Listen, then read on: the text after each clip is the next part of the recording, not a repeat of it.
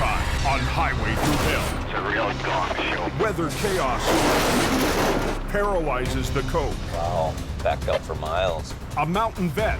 How the do we get out of here? And a city boy. How's my front wheel? They're good. Battle an icy hill. Get out of there! Get out of it! And the Alberta crew faces a recovery big enough Don't roll back, whatever you do. to beat their biggest record. Oh! And Adam. I don't think we're gonna get him. On the Highway Thru Hell.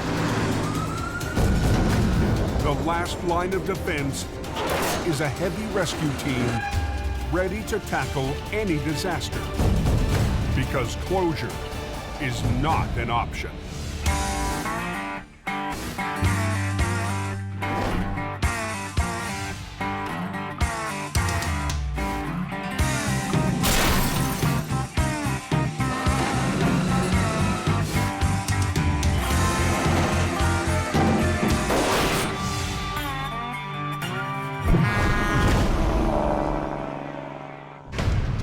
Traffic will be thick on this road today. Apparently it's a real gong show. 2 days before Christmas, a sudden storm is slamming British Columbia's Coquihalla Highway. The compact snow turns into compact ice, and they can't put enough sand down on it quick enough on this highway. Cold air hit, froze solid. We now have concrete.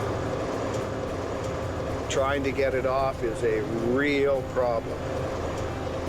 And I think I'm out of sand. I don't hear anything now. On the busiest travel day of the year, drivers are stranded. You know, it's nice and sunny down on the coast, and you get up on top of the mountain, and it's a hell zone. I passed a pickup truck, and then all hell broke loose. My husband just hit the black ice just now, and the truck spin. This road is a sheet of ice.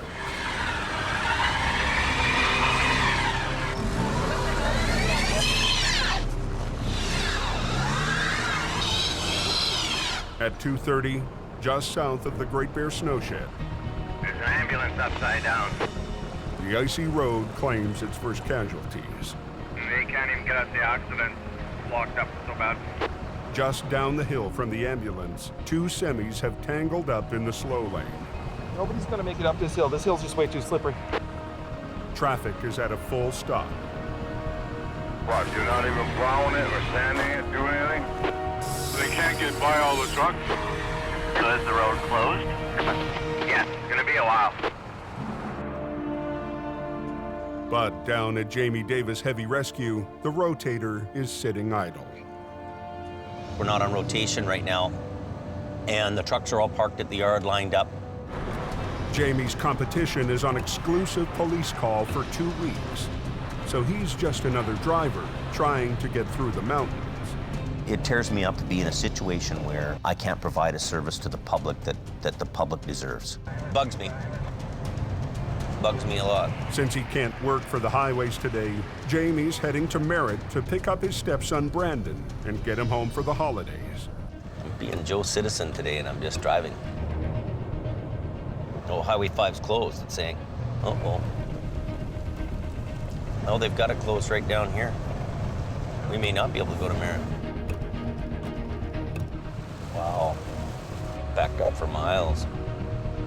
Christmas traffic is stopped dead, and the one guy who could help open the road is off duty. I don't think any of this stuff would have happened if Jamie would have been up there. A 14-hour drive northeast of Hope, there's one place where Jamie's trucks are hard at work. Where's this load of traffic? On the highways that form a lifeline to the oil fields of northern Alberta. 10-4. With Christmas only 2 days away, It's like a parking lot out here. workers are racing to get out. It's real greasy when you get out of Aquafish all the way up past Concord. But an Arctic flash freeze has coated the highway with a thick layer of ice. Feel like I should get my curling broom. Heavy Rescue has their hands full and are fighting to keep the road open. Okay, you're gonna come up to that semi in the ditch there, you guys. Set up your sign. 30 minutes north of Lac La Biche, a low bed coming around the curve hit ice and slid off the road. Brutal, man. It sucks. Sammy already has one lane closed. But to get the truck out, they'll have to shut down the entire highway. Get this out of here. It's already been a busy week for the crew. Be the second one of today, and we got a couple more after that. It's really picking up, almost scary. I'm not even sure if I'm going to be able to make it home for Christmas. Brakes are off, and just kind of steer it up the bank. What's going on here? The road's closed both ways. Put your boom down. Boom in. The crew would like to quickly pull the truck out sideways, but the low bed is impossible to drag through the snow. Just hold your brake on. So Heavy Rescue decides to pull it straight ahead. Adam needs Colin to lift and pull at the same time. Lift your boom up. Hurry up. I'm not allowed to think for myself. We get the truck out so we get to the next one. Yes, we're getting to the next one. Nothing tow truck up the road. I know, we saw him. We already talked about it. Hop in and drive her. With traffic backing up, Colin has to move the wrecker to position for the final pull. Put her on high speed. Same direction you are, just head right there.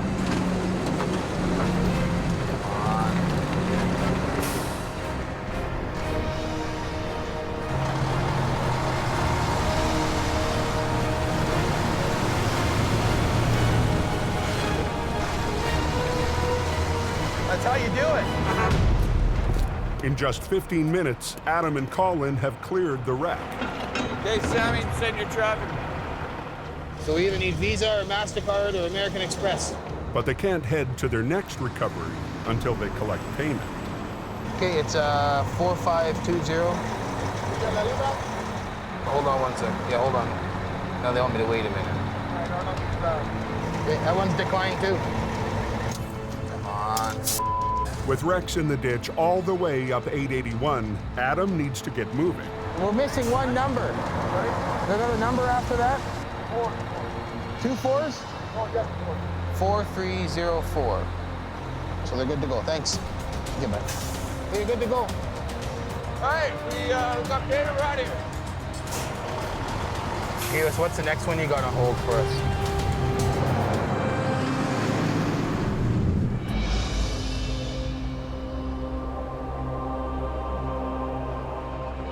I just heard they shut the Coke down. Is that right, guys? Yes, it is closed. Multi-vehicle accident, ambulance upside down. Back on the Coke, the highway has now been blocked for 2 hours. Oh, this is crazy. Dozens of trucks hauling Christmas freight are trapped. And holiday travelers are in for a long day. I haven't been trapped on the highway like this before, no. I should have took the Fraser Academy. Jamie Davis is still stuck in his pickup truck at the back of the line. This is a weird experience waiting in traffic like everybody else. Jamie's competitors are on police rotation today, and getting the highway open is solely up to them. There's extreme times when things go crazy here, and you need to have a full complement of equipment and people to deal with it. This could be what I would describe as Armageddon in our world. But the competition seems to have trouble just getting started. The tow truck driver was trying to put the chains on the truck, and I'm thinking it was the wrong chain for the wheels. He started chaining up, and then I see they take it off. So I don't know if they wrong size chains or what, but he took off the chain, so he made her up somewhere. Some of the stalled truckers could drive out if they'd chain up. Full water tank, man. Highway manager Richard Enns is getting tired of waiting. When I got here, he finally started putting them on, but didn't know how, and here we go. Bit of a nightmare. And it ain't over yet. Up near Porsche, a northbound truck loses traction on the hill. I'm trying to get some chains on now, but I just don't want this guy come smashing at me. Yeah, I'm just waiting to make sure that it's safe before I get on there. Look at this, look at this. You see why I don't want to go there? I have to just keep watching my back. That's the reason why I don't want to go into my shop.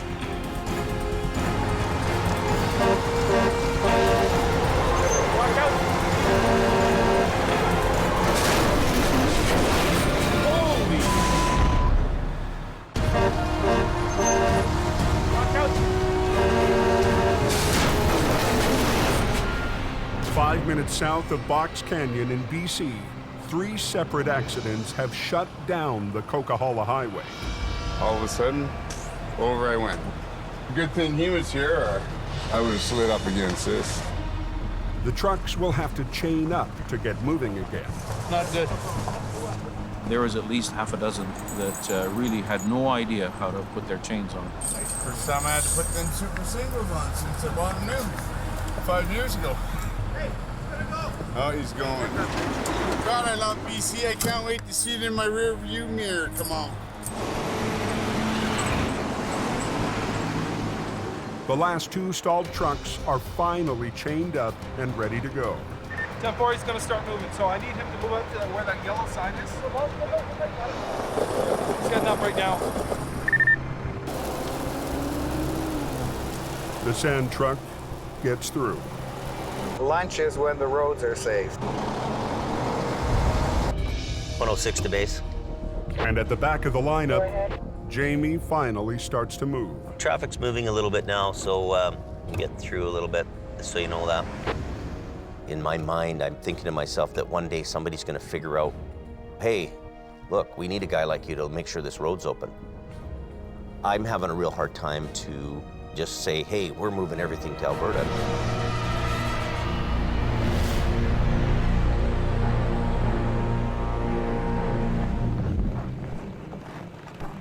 The next morning, in Lac La Biche, Alberta, Adam is heading home to spend Christmas with his family. Well, don't anything up. All right, I won't. But that means leaving rookie Colin in charge. Sooner or later, there has to be a time where the young'un grows up and then goes on his own. Think before you do. Get going. Jamie held my hand for a little while, and I grew up and I went on my own. All right, okay, well, take it easy. Have a safe drive. Take care. See you guys later. Drive safe, eh?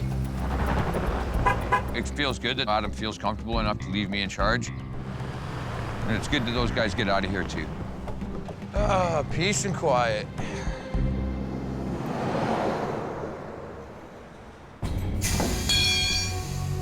On his way out of town, Adam stops in at the local garage where Wrecker HR-68 is getting a safety inspection. When HR-68 left BC, it was supposed to be ready to go for an Alberta inspection. And they supposedly went through that truck with a fine-tooth comb. Jamie's new mechanic prepped the truck for its trip north. We're changing all the fluids to make it so that Adam can go all over Alberta. And once he gets to Alberta, I don't really give a because he's out of range. Are you guys making out with this thing? So far, we found 3 wheel seals gone. Yeah, they just done them rear ends too before we brought them up here. Is that right? Yeah. Yeah, the inside of this tire has oil on it. Okay. That indicates a wheel seal leaking inside. So we'll be pulling this one apart. The wheels are ready to fall off, axle seals were leaking, and nobody ever caught it and hope. I've told them straight out, this is going to fail. I'm a little bit pissed about the rear end stuff. It's not putting Adam in the Christmas spirit on his way home for the holidays. See, they were just done 3 weeks ago. Now my truck is going to be down for a couple of days getting that stuff fixed that should have been done in hope.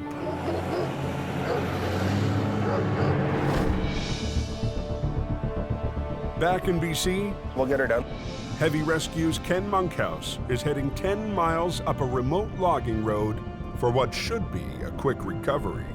Just a pickup truck with a trailer over the embankment. Shouldn't be that hard. With Jamie off of police rotation, every non-highway job helps. Even a small one. Don Starr's been waiting an hour for backup after his own truck failed to make it up the mountain. I just couldn't climb it, that's all. The truck's a little light in the back end. It's made for hauling trucks. Not for climbing hills like this. And Don knows these hills. With more of his crew in Alberta, Jamie hired the 20-year mountain veteran to help keep the BC operation running. I've seen pretty much all of it.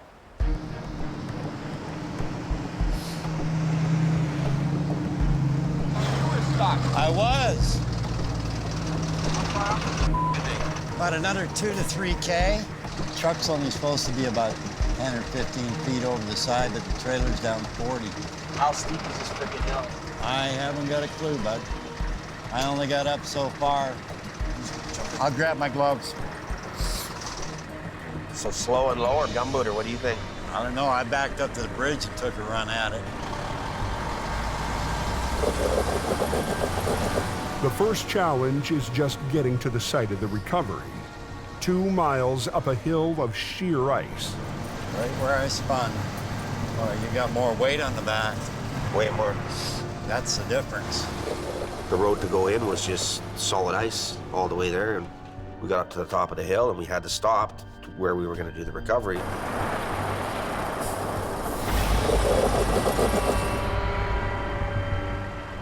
We're sitting on sheer ice.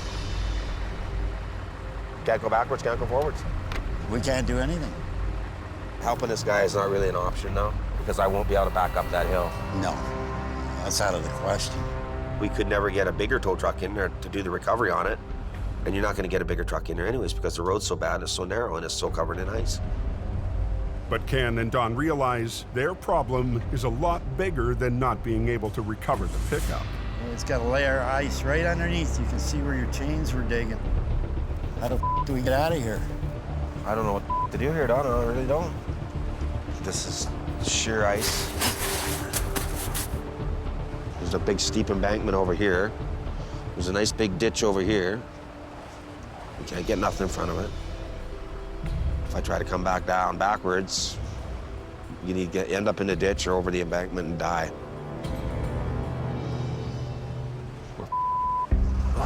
What the f do? But Don's 20 years of towing has taught him a few tricks. How about lowering your wheel lift and putting your frame forks in upside down? Would that help? Yeah. You might dig the road up a little bit so you get some traction. Yeah, maybe that's the best thing to do. What if we should turn it like that? I just wonder if that's not gonna dig in and make the front end swing out that way. Suck it in and see what it does. There you go. Once I get going, it's gonna go. Oh, you know it. It's 22,000 pounds. There's not enough room to turn around, so Ken will have to go down the icy hill backwards. I'm thinking it's gonna go over the edge. If the truck starts to slide, Ken could drop straight over the cliff.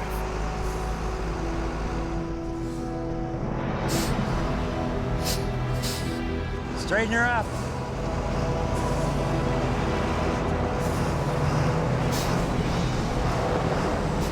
Shouldn't be up here doing this.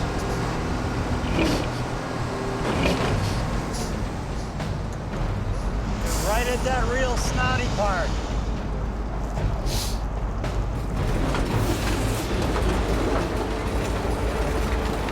There it goes. Look out, Don! Get up, get up, get up, get up! Open the door. Get out of the way. Look out! You're right at that real snotty part. An hour and a half east of Hope, Ken Monkhouse is inching down an icy logging road backwards. How's my front wheels, Don? They're good. Veteran mountain driver Don Starr is trying to guide Ken safely to the bottom. But even tire chains are no match for ice this bad. Look out, Don!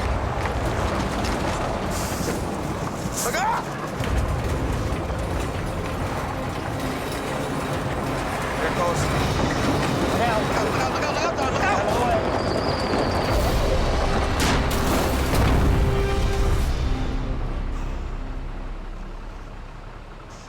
Well, we almost made it.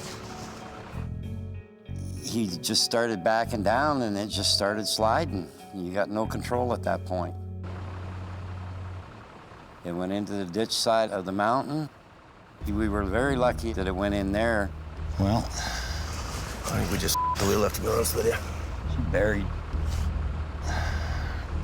I thought that wheel lift had helped, but, well, it did until it got to that snotty part. Yeah. You never give up. There's always a way out. I got an idea. What's that? Route the wheel lift. Keep your wheels turned the way they are. Lift the rear end up and push her out. You think that might work, or will it lift it? Try it.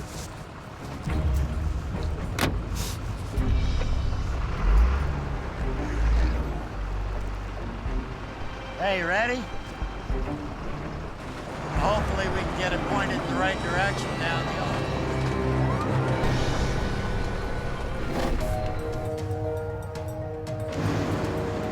Just east of Hope, Adam's on the final leg of his trip from Lac La Biche. I'm heading home to see my wife and kids, and 30 days of being away from home. But the faulty wheel seals on his Alberta wrecker are still on his mind. Front wheel was ready to fall off because the bearing was like, imagine them wheels coming off at 100 kilometers an hour. Jamie's mechanic in Hope checked out the truck before it left BC. And he was supposed to go through the whole thing. You know, you expect to find a few little things, maybe different standards in Alberta, but to find out there was major things wrong that were no-brainers, that pissed me off. What's the matter? It cost $6,000. If you were the one that done the pre-trip on the truck before it left, The brakes, I look at this stuff, right? you would have noticed that everything was leaking. How could I notice? Because the oil was pulling out of all four wheels. Didn't it go through a motor vehicle inspection? Well, yeah, it did up there. That's why it failed and cost $8,000. You were told to pre-trip the truck before it left. I don't have control of this. Yeah, so you're just a mechanic. You just walk around and, you know, you take the door handle. Oh, yeah, it works, yeah. I checked the brakes. You should have checked the front hub before it left here. The front wheel almost came off. Would have killed somebody. No, I tightened one side up. Did you check the other? Obviously not. They were tight when they left here. Oh, yeah, it was tight, all right. Well, I didn't know that there was work done on the front hubs. Weren't you told to do an inspection on the truck before it left to make sure everything was good? I did Simple question. Were you told to do an inspection? I did not do a motor inspection? vehicle inspection, no. Were you told to do an inspection on the truck before it left? Yes, and I did that. No, you didn't. Like, if it was up to me, you'd be packing your tools and going home. pack them. Give me a ride home, I'll go. You're not even worth a ride home, you. Hey, you find something real funny about wheels coming off and almost killing somebody? I don't. Well, then don't chuckle when I tell you something. You're supposed to check the truck before it leaves here. Holy. Because of you almost killed somebody because you didn't check the truck out.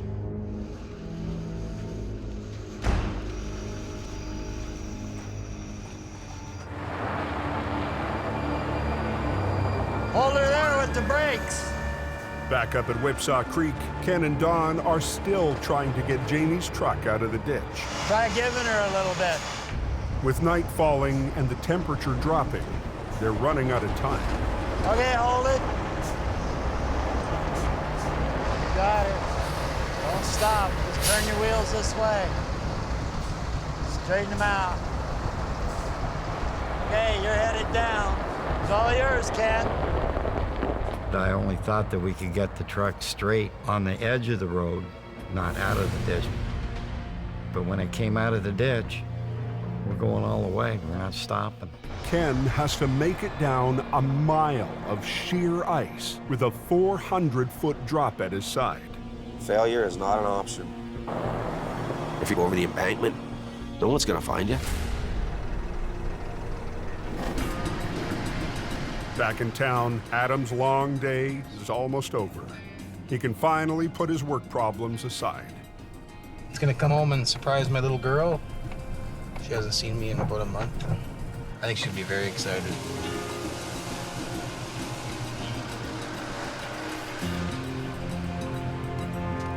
Oh. Kayla, Come here.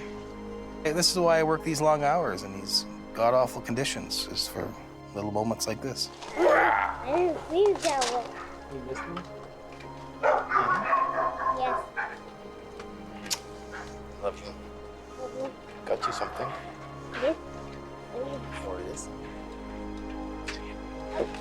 Yes, here for the toys.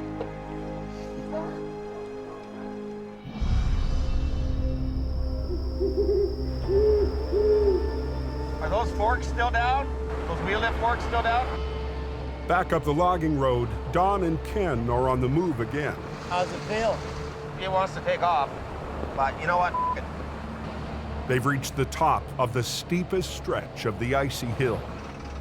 I'm thinking I'm not gonna let this truck go over the embankment after all we did to get it down to where it was. I don't like to fail, and I don't like looking stupid. Take her in low, low, and idle down. What I'm doing. City drivers, not saying that they're not good operators. You just have to watch out for them, because if you don't, somebody can get hurt or even killed. How's my front wheels, Don? They're good. Don watches for any signs of slippage.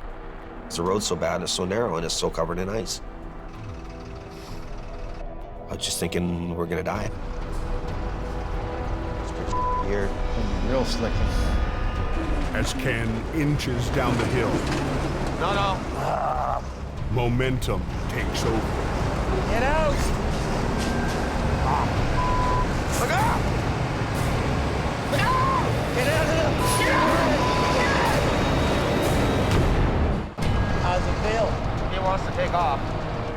At Whipsaw Creek, Ken Monkhouse is inching down a steep stretch of an icy logging road. Take her in low, low, and idle down. I'm doing. Just steps away from a 400-foot drop. Get out! Once again, his 5-ton starts to slide out of control. Get out of the... But this time, Ken stays behind the wheel. Ken!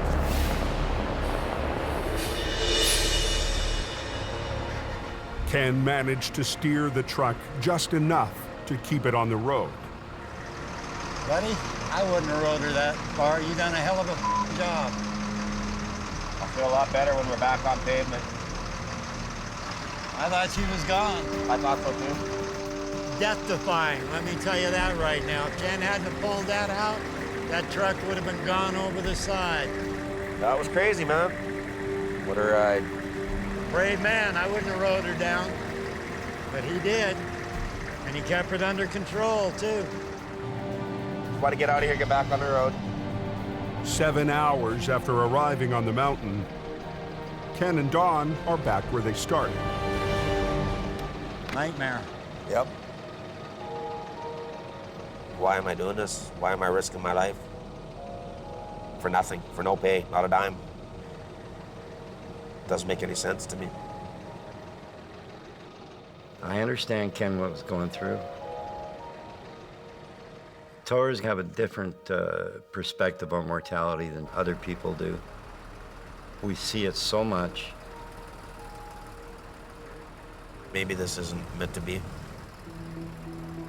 They didn't get the wreck, but they got away with their lives. I wouldn't have got out there if it wasn't for you, my friend, so I really respect you. I don't respect hardly anybody, but I respect you a lot. So thank you, I appreciate it. Let's get the out of here.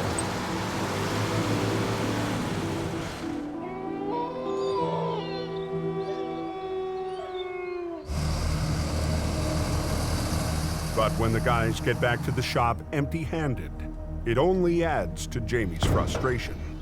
You know, the first thing I want to do when I hear all this stuff is just yell and scream.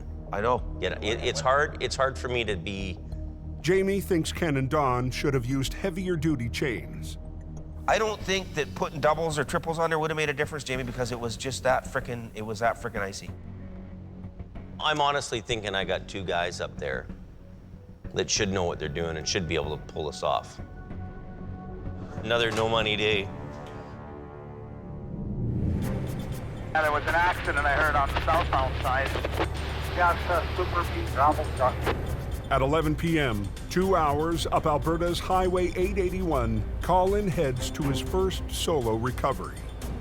40 kilometers north of Conklin, we have a gravel truck in the ditch. All by myself right now. With Adam on days off, heavy rescue needs Colin to deliver and keep the roads open over the holidays. I should be able to do it all by myself. I'm pretty confident in my abilities. I don't want to be too cocky, but I pretty much, mastered it. Don't need guys like Adam barking at me that I'm doing it wrong. Oh, yeah, he is out there, isn't he? Nice. Well, let's go take a poop. So you came in that way? Spun it around? The gravel truck, towing a loaded quad wagon, hit the brakes to avoid a passing sea can, hit ice, and spun off the road 100 feet down into the ditch. You're lucky you missed the pole. Holy cow. This power line, so I'm just pretty close. Yeah, well, I'd like to pull you forward, but we got the pole in the way, right? So I'm not going to be able to get lines on you because we won't clear the pole with your trailer. So the best thing for me to do is we just back the whole thing right out. You get it? Because there's so many articulating points on it, there's an articulating point on the trailer, and then there's an articulating point at the fifth wheel. It can be a little tricky. This would be good right here. Since Adam's away, Colin has to be his own boss. That'll be there. Okay, where's that blocking tackle? Without any swampers, he'll need the driver to help steer. Just one guy in the truck driving, maybe you can sort of act as communication as well. It can be a big responsibility when you're pulling out a $100,000 truck, and these are guys that have never done what we're doing. All right, driver of the dump truck, you can release the brakes. Your trailer's gonna slide just a little bit down towards the hill. It's all good, I have a line on you. If Adam's there, then I'm following his orders and, my ass is covered. See if you can straighten out the dump truck, get it even with the trailer. But if Adam's not there, then I'm the one that's in charge. I'm the one that's responsible. Oh, what's he doing? Turn your wheels to the right, please. The dump truck driver, turn your wheels to the right, please. There we go, come to me.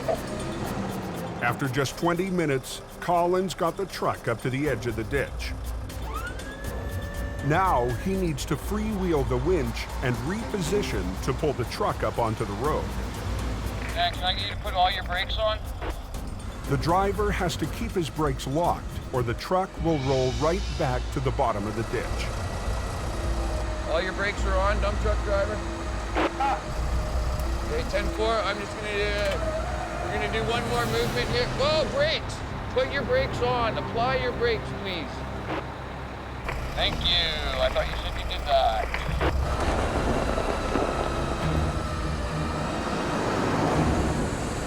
Brakes on!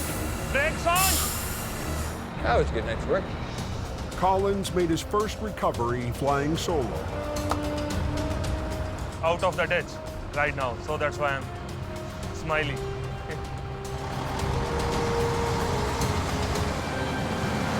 Happy customer, that's important. Okay, let's get out of here.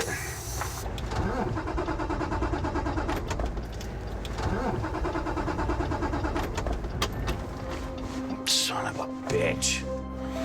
It's a 40-minute drive to the nearest settlement, and home is almost 2 hours away.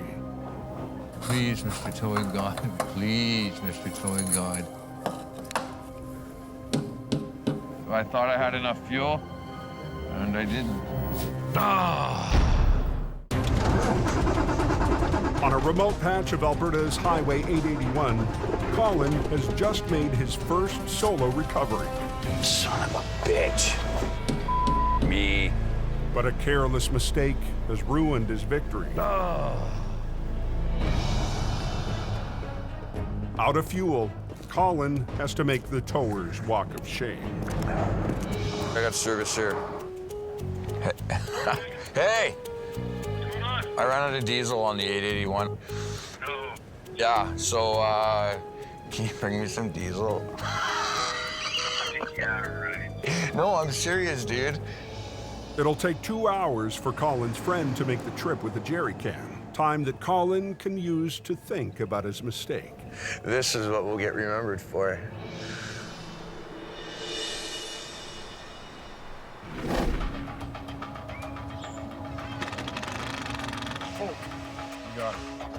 In Hope, 2 days after Christmas, crews are gearing up to go back on highway rotation. But Ken Monkhouse is still reeling from his near miss up in the mountains. So that Forest Service road was pretty traumatic. A couple people could have come real close to dying, including myself. It may work. Can you and me go have a chat? Private? Just had nightmares about it every night. Wake up in the middle of the night, just freak right out. Go for a walk around the block, go back to bed, push play, the nightmare starts all over again. Are you gonna wanna kill me if I go and work for a month in the city to help buddy out? And I can go down there and pound a bunch of cash. If you're getting mad, and don't worry, I won't do it. Well, no, I mean, it seems like we got lots of guys and a few trucks. I tell you, this is the worst time of the day to do it. But I'm so out of sorts with myself.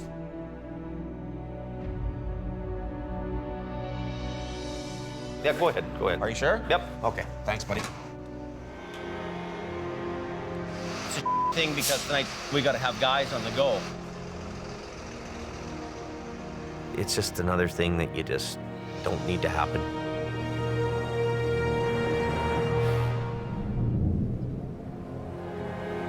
That's slippery news this morning. Just a traffic jam.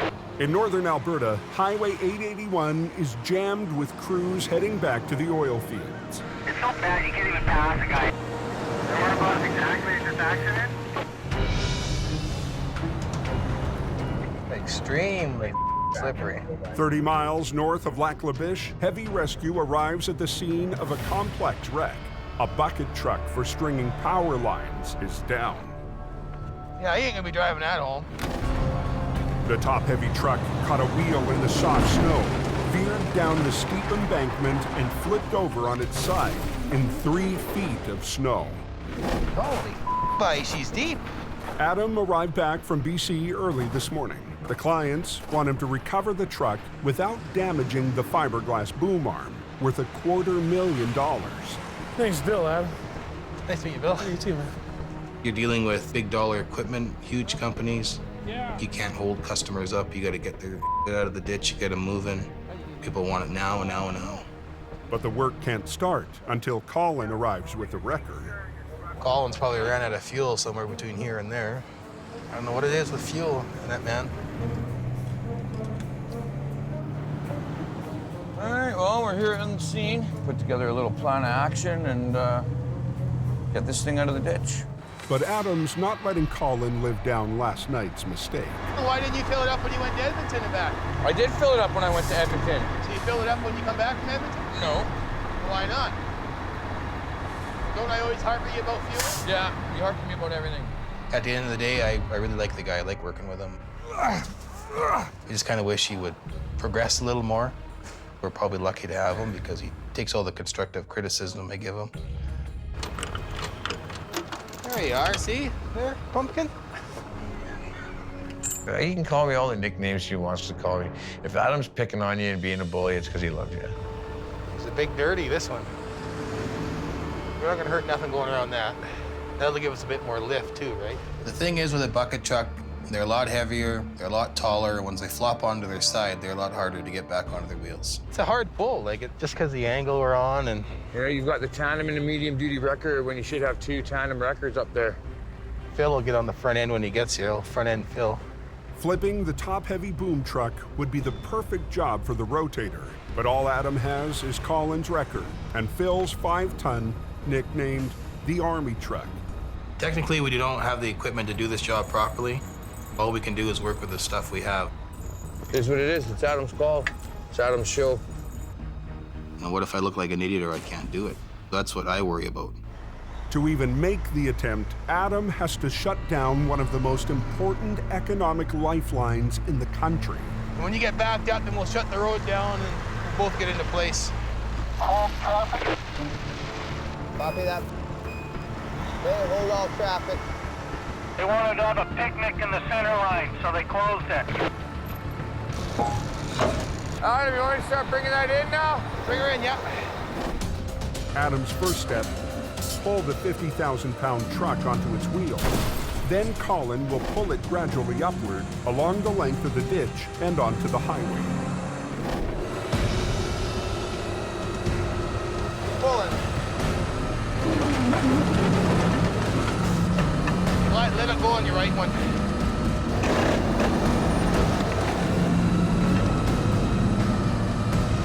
Well, you're more with your high one, right?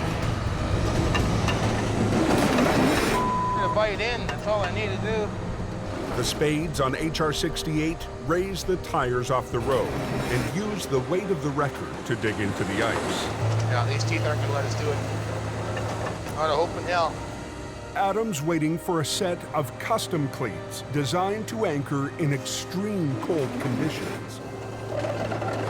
Just so icy. With no grip on the frozen pavement, the two trucks just don't have enough weight. Until we can get the trucks anchored, we can't do diddly. So Adam changes the plan. We'll hold your foot on the brake. Keep her revved up. With HR-68 lowered back onto its wheels, Adam's hoping they can provide enough traction. I got my foot on the brakes. Are they dynamited on? Don't roll back, whatever you do. Whoa! We'll hold your foot on the brake. Keep her revved up. Oil patch traffic is backing up on northern Alberta's Highway 881. Why'd they close it? Like, you use it when it's closed. Closed means closed. I got my foot on the brakes. Are they dynamited on? Adam makes a last-ditch effort to get a heavy boom arm truck upright and back on the road.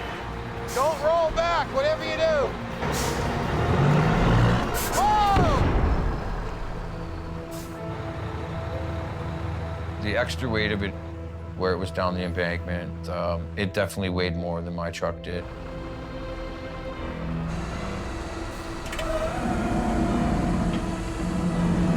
I don't think we're gonna get her. Get back your lines off, we're done. Get off the road. Completely unhooked? Yeah. For the first time in years, Adam has to abandon a job. What? I'm the tag yet, or you gotta think on this dude? She's in there. Wow. It's frozen in there. Once we get it flopped over, it's no problem, but... You can just see how disappointed he is that we didn't get the job done. Get your straps off, get back to the yard, and shut her down for the day. What are we gonna do about this? Don't worry about it, that's my job to worry about it. But Adam refuses to be beaten. He calls for the one piece of equipment that could make the difference. Yeah, this is Jimmy. We can't get her up. There just ain't no way we're gonna get this up without the rotator. Yeah, I think the rotator would be a handy piece of equipment to have on this bucket truck. It's definitely got the power to suck it up onto the road.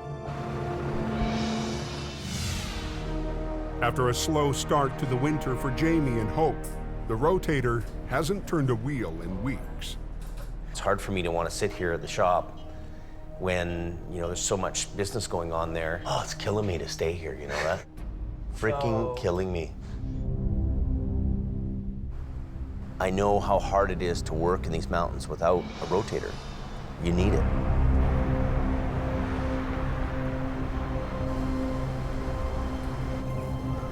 The next morning, Jamie makes a bold move.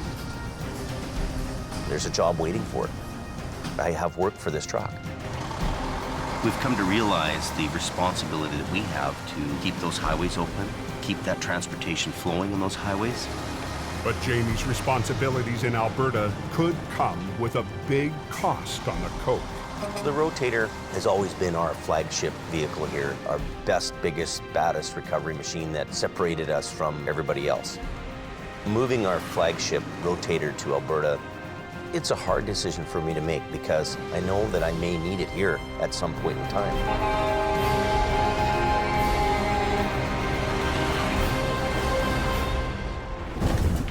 Next time on Highway Thru Hell. crates all over the road. The biggest wreck of the season In a damn tangled mess. explodes on Jamie's doorstep. Yeah, Jamie and his rotator must be all excited. But it's all up to Howie The fist of God came down on it. to get the highway open And I'm all by myself. without the one truck he really needs. No rotator. No backup.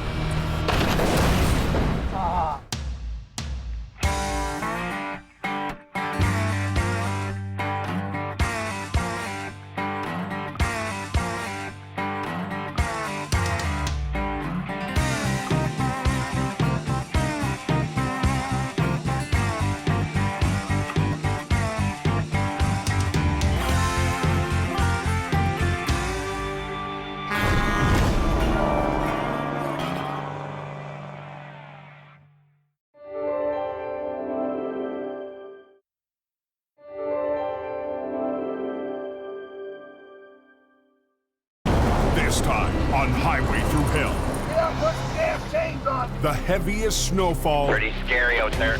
in the history of the highway Don't spin! pushes tower Stop! and trucker to a standoff. I'm gonna teach him a lesson. A monster wreck hits Unbelievable. at the height of the storm, and Brandon faces off Finally showed up to work. against the boss Are you not coming back? Be a real manager. on the Highway Thru Hell. The last line of defense is a heavy rescue team ready to tackle any disaster, because closure is not an option.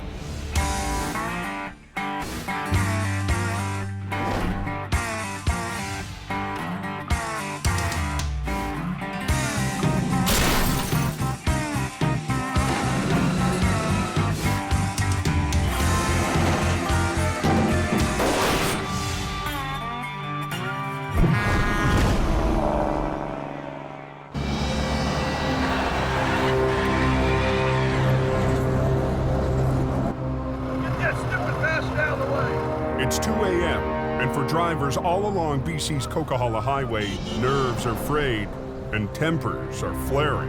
Get out and put some damn chains on. I need to get on this low side. This is where I get traction at. A series of fierce storms has been whipping the Cascade Mountains for 5 days. Driving conditions have gone from bad to brutal. What's the word on the Coke? Is it a mess up there? Everybody's spinning out, getting stuck. And the overhead sign just went chain up heavy snowfall.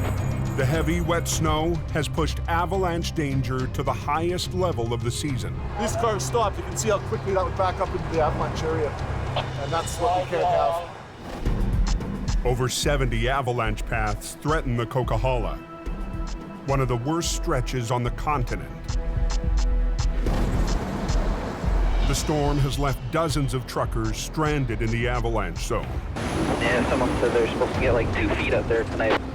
Yeah, I hear it's coming. Drivers up and down the Coke want one thing: Pretty scary out there. to get off this road before things get any worse. Well, it's backed up probably about 2 or 3 clicks by now. Tow truck's backing down the hill. With the bulk of Heavy Rescue's fleet in Alberta, Jamie's competitor, Al Quiring, has the run of the Coke. Hang on to your hat. We got absolutely zero visibility going backwards here, but we got to hustle down there and get the jammers out of the way. Tonight, Al's working along with his partner, Gord Boyd, I love mayhem. to keep the Coke open. They get stressed out when they're holding traffic up in the avalanche zone, so it's important we get down there quick. Al's son, Kerry, is riding shotgun. I got a student with me here tonight. Father-son bonding moment. We're gonna grab hold of this guy.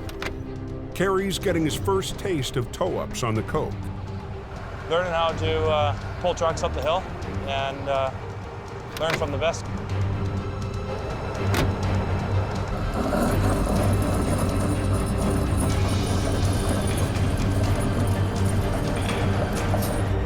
Pull the pin on this guy and we're gonna go back and grab another one. In less than 2 hours, Al, Kerry, and Gord have pulled more than a dozen semis out of the avalanche zone. Was the worst storm anybody's seen up there in 20 years. 800 miles away in northern Alberta. You want to bring the pickup around the back? It's Jamie's last day before heading to Texas to check on a new addition to his fleet. Let it warm up a minute. And the guys are about to leave for an early morning recovery on Highway 63. I don't know where Brandon is. I don't know, from what I'm getting from this kid, he's about as handy as an ashtray on a motorcycle lately, so. I just don't really know what you're getting into. Like, it's the harshest environment I've ever seen in my life. Yeah. 2 weeks ago, Jamie gambled that his stepson was ready for the extreme conditions in Alberta. Your mommy isn't around here, right? No, I know. But Adam had his doubts. It's minus cold. And so far, Brandon has hit some rough road. I'm gonna buy some heated boots, man. Oh my God.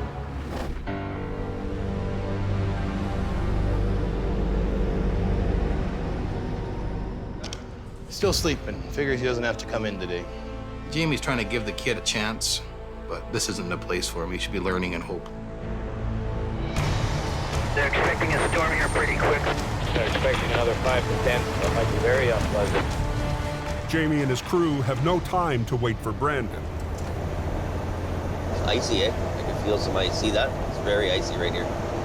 Our risk on this highway is somewhat more than being on the Coquihalla. You know, all it takes is for one second, a split second, for something to happen. It looks like we're coming up on it here. The truck's in the ditch upright, but there's something in front of him here. Oh, I think it's his trailer. Wow. The semi, loaded with plate glass windows, hit ice, spun 360 degrees, snapped the trailer hitch, and crashed into the snowbank. That must have been one hell of a ride, eh? Hard enough to break the hitch on. Got one tray of glass on it. Do you think that skid of glass will stay on? It's still strapped on there. Jamie needs to recover the tractor and trailer without breaking any more glass. You gonna grab the trailer first or the truck? I'm gonna pull this guy out. But we're gonna winch the tractor out here, the glass truck first. And they have to work quickly because some huge loads are headed their way. See how big this load is coming? Yeah.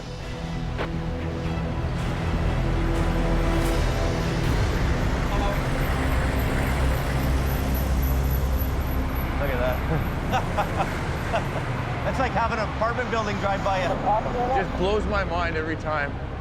Makes the rotator look small, eh? Yeah. There's 4 wide loads altogether. 2 more are coming out of Boyle. And they're as wide as both lanes, so we told them we'll just not be in their way. Wide loads are very, very expensive. The equipment that's being hauled is going to huge job sites. Basically, they take priority over everything. The crew only has a narrow window before the next wide load. We're under huge pressure to get the vehicle out of the ditch and get off the highway. We want to get that in the forehead. So I'm just going to put these in a big long loop. Put the big hook in the middle of both the loops. Okay. So I'll back up, and I'll get in here, and we'll get hooked up to it. How's we do that Yeah, first? then at least he can drive up to the service road right there. Yeah, okay. And then you can call a tire guy. Yes, sir. I like it when you're the boss and I'm not. Working out. Brandon down here now? Coming right here. Okay, let's go. Grab your sign, let's go. Got the traffic block? Yeah. Okay, I'll pull up. Let's go here. I hope they know we're on the way. I'm not stopping. Hey, we got the other wide loads coming right now. One of them super maxi loads is coming. We got to get off the road. Here he comes. Go ahead, yeah, up here. Just go down to that, pull out over there. Tires, big cut in it. I'm gonna get off the road.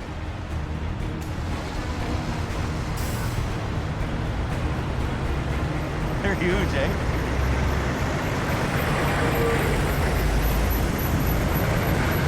He's kind of slowing down. You don't see that on the Coquihalla. The truck is out of the way. But there's still a trailer full of jagged glass left to recover. Watch yourself, boss. Someone like a bitch down there, fellow here. Snowflakes the size of baseballs. Can't even see where the hell I'm going here. Back in BC, the worst storm in the history of the Coquihalla is still hammering the mountains. Ugly, ugly, ugly. Veteran trucker Sheldon German runs the Coke almost every day. He rarely sees anything this bad. It's that damn slush. It's just sending me everywhere. Sheldon is battling his way up the Coke to pick up a load of scrap wood. Hey, southbounders, as you're approaching the summit there, so just be careful.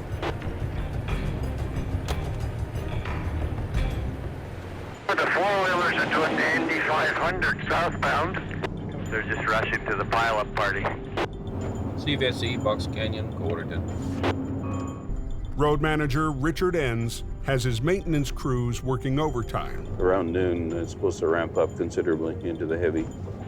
His biggest concern, a heavy layer of wet snow growing deeper by the hour, increasing the risk of avalanche.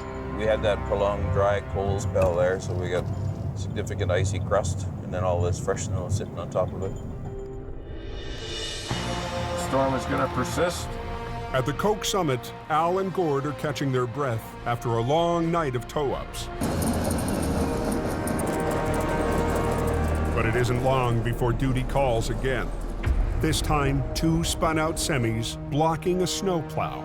One of the stuck drivers is claiming that he doesn't need a tow. Okay, I'm gonna send Al or Gord down there and motivate him. Sounds like we got a problem on the hill. Within a minute, Gord's backing down the Smasher. It's all about keeping the highway clear. That is our main priority here. Because when these guys are all stacked up on the hill like that, the plows can't get through. And if the plows can't get through, this hill will get ugly in a big hurry. I'm here at the request of the government to keep this highway open.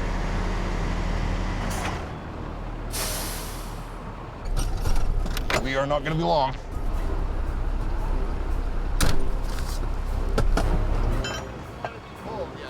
What do you mean he doesn't want to be pulled?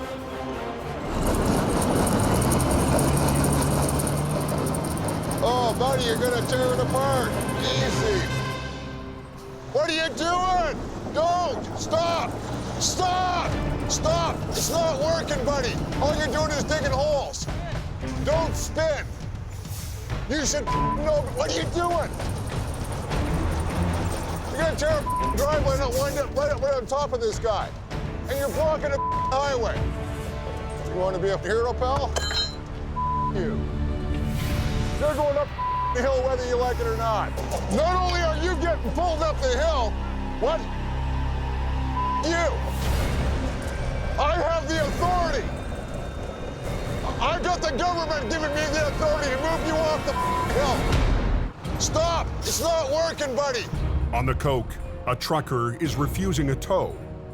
Drag him up the hill. Gord is authorized by the government to move anything that's blocking the road. Not only are you getting pulled up the hill, what? You.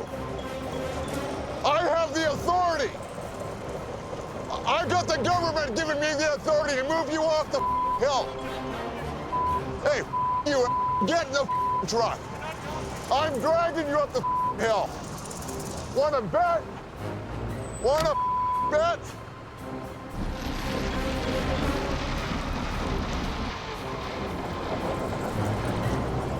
What are you, stupid? What, are you a complete moron? You can help or not, but you're going up the hill. You're blocking. I don't care about the money. Shut up. Get in the truck. I gotta get you off the hill. Yes, I do. Is money the only thing you worry about, you head? I'm gonna teach him a lesson. Okay, let's get pulling. Yeah. This thing will literally pull like a freight train. He's gonna go up the hill whether he likes it or not.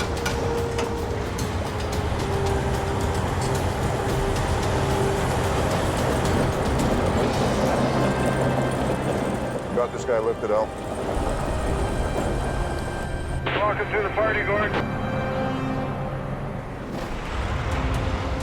You just wrap the frame? In Alberta, with a storm on the way, Jamie and his crew rush to flip a trailer loaded with glass. Last one is the loaded Freightliner with stuck in the back. The big loads are passed, but the danger isn't. Roads are icy and it catches people off guard because they're clear. You know, we've had more near misses on 881 and 63 than we've ever had in BC. And then Brandon, after that truck goes by around the corner there, hold yours, okay? This is a whole new world for Brandon. I'm just scared of the potential of him getting hit by a semi. I don't want him getting killed on this highway.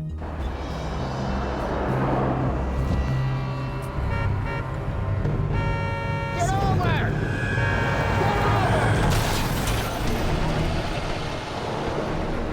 Hit the pickup. Did he hit it?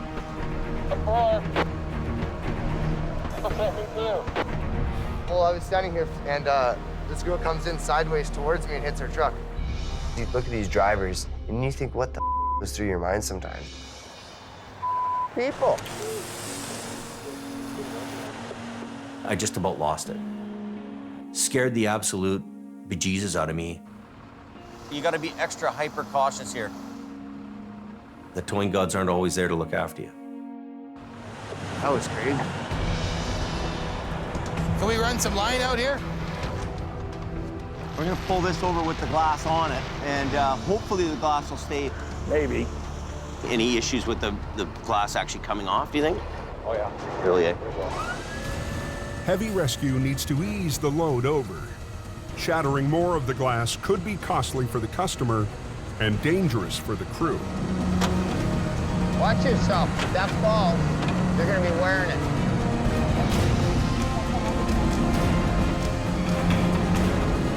Oh, here we go.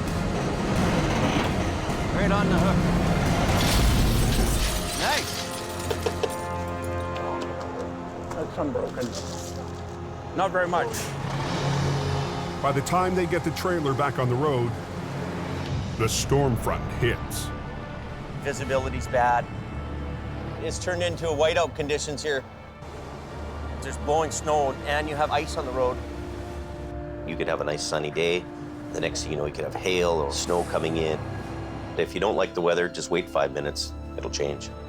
And there's one pallet of glass still in the ditch. You know, all this is going to add up to a big problem if we stay on this highway much longer. And this is attached with a banding, eh? Yeah. What I'm worried about is when this comes up, will this glass come off? If anything falls off the pallet, it's going to injure somebody. Stay out of there. Are we good? Yeah, we're good. It's all yours, Jamie. Oh, that's making a mess.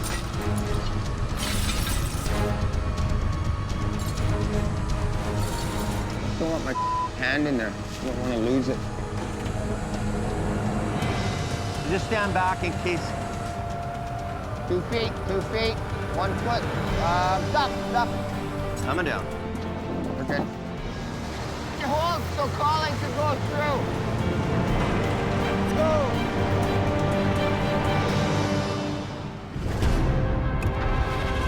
Yeah, sometime tonight it's supposed to get another 25, I heard. Back in BC, snow is still slamming the coast. Snowing pretty heavy. You just can't see the roof. It doesn't take long in the mountains to accumulate a couple of feet of snow.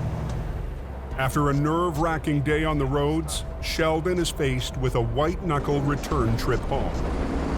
We were starting to get into the avalanche areas here, and look at where the plows have been piling it up. It's almost as high as my truck. I had my eyes open the whole way down. For the past 5 days, Al's been running flat out to keep the avalanche areas clear of spun-out semis. Running into some reduced visibility down to nothing with the blowing snow. The last thing he or anyone needs is a major wreck. It compounds, and once things start compounding, boy, woo, this place becomes trouble. just before midnight. Yeah, there's a bad accident just seen here westbound on the Coquihalla.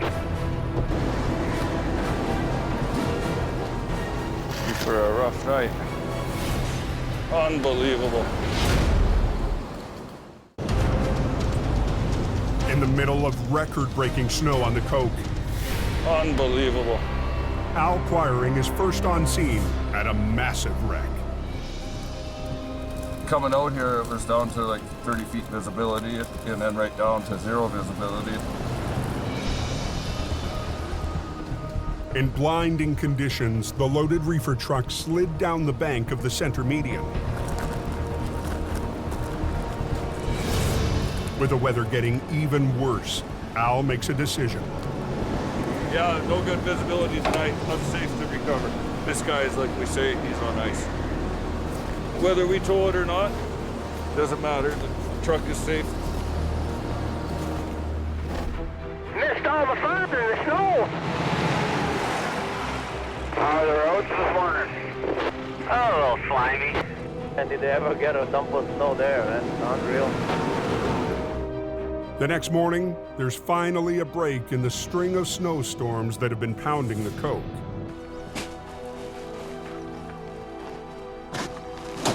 It's the chance avalanche technicians have been waiting for.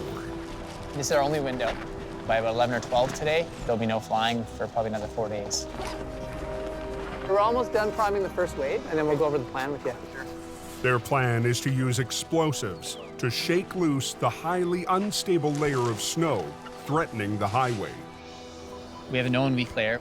We have 100 centimeters of snow on top of that, which is quite a bit. And there's forecasts for upwards of another 100 by the end of the week. Okay, you want me to shut them down? Yeah. Okay. Close traffic, please. Paul, if you copy this radio, this week you're done. They get the all clear to launch their air attack. Okay, copy that. Ready for some bombs. To trigger the biggest slide, they're targeting a cornice, a massive wedge of snow looming over the ridgeline. So you want on top of the corner? Yeah, right where the cliff would imaginarily come through it. Okay. Here's lit. Bomb away.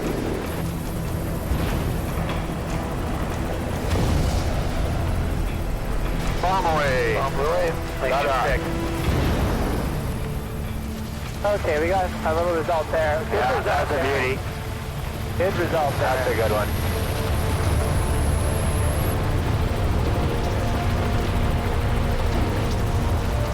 That whole side came off, eh? Yeah. That was a very good result, guys. Right on. So we're looking for. With only a few minutes of road closure left, the heli bombers head for the summit. This is a pretty big cornice here. Use it. Bump away. Oh, this goes good. Oh, but the bump's stuck. Go away. Oh, come on. I don't think we're going to be moving now with these little shots, Paul.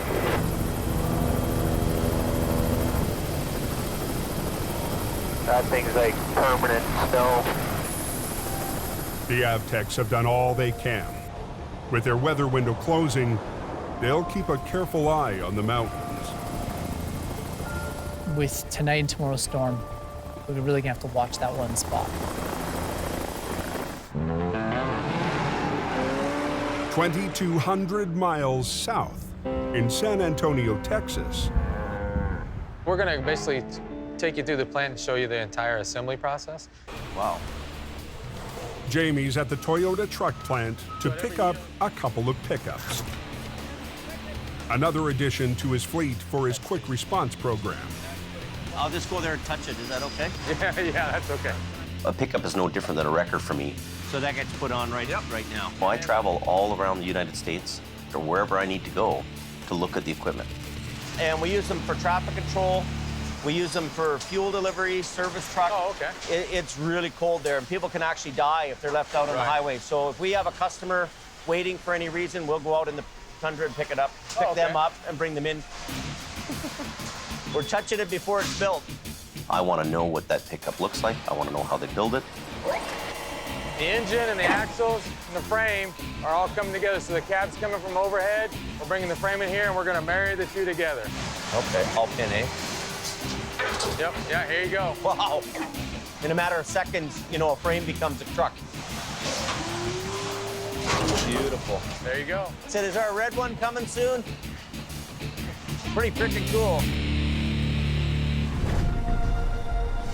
Back in BC, the wreck that Al discovered last night is still in the ditch. The tractor and trailer is flipped right over. But Al's too busy with pull-ups to tackle a tough wreck. Doesn't bother me in the least. I'm not taking it on. I'm okay with that. It's a perfect recovery for Jamie. And even though he's away, the wreck is still going to a Davis.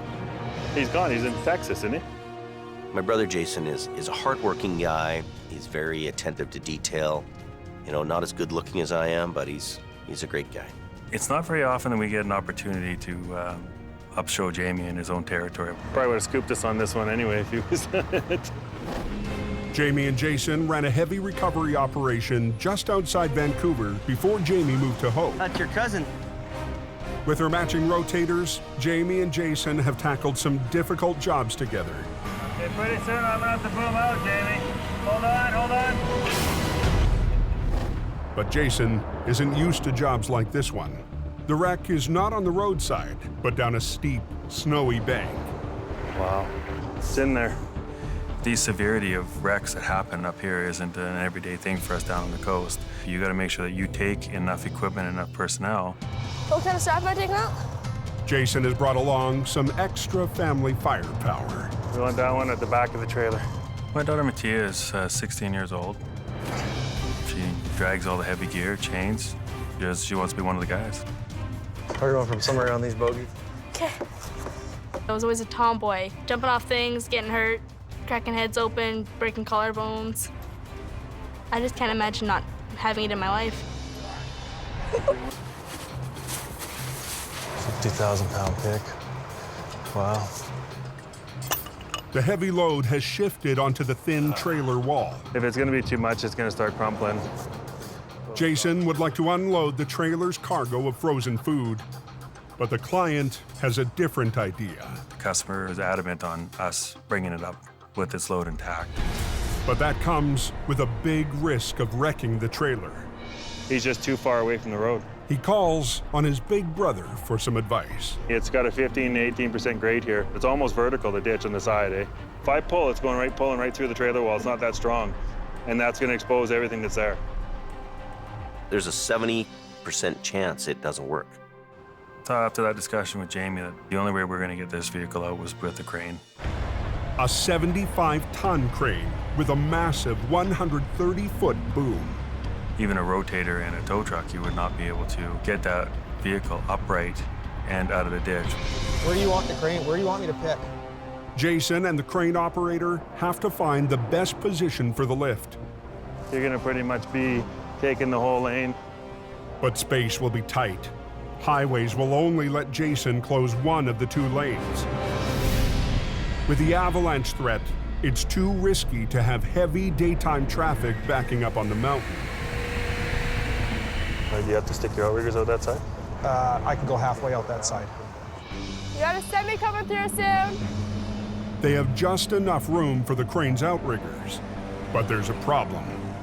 His swing out to the side, too. The crane's counterweight sticks out more than 13 feet behind the cab. If he's 90 degrees, we're shutting down that whole other lane.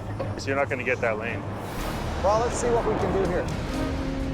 They need the crane to reach the wreck without swinging the ballast into the second lane.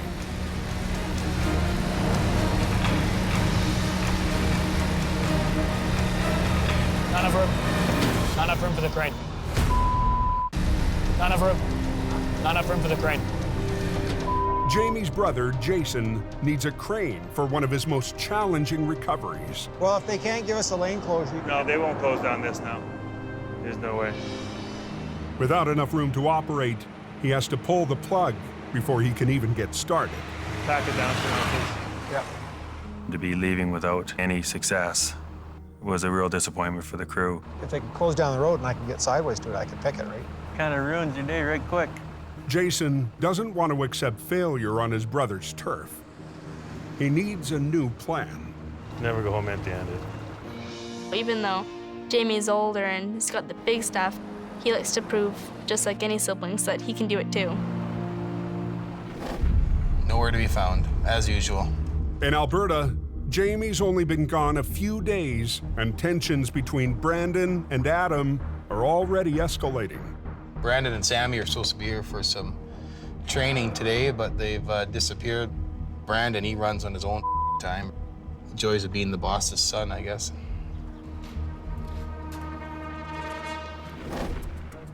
It's freezing, holy.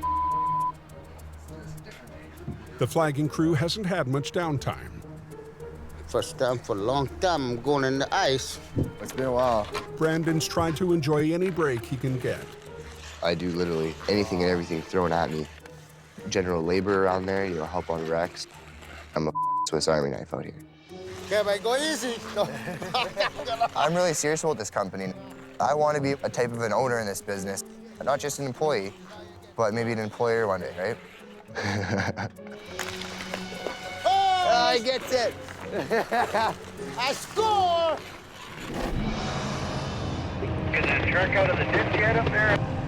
Back in BC, plans to recover a reefer trailer are on hold. Mountains of snow up there. As a new storm moves in on the mountains. Up on top, it's all compact. Larson is starting to get messed up. Common sense goes a long, long way on a mountain like this. Once again, Sheldon is headed back up the Smasher, and he's just heard there's a travel advisory. They're telling people to not go up. It's too risky. If you don't have to go, don't go. Take another route. The flaggers are out of their trucks in Sawaka, so they must be staging. They're pulling us into one of the chain-up areas. Conditions are so bad, flaggers are limiting traffic on the hill. So we're just gonna let them go two at a time and spacing them out just for their safety. Without staging, a traffic tie-up behind an accident could leave hundreds of drivers exposed in high-risk areas. Turns into a gong show pretty quick otherwise, eh? Phone call was made at 9. Yeah, I don't know where he is. Back in Lac La Biche, it's mid-afternoon, and Brandon still hasn't shown up for work. Hopefully he gets here soon. And you don't like him when he's angry. All the off the wall. Like, these tables should be cleaned off. Take his old junk home with him or something. Kelly Davis, another of Jamie's brothers, is a long-haul trucker passing through town. He understands Adam's stress. He just wants people to do their jobs and be professional about it, and it's a hard go for him. I shouldn't have to constantly phone Brandon and chase him around. What are you doing? The guy sleeps in till 11 o'clock every day, and I brought him up here, gave it a try. It's not working out, so he can go back to Hope.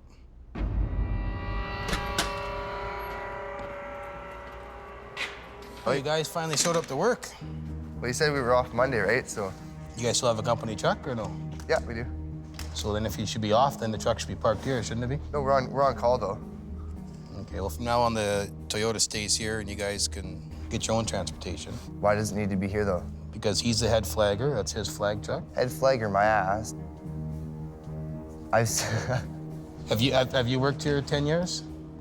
This is your last go around here. You're not coming back? I am coming back. No, you're not. Yes, I am. Nope. You know what? If anyone's not coming back, it should be people that sit on their candy ass and don't.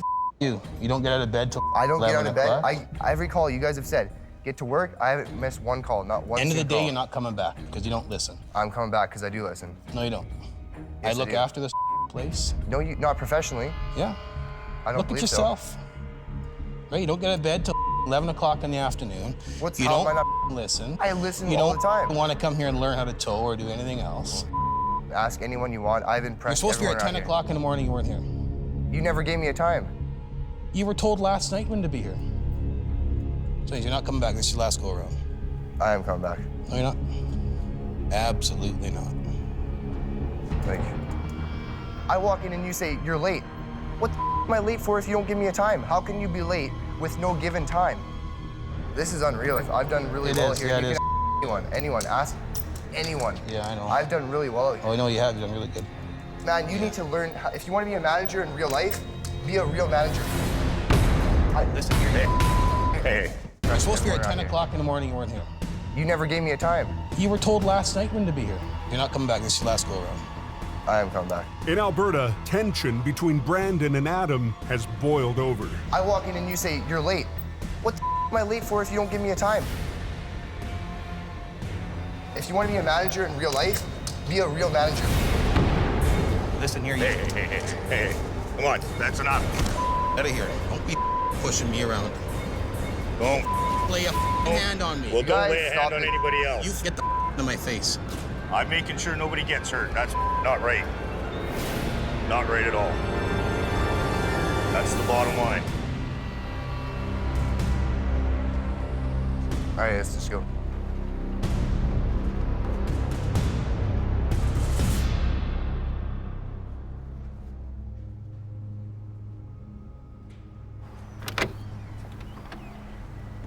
A real manager? A real manager would have fired his ass the first day.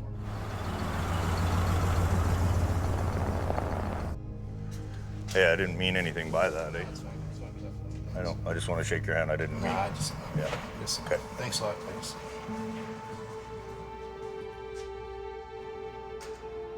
You got pissed off Brandon because he called me a manager. For that little say something like that. He doesn't even understand the meaning of hard work or hard times. You try and help the little and he just disses you at every turn. I surrender. I wave the white flag, man. I'll go to work for somebody else.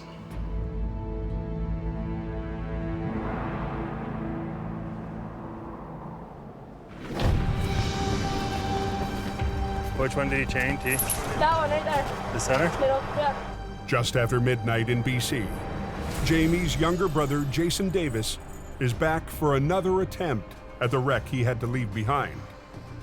Recovery was being done at night just in order for us to achieve the time that we needed. We have a lane closure today, which will allow us to stop traffic so that the crane can get enough working space. After yesterday's failure, Jason will take whatever he can get. I had to talk to Jason on the phone that night about that job, and he was pretty depressed, pretty down, and he was, almost second-guessing himself about how he handled it. I don't got much time, man. With more heavy snow expected, Jason and his daughter Mattia get right to work.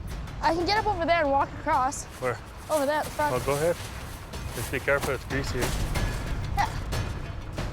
It's quite a trooper, this young lady. I'm 5 feet tall and the snow is up to my head. But get used to it. Okay, you can pull it tight. As long as it stays in the hook, you're okay. Yeah, I'm just making sure it does. Okay, make your way. Jason gives a careful test pull with his rotator and sees a problem right away. This will bite into the trailer like that. That'll bite that trailer and cause a kink in it and weaken the trailer. It's only aluminum, it's very thin. And so you'll pull that strap right through that trailer and cut it in half. I would unload it. Customer doesn't want it done that way. So, basically we have to tell the customer, look, your success rate here is very minimal. Jason plans to use a crane hooked to a series of straps to help spread the load. The crane will then lift from the top, while the rotator pulls from the side. That's what we need him to do, is do the lift, and then we pull. The strap's gotta go underneath and come up the roof, and then this way in order to create it to roll. This sucks, this portion of it sucks. Dig your hand right through to try and get to the bottom. You wanna get to the bottom of the trailer. Yeah, I'm on compact snow and it's on my face. You'll live. Snowshoes applicable. Holy. At 12:30, the rest of Jason's crew rolls up. I'll give it a little yank and then see if we can get enough to get another strap on that bottom. With his rotator, Jason pulls just enough to make space between the trailer and the snowbank. Okay, the sooner the better, guys, eh? We're trying. Can't really see. Tyler and Wayne bringing them down. Okay, we're ready for a crane back here. Something's coming up the road. That'll be our crane. At 1 a.m., the machine arrives that will make or break this recovery. By the way, Tate. Now what we're gonna do is get the crane to come in behind me, throw some more straps to support the load. Yeah, fold it. There you go, how'd it go? Now their straps are almost in the center, eh? That's where you want me to That's be? where the load is. So how far out do you want me to pick? I want you to go right in the middle if you can. I'll get my boom out there and I'll tell you exactly what I can. That's a long ways out. Like that's probably what, 60 feet. The farther the crane boom extends, the less weight it can lift. I'm gonna put a stop on traffic, okay? I'll stop. Go time. Okay, Ralph, we're shut down, buddy. Swing over.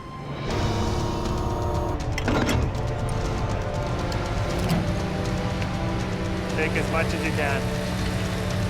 Slowly. The loaded truck weighs in at 40 tons. Overloading a crane perched on the edge of a drop-off can be disastrous.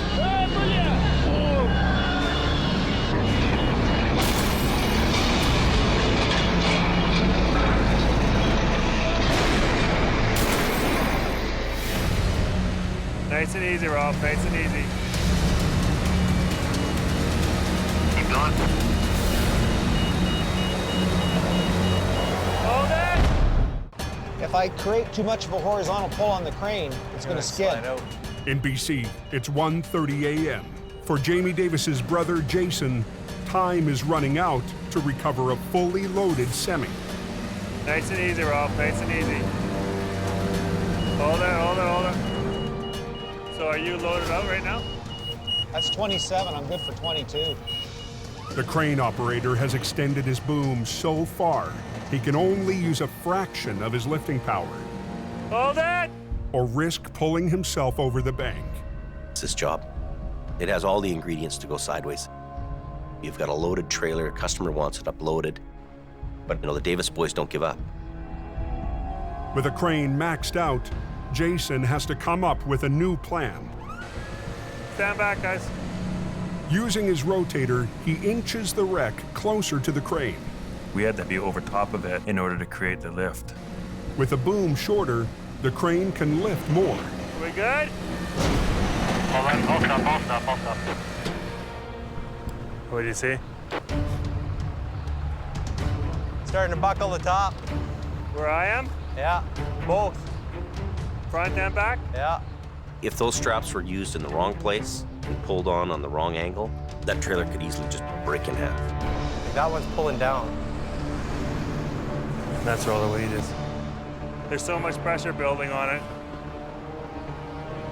The trailer wall is buckling around the straps. Jason needs to redistribute the weight. I'll send somebody with an angle iron for me.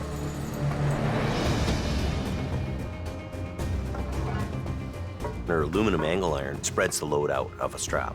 So instead of the strap focusing on one little 6-inch area, it spreads the pressure over a 4-foot area. I think you guys probably don't want to be on the other side of that too much. Not right now, no. Anytime that you got that vehicle up in the air, and then you have to go underneath it to re-rig, I think it's always the hairiest and most dangerous part of the wreck. Are you tight with the angle irons? I guess he is. Okay, slow on the cable. Slow on the cable. Or? Okay, you got it. We're gonna crawl out of here before you lift too much more. Okay, let's do it. That's coming over a long ways. Yeah. Keep going. Okay.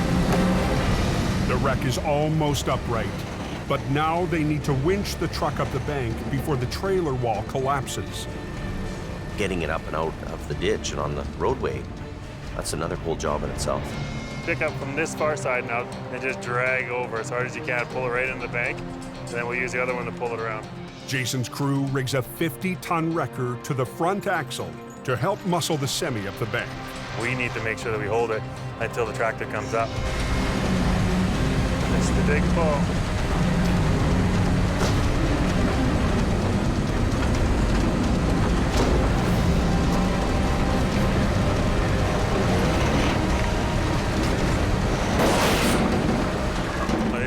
Out of here soon too, eh?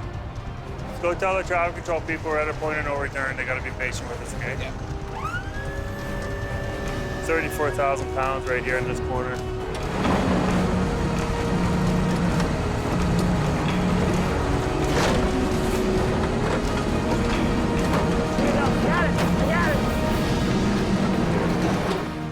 Yeah, she's out. Now we're at the home run. We gotta unhook and get this traffic through. That was quite an accomplishment, man. Send them through. Thanks, eh? Sorry to keep you waiting. Well, I've done that type of wreck. It was not easy. I should say that I was missing that job, but it wasn't a job that you missed. Sorry, brother.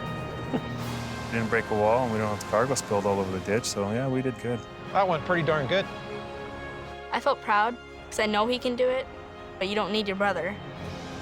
What Jamie say now? It's beer o'clock? Yeah. Jason was under huge pressure, given all the conditions he was trying to work within. And Davis boys, we don't quit. We hunker down, we get her done.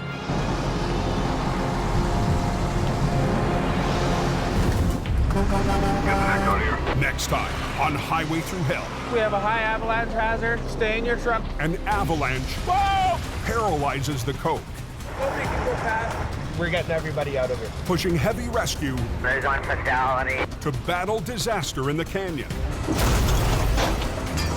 And a tight space recovery Ooh, mother. threatens to crush Whoa! the crew in Alberta. Oh, now we're...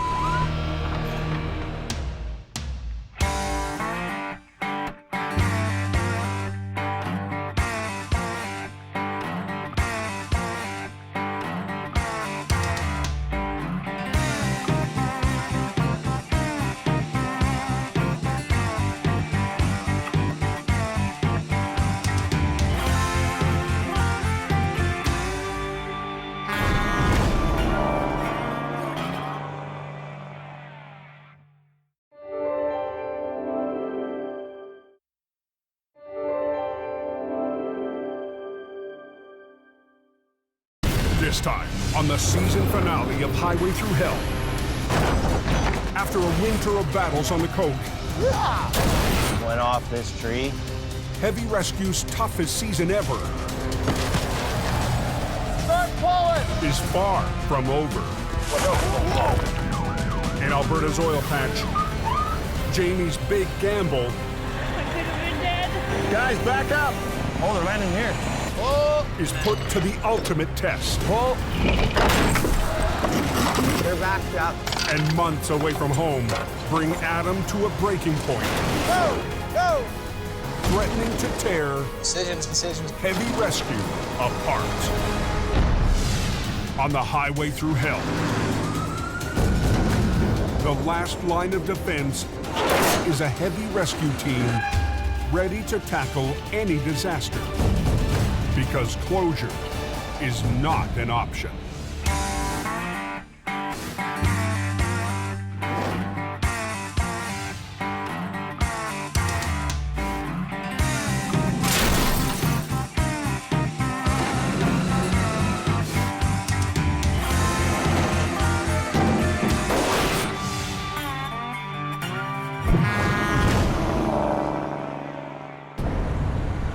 Flashing zippers. Oh yeah, okay. That time of year.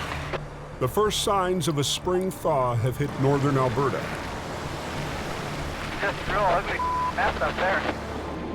After months in a deep freeze, melting snow turns the oil patch highways into a slushy mess. It takes one bad decision to go from hero to zero. At 1 p.m., Peace Officer Larry Baker heads to a major accident. Charlie 1 from 8704. We have a call on Highway 63 for a transport truck versus a car. Injuries are unknown at this time.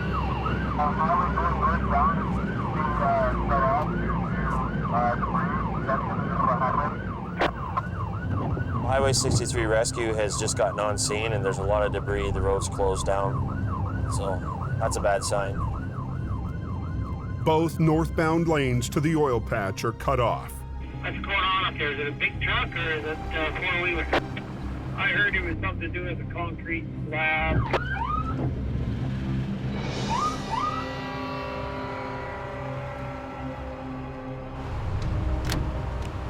He was on the road. I think she went up the pass, or she was in that fast lane coming across.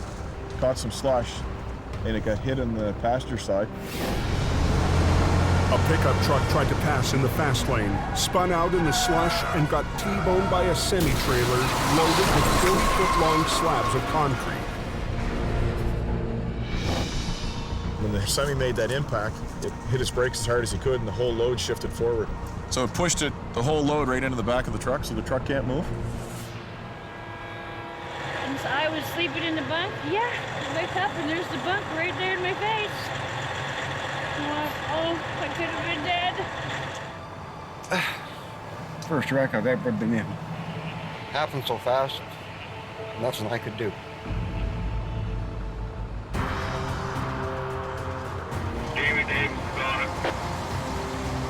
Yeah, it's gonna be a couple more hours before they open that up. Hurry, hurry, hurry.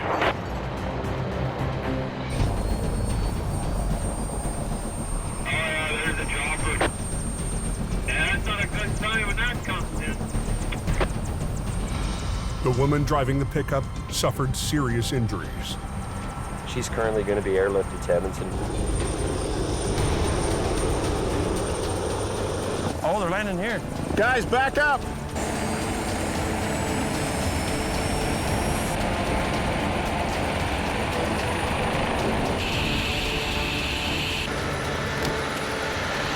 You want to go grab our yellow cone out of the truck, and then we'll just start coning this off for now.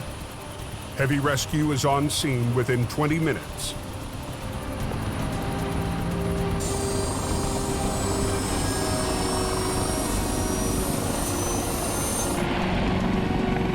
With the chopper in the air, Just pull in front of Adam for now. the crew can get to work. Tractor trailer smashed up and a pickup in the ditch. There was just everywhere. Ew.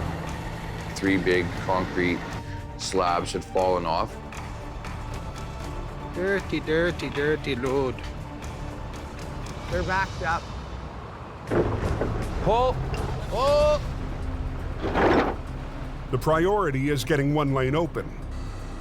Heavy rescue has to clear the 3,000-pound slabs. My main concern is getting the highway open, just getting the job done.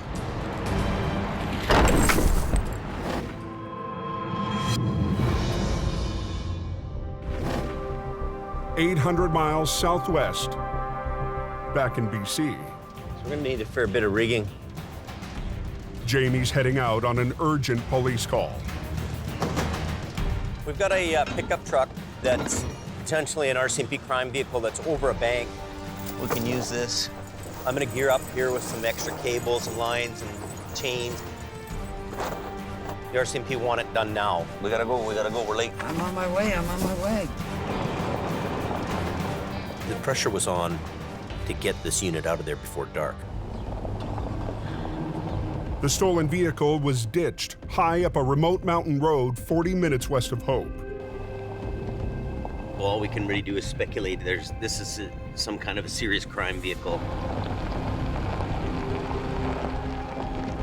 Let me know how, if I can assist or whatnot, I'll get out of the way. You know, we had quite a crew there, which was good. We had quite a few hands on deck to make sure this happened in a hurry.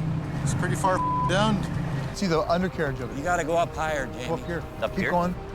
Right there? Keep I going. can see Nope, right keep there. going.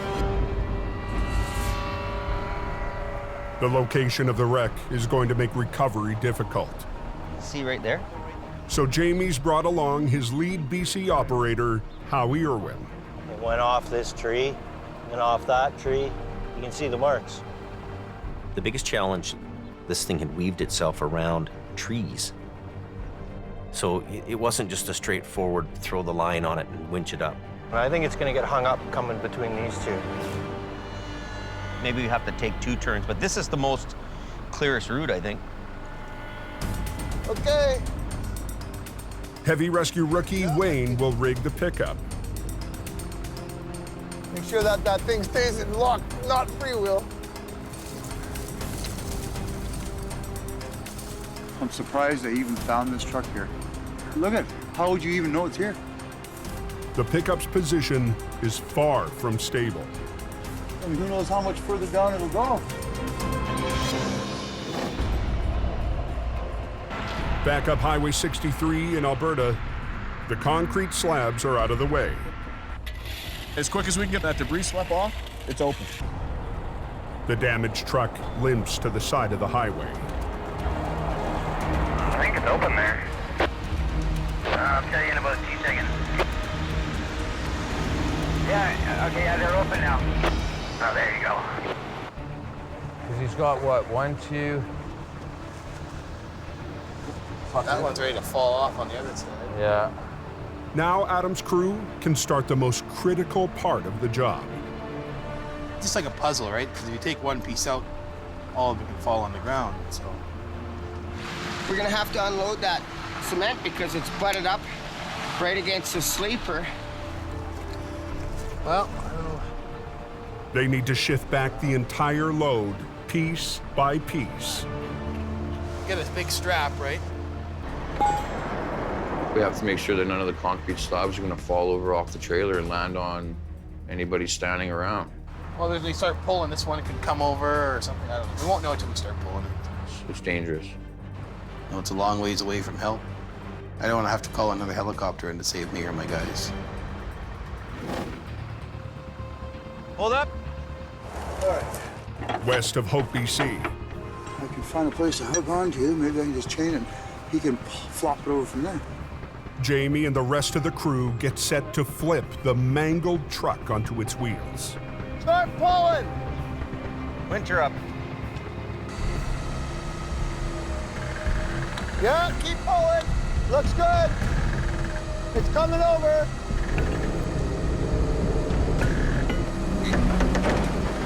Pull it. Stop. It's coming ahead, but the tree's here. Let me go have a look down there. Okay. I hate going down these. I don't want anybody to be hurt. It's quicker and easier for me just to go down there and show him. They need to redirect the line so it pulls from the side. I can use this cable, wrap it around that tree, and then go to the truck and then flop it over. You want a snatch block? Yes. When it comes down hard. Okay, there she comes. You don't want to be in the kill zone. I'm gonna throw this right over there. You're clear? Throw it right here, Jamie. You be careful, buddy. Oh, perfect. Stop right in the tree stump.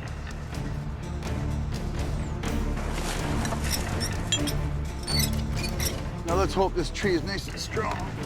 They rig a strap to another tree trunk with a snatch block, redirecting the line so they can pull the truck over. Ready? Back up.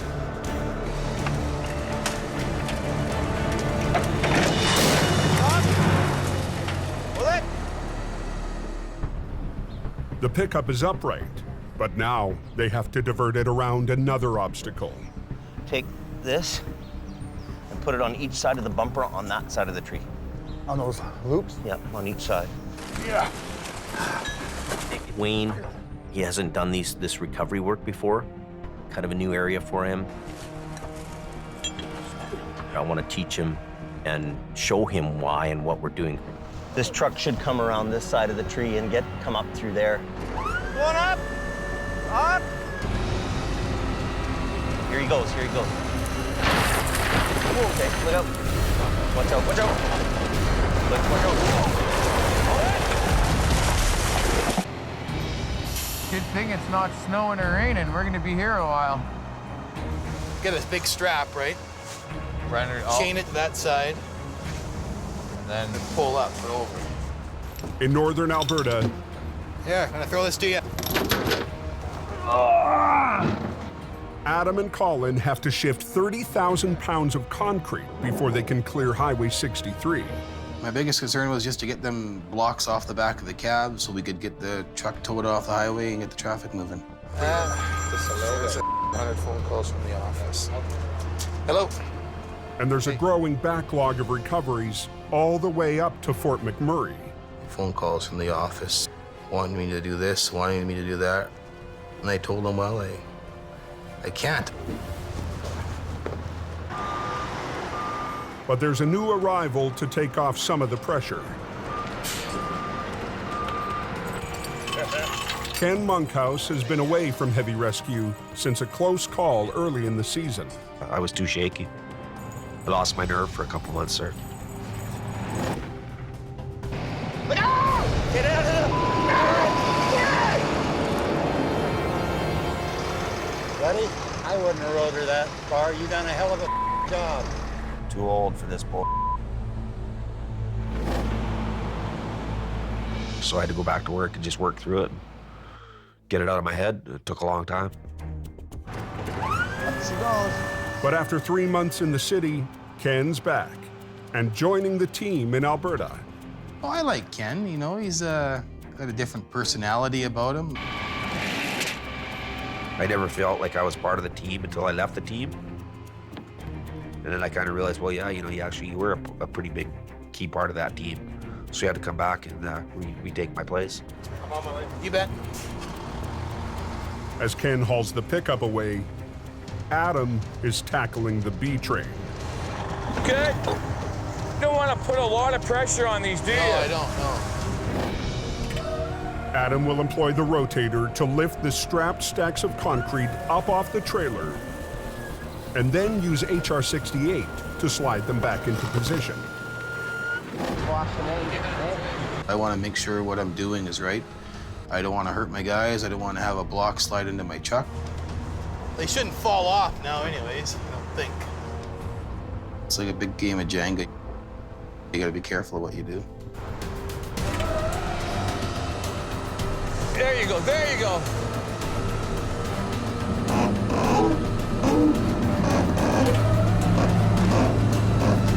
Oh, yeah. It's a kind of a finesse kind of job. I don't need no rip and tear right now, so we gotta be careful. Like, everything's on the verge of falling off. You got it? Kevin, backstrap, backstrap. Take this off? Yeah, is it tight? Yeah. Be careful with that. All it would take would be one wrong move, and bottom slabs could slip out, and the whole thing could come down, and I'm the guy that's standing on top of the pile. This one? Yeah. We'll just take it off, and then we'll throw it over, but just let it go slowly. Okay, we'll take it, we'll throw it over top. Tighten it? Yeah, tighten it. Not super tight, but... Just snug. No, don't tighten it up too much, because the second one we're going to move is going to run right into it. Yeah, Just so it's taut. So it's what? Taut. Taut. Taut. Taut. Taut. It will be a balancing act. Right to the end. You got about another foot to go before you clear the deck. Okay. Off a Forest Service road west of Hope, BC, Okay. Going up. Jamie and his crew fight to get a stolen truck up an unstable slope. Okay, look out. Here he goes, here he goes. Watch out, watch out. Watch out. The pressure was on to get this unit out of there before dark. The RCMP wanted it out of there, so, you know, we had to perform. But the truck is caught on a tree, and the line is straining with the load. Get way back. Get behind a tree. This is a very hard pull right now. So if you're behind a tree, yeah, you know, the whip will hit the tree and not you.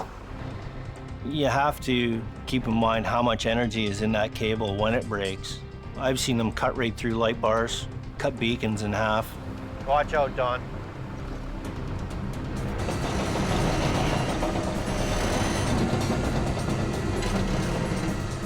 That's perfect. That's what we wanted.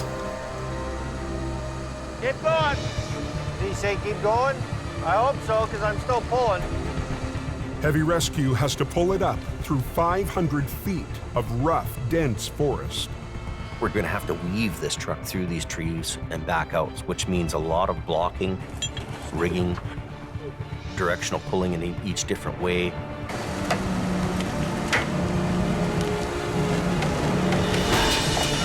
Perfect. You think it'll come through those trees? So just go as much as you can.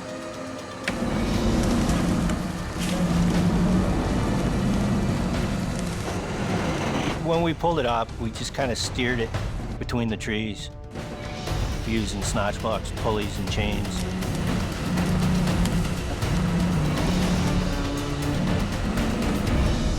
You okay there, buddy? I'll get her.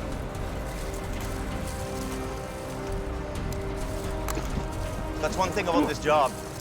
Hey man, you ain't getting up that bank without climbing, so it actually forces you to do a little exercise.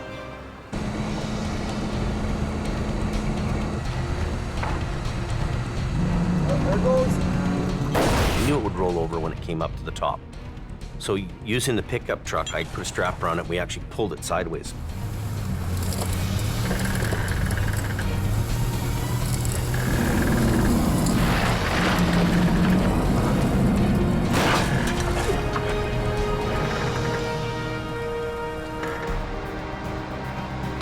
We've kept the RCMP happy in their investigation, and it's not staying over the bank one more night.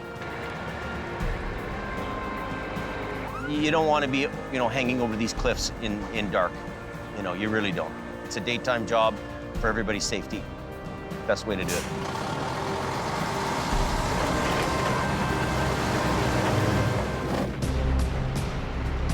You gotta pull, pull!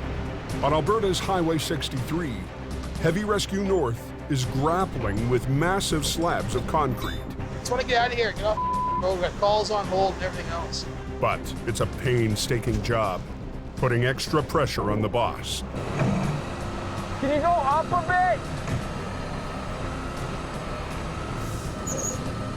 Oh, more? The last thing Adam needs is another problem. Lines all. These lines are all as usual on this thing.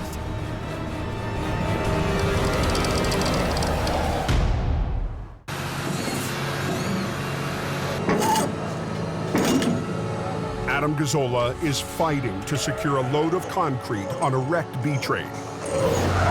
The truck hit a pickup, forcing its entire load to slam forward into the back of the cab. All the pieces need to be moved back, but Colin's tangled winch line is causing a delay. These lines are all as usual on this thing.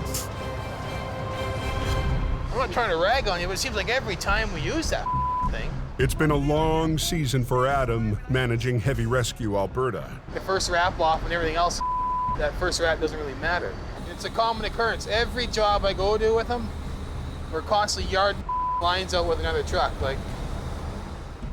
But Adam's struggles here have paid off for the company.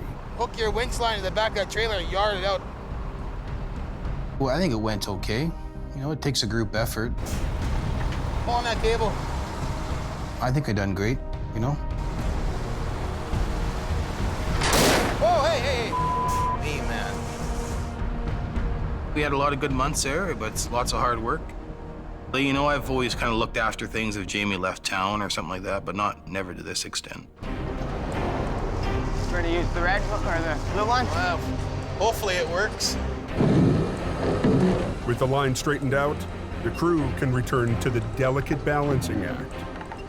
The biggest challenge was making sure that we kept the integrity of the load together without anybody getting hurt or injured or killed.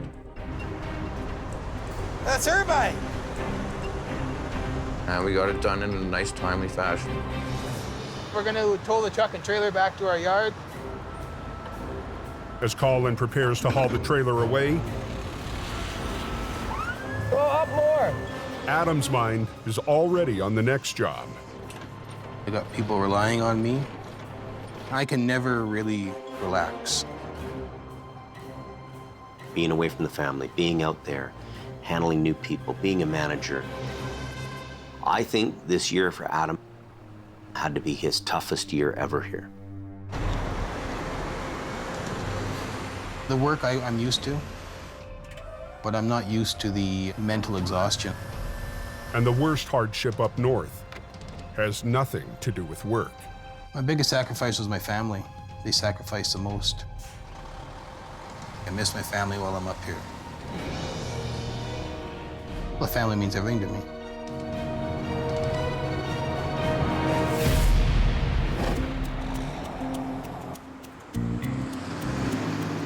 Later that day, Enjoying a nice sort of end of winter, beginning of springtime up here.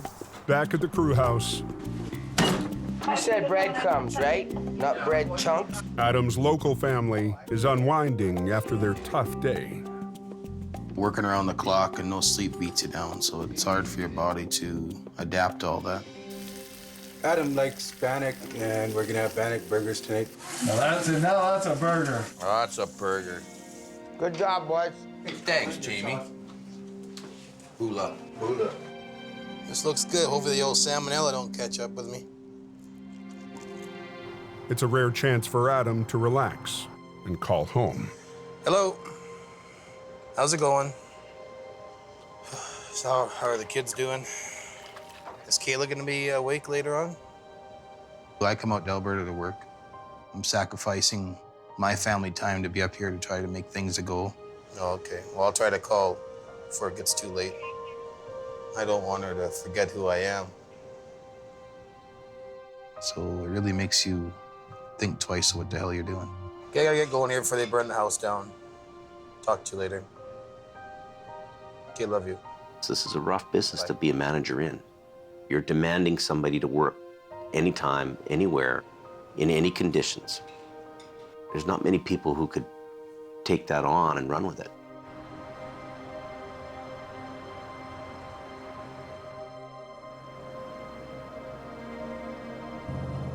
The next day, Adam heads north up 881 to consider his options and visit a familiar face. Ta-da! Yep, new truck finally.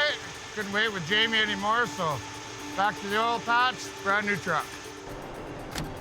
These days, Scott Bird drives an oil tanker. But until last summer, he worked for Heavy Rescue. I just kind of walk around it once or twice and see if you can come up with something that sort of makes some sort of sense. Let's just give this a whirl. Hey, is everybody out of my way?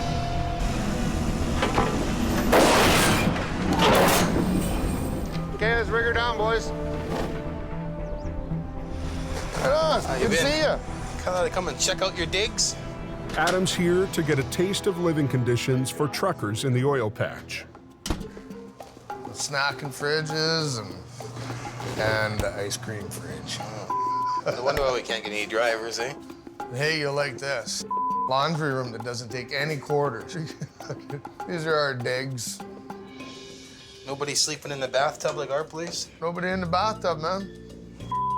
You know? Can I borrow your quarters for laundry at home? If you need to, you can. Well, I can't even say you guys are spoiled because it's what you guys deserve. Well, that's what everybody in the oil patch gets, Especially when you're away from home all the time.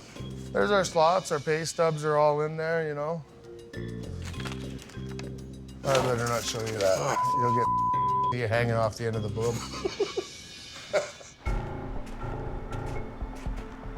I think Adam's getting to the point that he's needing to do something different, you know? Okay, buddy. Appreciate it. Yeah, be safe. I'll see you around up here somewhere soon.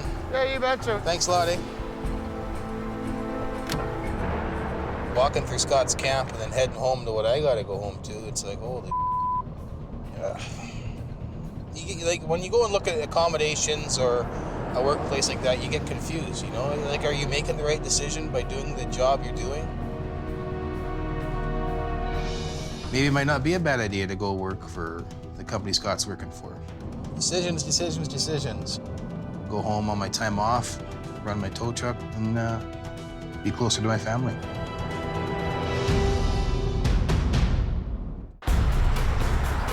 Yeah, it's not normally this cold this time of year. In northern Alberta, a sudden drop in temperature has brought fresh snow and a layer of ice to Highway 881. I layer myself up and I'm good to go. Half an hour north of Lac La Biche, the slippery conditions have taken their toll. That's amazing, eh? Truck's in like 3 pieces, isn't it? This I can't believe it. Last night, a pickup swerved to avoid a stalled tanker, lost control, and was T-boned by an oncoming semi, tearing the pickup apart. The rotator is in the shop for maintenance. The only heavy wrecker they've got is Collins' HR-68. Okay, so what do you want to do first? We'll lift that thing up there on them. There. They start with the smaller truck and its trailer. Okay, so let's get this unhooked. The cab has almost been ripped free of the chassis. If Adam can fully separate them, he can stack them on the flat deck. Okay, let's put a chain right up here. Wrap a chain here, we'll put lots of cable out.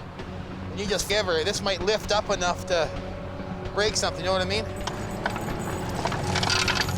I'm just gonna give it a bit of a tug, see if it comes apart.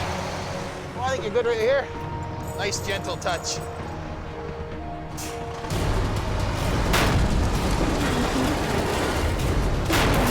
Keep going, go, go, go. Go, go, go, go, go, go.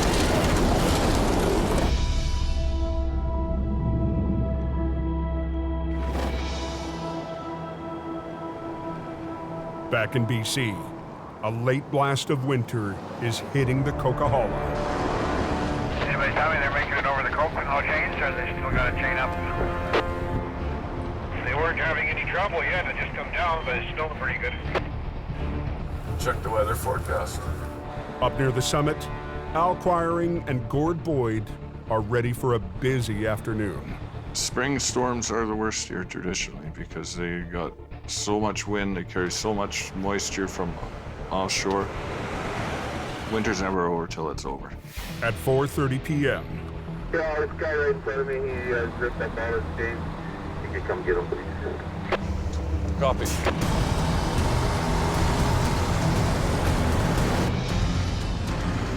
Man, we got lots of lineup back there. It's been a long, eventful winter for Al and Gord. We were just here. It's like a reoccurring nightmare. Working with Al, Now we're cooking with fire. it's a full-time job just trying to keep up with him. Whoa, whoa! He is without a doubt the best recovery guy I've ever been with. Just like that. With Jamie's new focus on Alberta, Unbelievable. they've had to work harder to keep the Coke open. Show me your chains.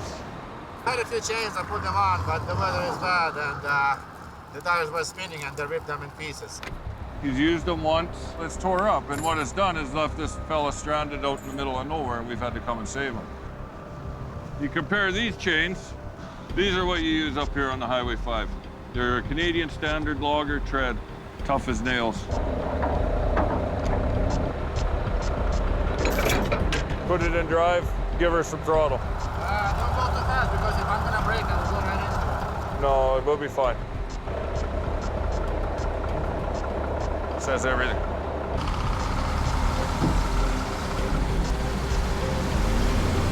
I enjoy going to work in my grandpa's family business. Up there is a high volume of recovery work, high volume of towing, and if you enjoy that, that's probably a pretty good place to be. This might be the last blast of winter, but Al will be ready for next season. But I could spend the next 6 months fixing my truck, get ready for more action. All right, pal. Safe journey, Alec.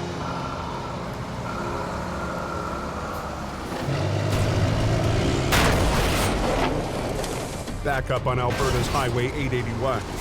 Keep going, go, go, go, go. The crew is still trying to rip the crumpled truck body from the chassis. You know what? Give her one more jolt.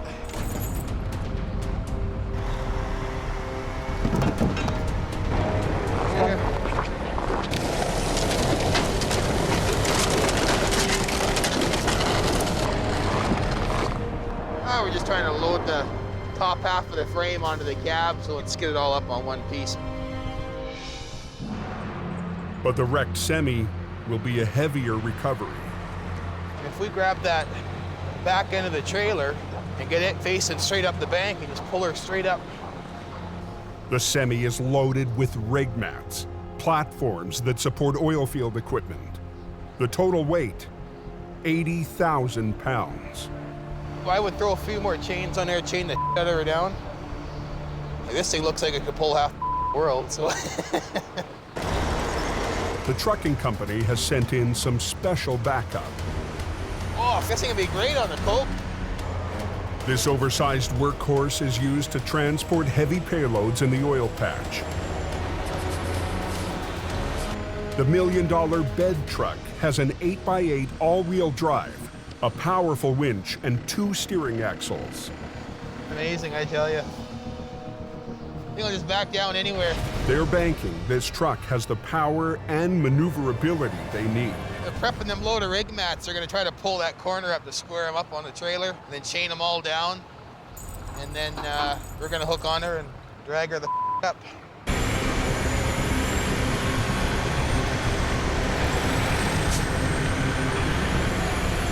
The bed truck's spade digs into the snow to anchor the pole.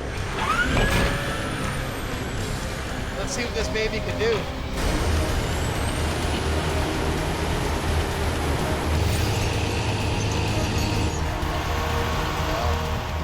But the semi isn't budging.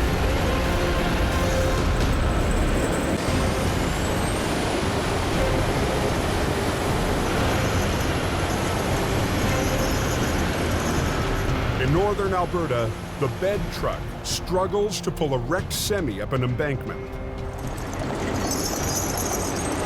It was pretty hard to get that semi up the bank. It was quite a distance down the embankment. It was fully loaded. The whole thing probably weighed close to 80 to 90,000 pounds. It was in a pretty bad spot.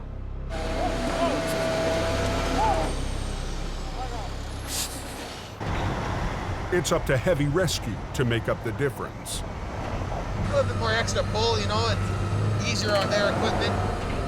We gotta get in the front there somewhere, the front of the trailer, like even around by the kingpin or somewhere. So he's gonna pull on the back, you're gonna pull up here. The bed truck needs to get ahead of HR 68. Holy, look at this guy. But instead of navigating the narrow road, the driver takes a shortcut. To see a big truck like that driving in the ditch was pretty wild. That thing is huge. I'm gonna buy me one of them.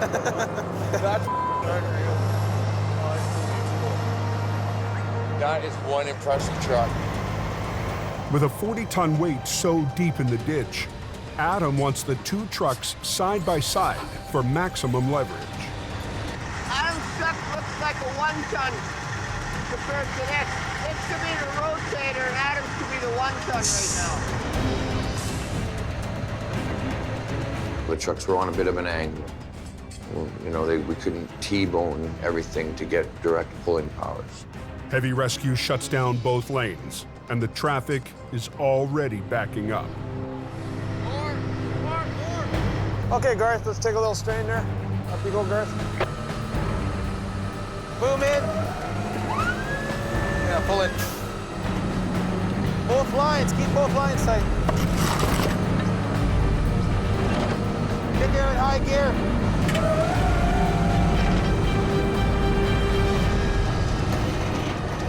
Keep going. Put them winches on slow speed.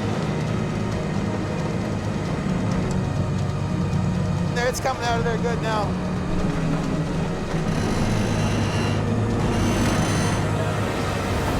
Okay, good there. All stop. All stop. They've moved the trailer as far as they can, but they've run out of road. Adam will need to re-rig. Go a few more feet, then we can grab that front end and swing it right around. But before he can even unhook, Hello. Well, there's nothing else we can do. This one's booked to go do another one after we're done this. I work 24 hours a day. If I'm not driving a truck, I'm dealing with drivers. I'm getting phone calls from the office at 1 or 2 in the morning, so my job is never done. Okay. You bet. Off and stop. Lots of jobs. Dispatchers expect you to get them done right away, so. there's hours more work up the highway. We can pull that front end of the truck around. But this job looks like it's almost at an end.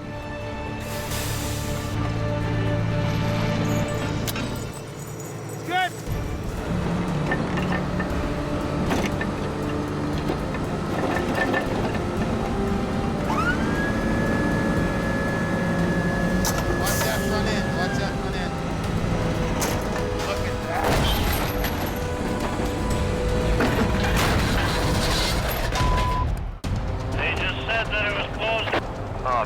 Ducks, okay, thank you. We can pull that front end of the truck around. With work piling up on Alberta's Highway 881, Good. Okay, tighten them up. Adam's crew has almost wrangled a heavy wreck up onto the road. Watch that front end, watch that front end.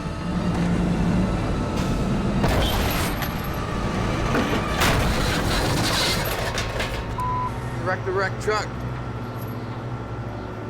There's nothing strong enough to rig onto on the front of the mangled tractor. I'll maybe get that trailer out of here first, and then I'll send him back for his low boy, and then we can motor when I work over here. Yeah. Adam re-rigs around the fifth wheel. That ain't perfect.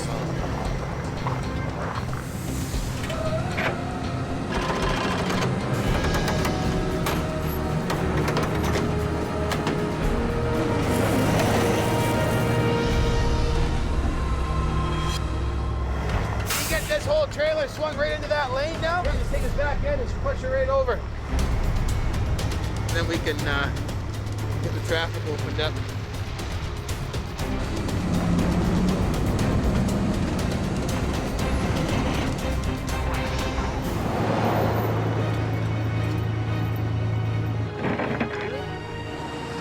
Get these guys off the road here.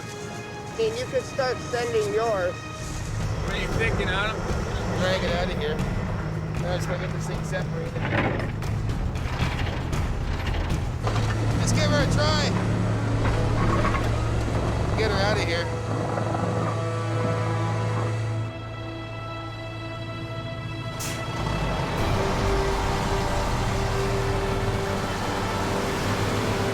Keep an 881 open. Even though he's thinking of a change, for today, Adam is proud. We're done. See you later. Yeah, it was just a good feeling. It's the perfect end to a season where Jamie gambled, moving his fleet. I was the wreck. And that's what happened to me this season. So I had to rebuild the wreck and fix it and get it back on the road again. He put his top driver in charge. Go ahead. It wouldn't be easy. Welcome to Siberia, boys.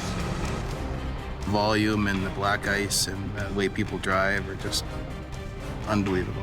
Scary. Watch out. Holy! We want to get that in the forehead. This is a place that's in the middle of nowhere. You break down or crash here, you could die.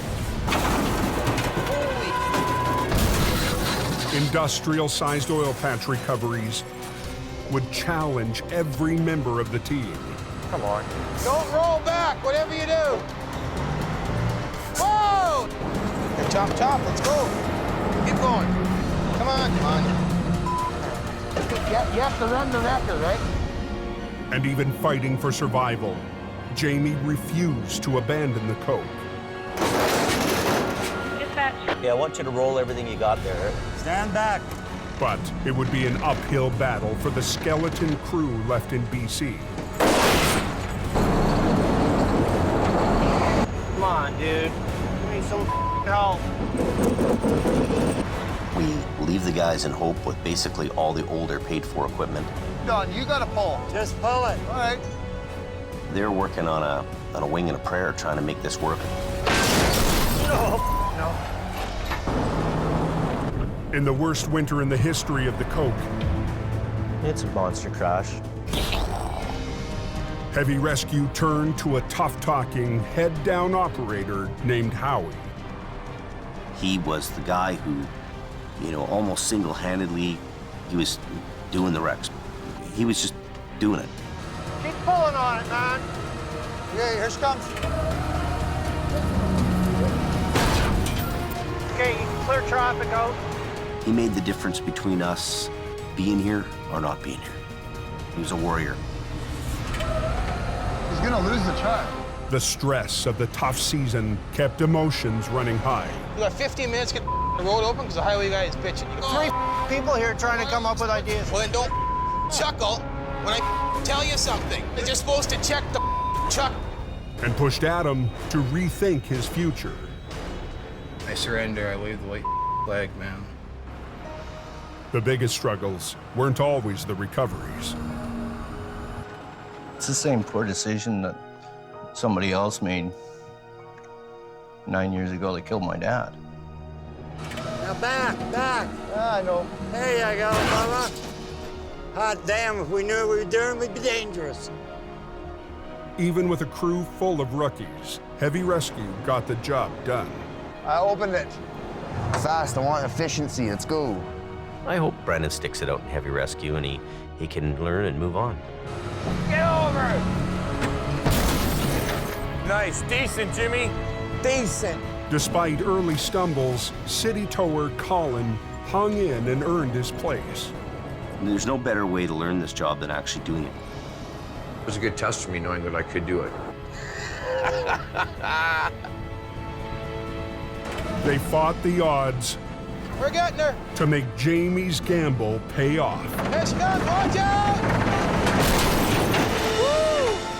That worked well. Just needed that little extra bit. So happy with you, Phil. I'm gonna give you a hug. Oh, well, there you go, buddy. Our guys have reached deep and they've pulled off what I would call would be a miracle. We're back. I'm really proud of the fact that our guys had the courage to put up with some hard times and the commitment they had to be survivors and to go move ahead. After being pushed to the brink, Jamie's expanding his fleet for a stronger assault next season. We're getting ready to do battle on the mountains and do battle on the highways again. Hey, we got a wreck in the ditch. We gotta go. We're stronger and more powerful than we've ever been in our whole career. This thing's full steam ahead. And I'm feeling it.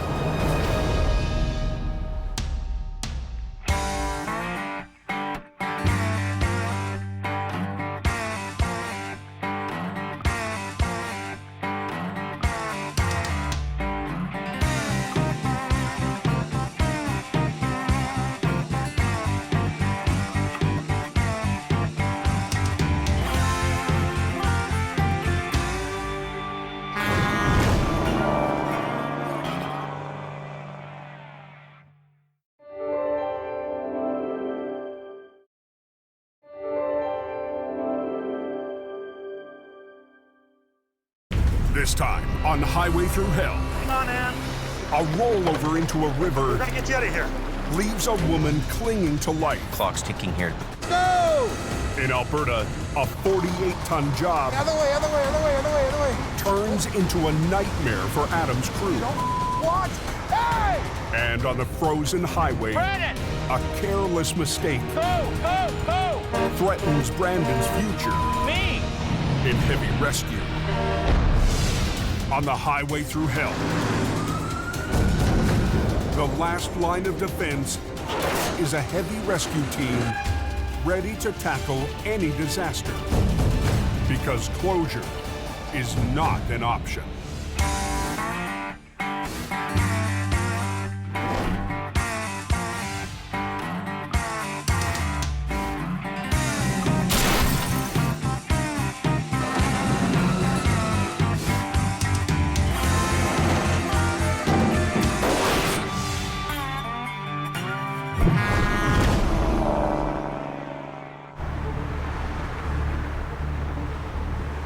So how's the coke tonight, boys? There's some compact up on the summit. On British Columbia's Coquihalla Highway, cold air is sweeping in from the north. Icy up there that won't slow down. Water on the road has turned to ice. I can feel my tires moving all over the place. That's a recipe for disaster. 5 trucks spread 40 tons of salt and sand, but it's not enough. I read there was some kind of an incident there right at the summit. Just after 9 p.m., Jamie Davis Heavy Rescue rolls out. Delivery truck. One from the sideswipe the other. New hire Howie Irwin is out the door first.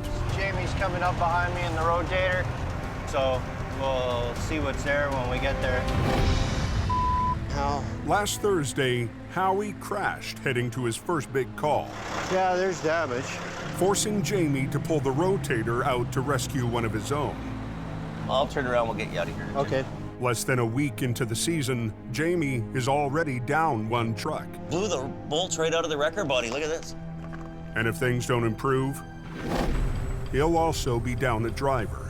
I need a guy who can go in a truck and turn some dollars and bring some revenue in. Howie has to get on the game. The old Holmes wrecker might be a write-off. So Howie is now driving an old International tandem, pulled back from Jamie's new Alberta operation. We should be rolling up on it fairly quickly here. The Smasher is down to one lane after two trucks tangled up while descending the Coke's steepest hill. 63,000 kg of lumber here coming down a hill, 7% grade, and the roads are not in the best shape. Both trucks were fully loaded B trains. One slipped on the frozen hill and sideswiped the other truck. Somehow, their lumber loads didn't spill. We're in a bad situation. We're in a downhill curve. We want to get off the road as quickly as possible. When I saw the first one, I recognized the name on the door, and then when I passed the second one, I started laughing at myself because they're both from the same company. How's it going? Tire, rim, toolbox. All it's done, it just snapped off. I got squeezed into an area that's too small. Give me 5-10 minutes. For now, police have the Smasher slowed to a crawl. Jamie's on his way up for the second one, so he'll be shortly behind me. All right, okay. Cops want the road open. There's no time to sit around and shoot. It's get it up, get it gone.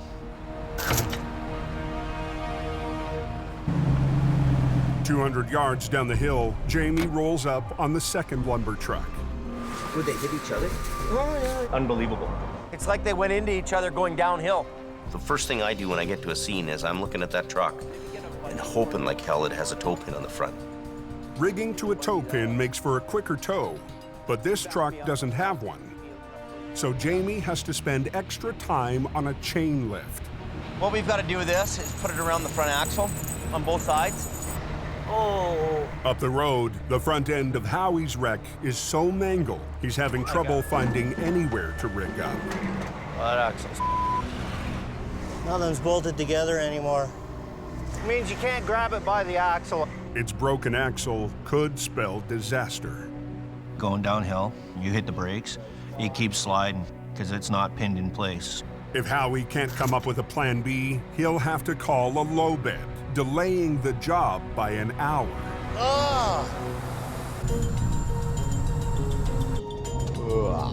20 miles away, Jamie's stepson Brandon is on his way to the wreck. Just got a call from Jamie, so I'm just heading out now. Keep going. He's been training in the hopes of joining Jamie's Alberta crew. Hey, got it. But when Brandon wrapped his truck around a pole, doesn't that show you how quickly your life can change in a minute?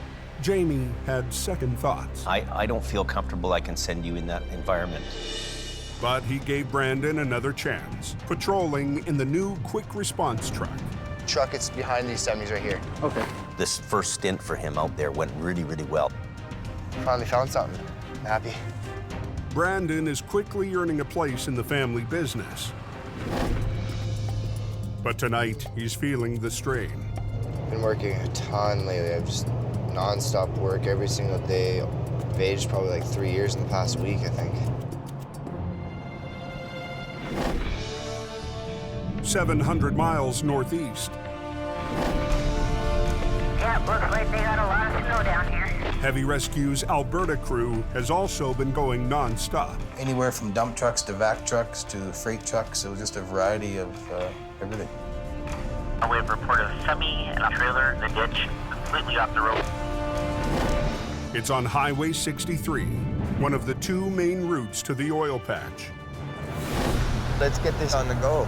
It's minus 40, and site flagger Kevin Ritchie has already secured the scene. I got my long johns on, my jeans on, my coveralls on, my winter pants on. I feel like a Pillsbury Doughboy. Me, eh? When Adam Gazzola arrives, he finds a heavy lift crane 60 feet off the road, wedged deep in the snow. Heavy pull at -40.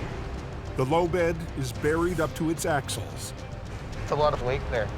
The crane has to be in the oil fields, building pipeline first thing in the morning. Can't hold customers up. You got to get their out of the ditch now. My eyes are freezing shut.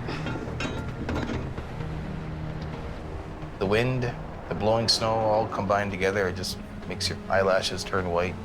Man versus the elements.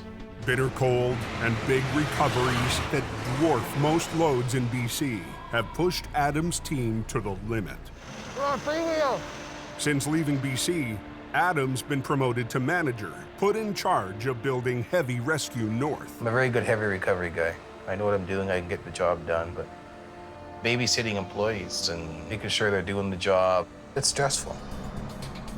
Adam inherited Colin McLean, a city tower who Jamie sent out as part of the first wave into the north. In the city, it's a little bit different. They're more or less short, quick little tows. I'd like to prove, no, I can do the highway towing. Put them back on. Tonight, Adam puts Colin in charge of getting the crane back onto the road. Colin's a city boy. We'll see if he can handle it out here. Kevin! What? Let me know when I can have it, eh? Yep. On it. Shutting it down. Everybody clear? Adam's new apprentice has rigged 2 lines to the front of the truck. Pretty good there? Yep.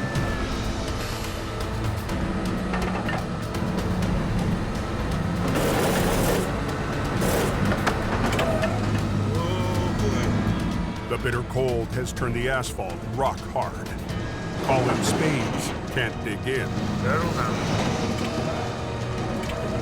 Oh. To make matters worse, the trailer is cemented into the ice and snow. It's like taking a suction cup and you stick it on the wall. And it's hard to pull off. My theory is you got to lift it up. Lift up one end really good to break that suction. You have to run the wrecker, right? That's why you're gonna give you all this here. So you go like this here. It's a steep learning curve, and with traffic backing up, There's probably about 45, 50 trucks sitting there waiting already. You got it. Colin is running out of time. Let's get the off the highway! Back in BC, on the Coke, Nothing's bolted together anymore. Howie's trying to recover a lumber truck, but he can't lift from the broken axle. Instead of using a fork, you use a chain to sling it. Make sure you attach yourself to something that's sturdy, not gonna break off. Gives me the hook I need. The front of that truck was pretty mangled, so whatever I had to hook onto, I had to make sure it wasn't gonna rip off. Ah, loving it. What the?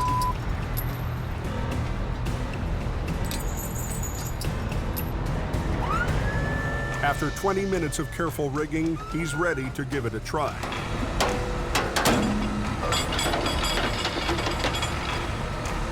Didn't fall off.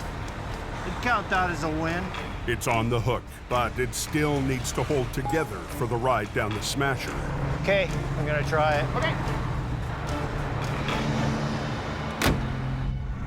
It feels like it's rolling. The frame holds. 140,000 pounds of lumber can now head to the yard. It's all about being the steady Eddie and come up with a plan and make the plan work. Fight your way through it. Down the highway, Jamie is still working to get his rig on the hook. So this bumper's gonna crumple up. A little higher. Now we'll just see if the air's up. With Howie's truck cleared, traffic on the Smasher picks up speed. We're on a curve here. Trucks can't stop on the ice. Right now, the main thing is just get it off the highway. Brandon finally arrives on the scene to help with traffic control. Oh, there's Brandon. Driving in there pretty hot. Right in the middle of the ice-covered highway. What is he doing? Brandon pulls a U-turn. Brandon! Go, go, go! Me! In BC, an early storm has brought snow, rain, and a layer of ice to the cove. Little slick. It has to be bungee. Jamie's trying to clear a loaded lumber truck from one of the most hazardous spots on the highway. We're on a curve here. Trucks can't stop on the ice. Brandon arrives to help, Get out of here! but pulls a dangerous U-turn. Just tell him to go, go, go! I watch him turn around on the live lane. There's traffic barreling down. Hey! I'm yelling at him. I don't want him getting killed on this highway. He cannot do this. Hey, Brandon, back up and get right over tight over here. You're gonna get hit by a semi, man. That was a bad move. Wow. That's crazy. Man, that's just unbelievable. You gonna get out of the truck or what are you gonna do? So what did you turn around for then? How about stop at the lip? How about what? How about stop at the lip? I'm not lipping you. You've been lipping me ever since I got here. It was dangerous. There's no one behind me. No, you don't ever. There's this one vehicle that's just passed. Like, I don't want to argue with you. Holy moly. I've watched that kind of stuff happen right in front of me, lots. You make a wrong decision, you make a wrong turn on your steering wheel, and you're done. He doesn't realize how close he could have come to getting hit by a semi. What was the excuse for blowing the U-ball? Well, you know what the problem is? He's just young and he doesn't understand it. He doesn't understand the danger if you're here, right? That was a total rookie move, right? Wow, that really scared me. Like I have pins and needles.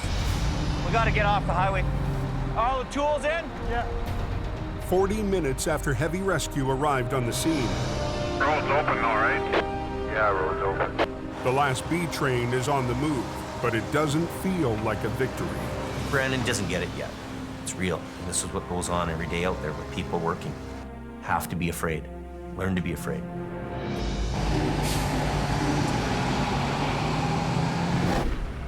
Does anyone know how long the highway will be closed for? In northern Alberta, Highway 63 has been shut down for nearly an hour. Welcome to Siberia, boys. You gotta work the truck.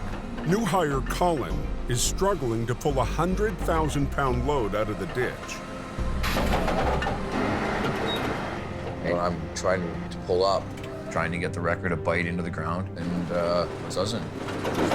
Traffic is now backed up for 3 miles. If I look at him and I see that he's not doing it, I'm gonna take over and do it myself. So Adam repositions the wrecker in a straight line with the rig. Off it and I give her gas now. He sends Colin to put the truck into gear to help with the pull.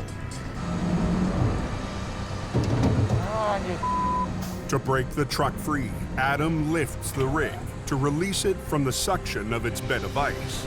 She's in there pretty good.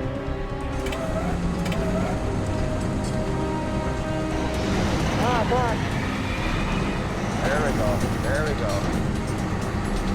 That's a good sign. With the suction broken, Come on, baby. Let's go. it's time to pull. Yeah, buddy. Gotta stay warm. Gotta stay warm.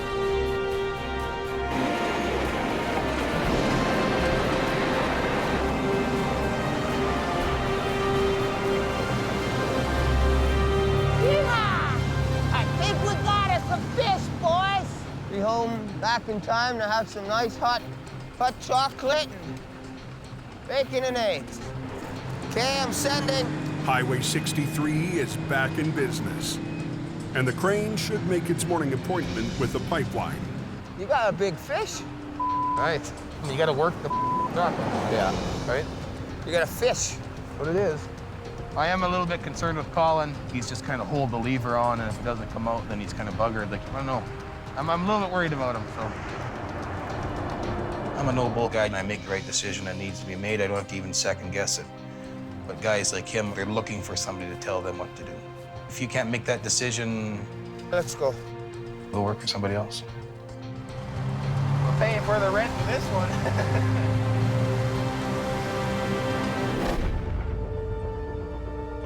Back in BC, What's the hold up here westbound?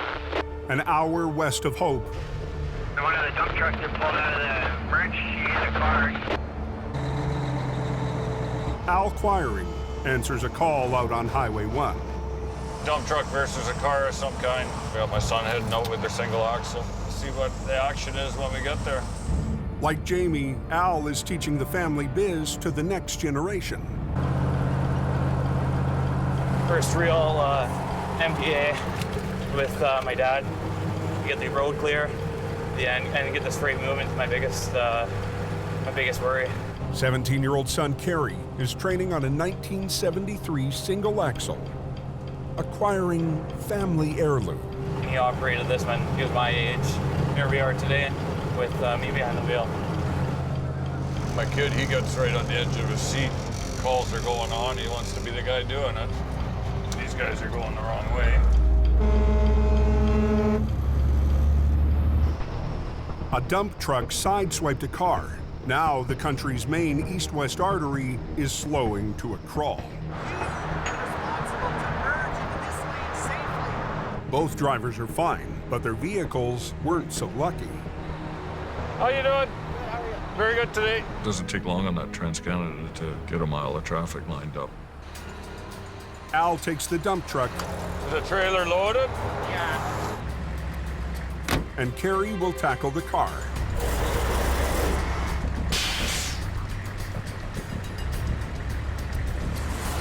Oh, yeah. The crash has broken the wheel and shredded the tire. Well, the tire's off completely. I just have to pop it off. Why don't you just pick it up with the wheel lift, tuck it in and drag it? We're not into tire repair here, buddy. We're in the lane opening business. You want to be the tow truck guy? Come on, pal. Run, run, run. He's green to the business. I want to make sure he's doing everything all right. We got to, progress with keeping that road open.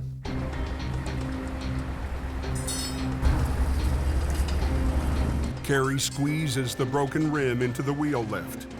It's not textbook, but it's quick.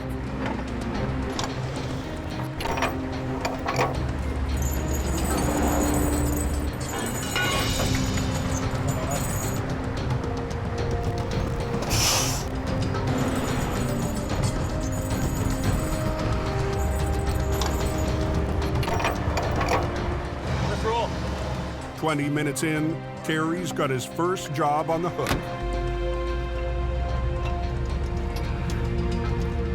But not for long. Felt the vibration. This thing's a dolly job. You might have buggered up a wheel bearing or something.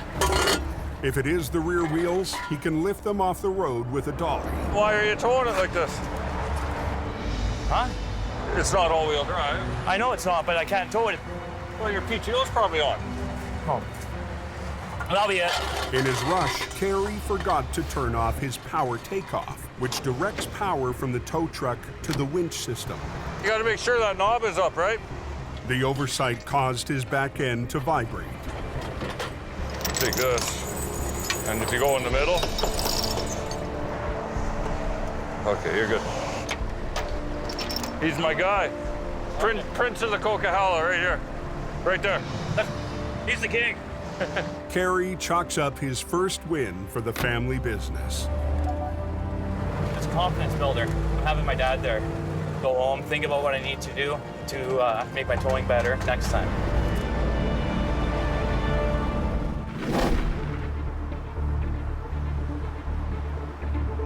Oh, the highway was just grease, eh?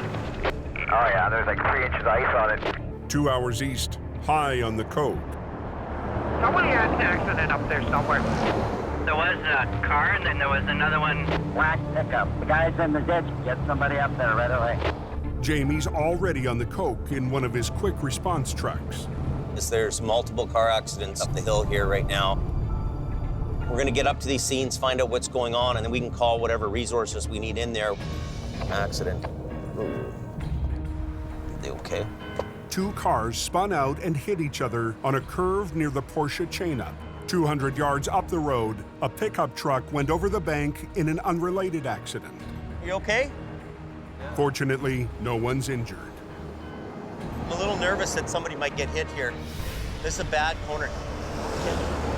When I see all these people wandering around on the highway, my first instinct is I have to protect the scene. I have to create a buffer zone. Icy, icy. See the speed these guys are coming around the corner? Crazy. There's people flying by you, and it's a bit of a blind corner. I'm scared. And when I'm scared, there's a reason for that. We gotta get you off the road. If they're kind of drivable, we should just pull them off the road. And Anything to get into a locked car? Locked car, I habitually lock when I open the door. So this one won't start? No. One of the guys locked his keys in the car.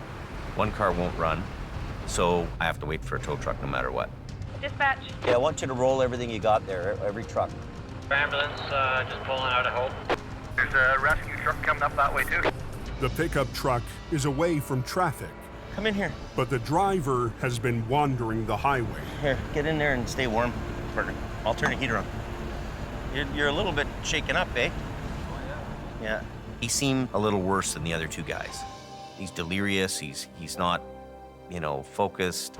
We put him inside the truck so that he can warm up a little bit.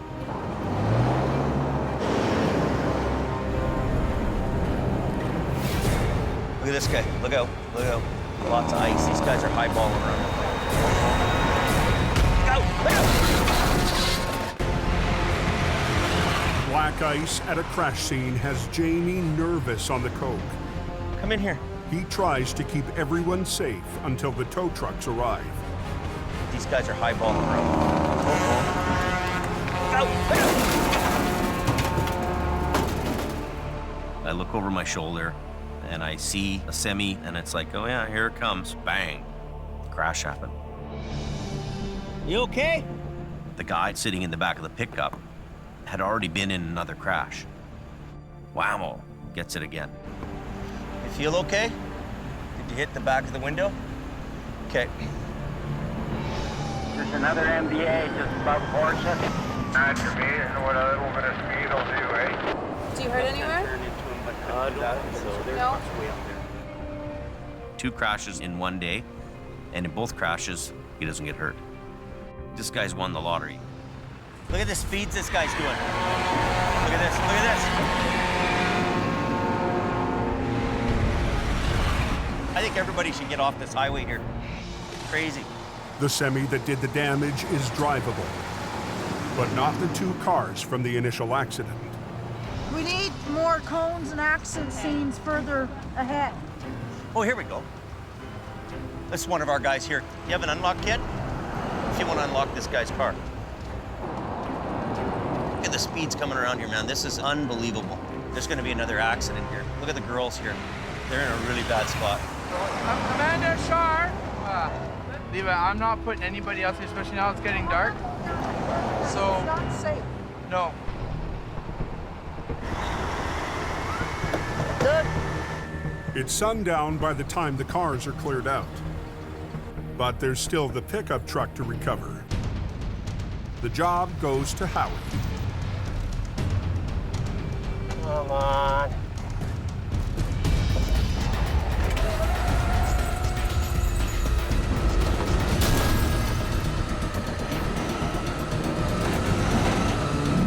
Oh, yeah. That's what I like to call a paycheck. Get it moving. Hook, snag, and drag. A dangerous day on the Coquihalla finally comes to an end. So make her back to the shop. I'm amazed that this pickup can get hit by a semi. My passenger in the truck doesn't get hurt, and this thing's tough enough that I can drive it home at the end of the day. That's pretty cool.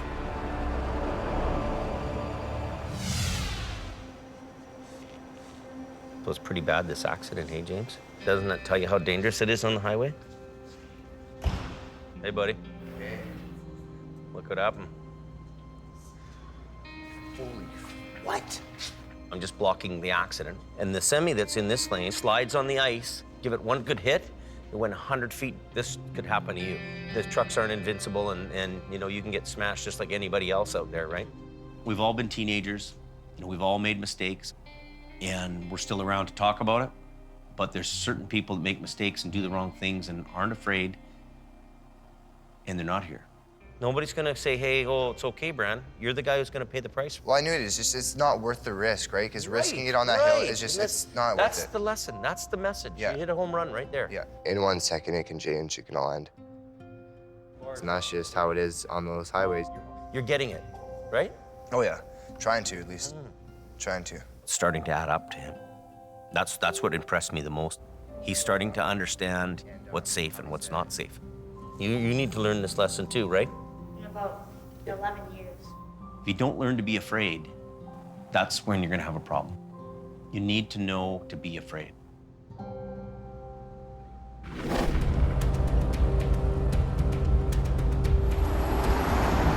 The next afternoon in northern Alberta, Adam and his crew respond to a semi in the ditch on Highway 55. The road is the entry point to Highway 881, lifeline to the oil fields. Road's blocked right now. This thing's loaded with rocks. The semi's cargo is 48 tons of gravel.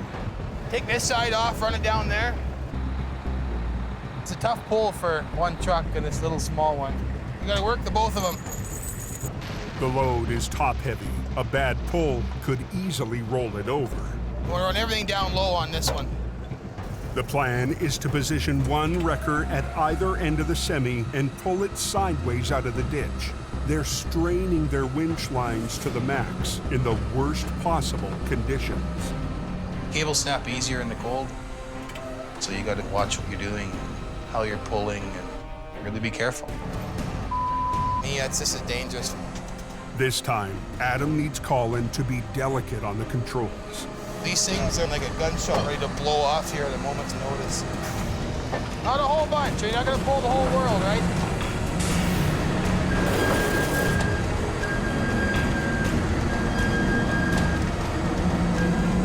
Pull, Phil. Whoa. Colin does as he's told, but the semi won't budge. Tear down. Well, we'll get Phil on here. There's no way we're gonna be able to pull it up that way.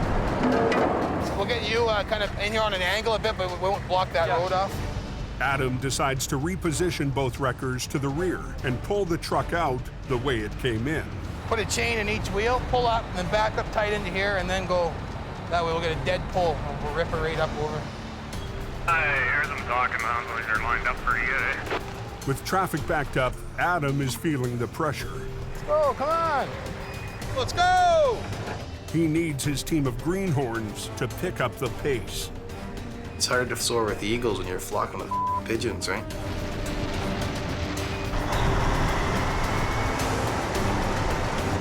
Good. To save time, Adam decides to let Colin reposition the wrecker with the lines still attached to the wreck. Tuck your way back up in here now, and we'll give her a whirl. Colin has to be aware of the crew's position or risk tangling up Adam and Phil in his web of winch lines. Colin needs to be cautious. Other way, other way, other way, other way, other way, other way, other way. What was that? Back up, back up, back up. You're running a cable. Hey! Back up! There's guys that can operate wreckers, and there's guys that can only drive them.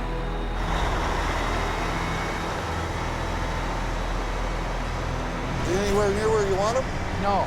I didn't think so. Me, you don't want. Hey! In Alberta, Colin's backing up HR 68, getting ready for a heavy pull. We're pulling tight here. Without warning, he drives it forward, catching Adam off guard. Me, you don't watch, do you idiot?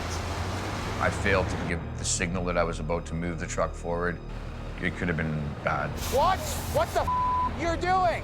Use your mirrors. You almost took his hand off. You almost took my leg off. Use your eyes. He just does not pay attention. If I just sit there and let it happen, then somebody's gonna get hurt. Look in your mirror before you cram it in gear and go ahead.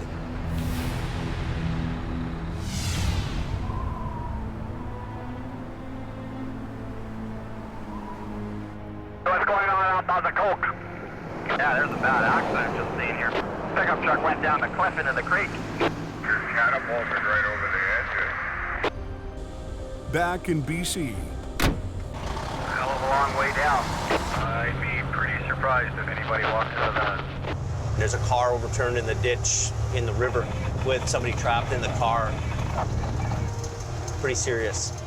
Search and rescue, just headed up. Everybody's on it. Police requested Jamie's rotator with its long reach boom. When you're doing a call like this, you have to be 100% on the money. So just drop your socks and you get on to the job. We're here. A couple in a pickup went over the bank, crashing down 100 feet below the highway. They rolled numerous times over. The husband slid out between the small opening. The wife is still trapped. Down in the water! Squished between the roof and the seat! The victim won't last long in the ice-cold water. We want her out. Hope Search and Rescue takes the lead. Okay, Ann, I'm trying to get you. For now, Jamie's on standby. Pretty serious place to be in, trapped upside down in the river and the water's running through your cab. Clock's ticking here.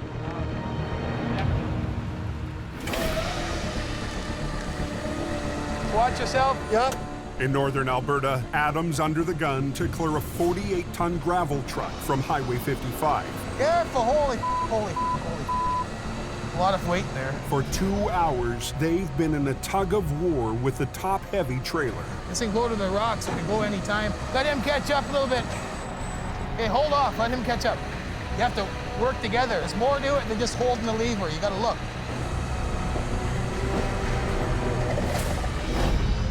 High lines from the two wreckers pulled the truck upward to break it free, while HR-68's low lines pull horizontally to roll the truck onto the road.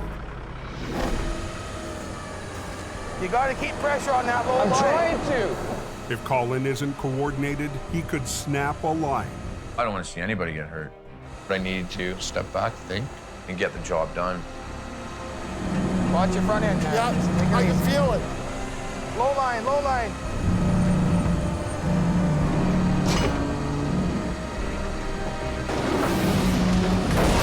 Whoa. It's almost tipped over on us there. Me. It's the second failed pull, and Adam's running out of options. Get off your blocks there. Get on that side so we can pull it over. He repositions Phil's lines to pull from a lower angle and prevent the truck from tipping.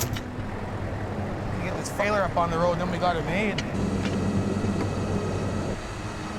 Keep going higher. You know, pull on the low one, lift with the left, and then pull on the right? So you gotta break the suction and then pull, break, pull, break, pull. All you gotta do is just get one end up to break that suction and the rest follows. Pull just a little bit more.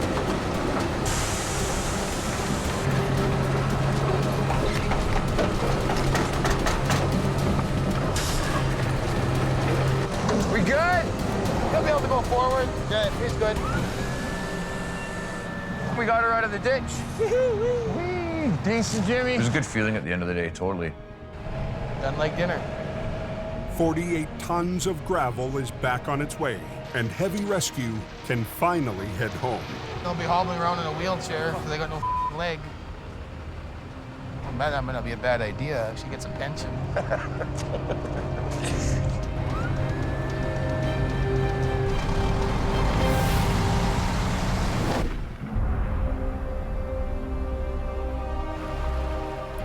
Back in BC, as daylight starts to fade. I know, I'm scared too. A woman is trapped after her truck hurtled down the embankment. I need extrication equipment, cutters, spreaders. Right now, she's conscious, she's breathing, scared, cold. It's getting darker every 5 minutes here, it seems like. It's gonna be black before you know it. Darkness adds time to everything. Her opportunity of survival is going to be reduced. We need to shed some light here. Jamie deploys the rotator's 54,000-watt light tower. That work there? The rotator's cutting-edge equipment. We can light up a scene like a baseball field. If you're the person that's down in a river and you're trapped there, having a little bit of light, you notice the difference. Looks like they're coming down now. Okay, your hand, watch your hand there. Okay, get down a little bit more. In the rotator's light, crews hoist down equipment to cut the victim out. Disconnect, and we're going to slide it over this other edge here. Ain't enough, Ann. I'm cutting right now. We're going to get you out of here. My arm is all numb. Hang on. We're going to get you out of here. My arm is all numb. 100 feet down a steep bank off the Coquihalla, a woman clings to life in the wreckage of her pickup. The water might rise, the vehicle might shift, and it's all about timing, so you hope for the best. There's going to be some popping and banging. And your eyes closed, Dad. Okay, Ann. Just hang on. Hang on, Ann. I'm trying my damnedest here.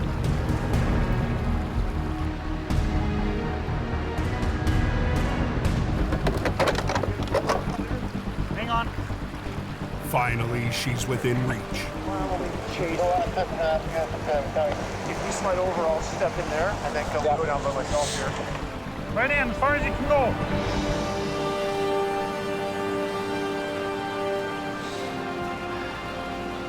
Tell them to get the heat on the truck high. The woman's suffering from hypothermia. They've got to get her to the hospital fast. This is what you would call a technical rescue. There's special rigging and gear that has to go into this, and it has to be done right. We need a rated anchor point. It's got to be something stationary that's not going to move. I can give you a strap around the axle. This is where they're going to attach into.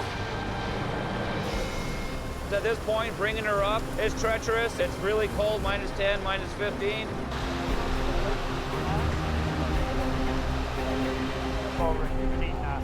Nick was busy. Over here. Okay, ready?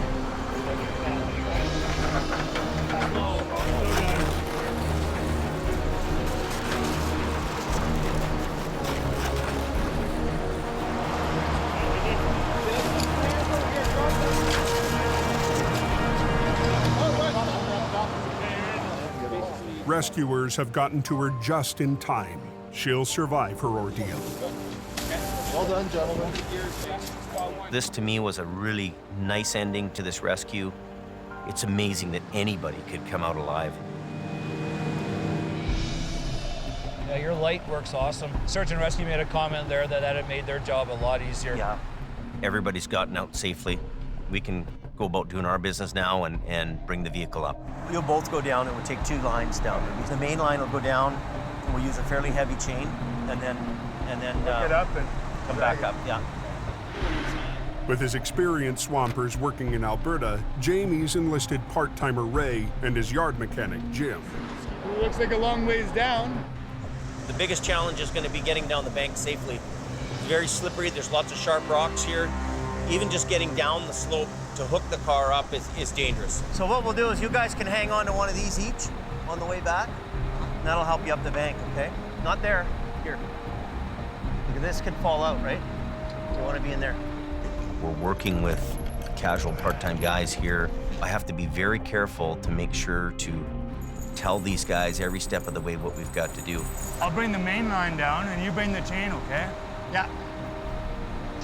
It's got to be done and we got to do it. That one's free-wheeled, so be careful. Ready? Pull it now. Is it coming out manually? Oh yeah, there it goes. Yeah, it's coming now. I'm gonna free-wheel yours too, okay? That's pure ice there. This is nuts. Let go!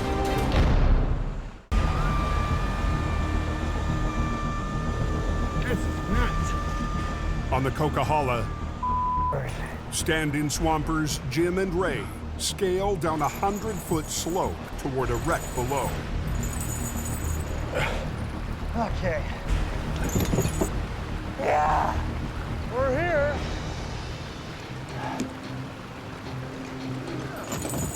Got it? Hold it tight. That should be good. Is it all tightened up and chain on? You get a good bite around the axle there? Yeah. Small lines underneath? Yes, sir. Traffic is already bottlenecked, and it's about to get worse. We're gonna shut the highway down so we can move around and not worry. This bank is so far out, we wouldn't be able to lift it. Not enough reach. That's pure ice there. Jamie will have to drag the wreck 60 feet up the slope so it's close enough to lift. We're steering around these big rocks. You know, if you hit a big rock, it's going to be quite a hard thing. 2 years ago, Jamie tried a similar move.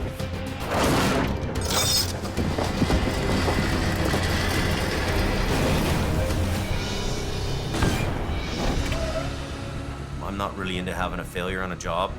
What I need to do right now is clear the wreckage and open the highway.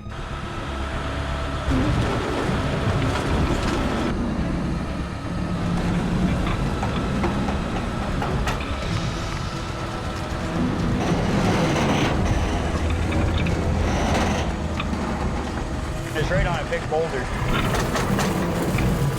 Our chain better not come undone. Nice and easy. Go easy.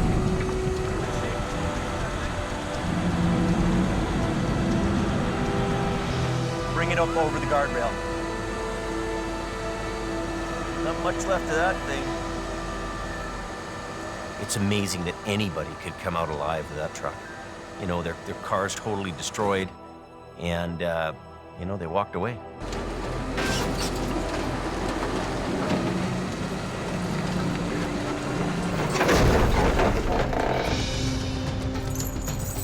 Those guys are really are lucky. We're gonna move this to get the highway open. They'll hook that up from the front end and he'll be gone. Okay, coming. 4. That's fair.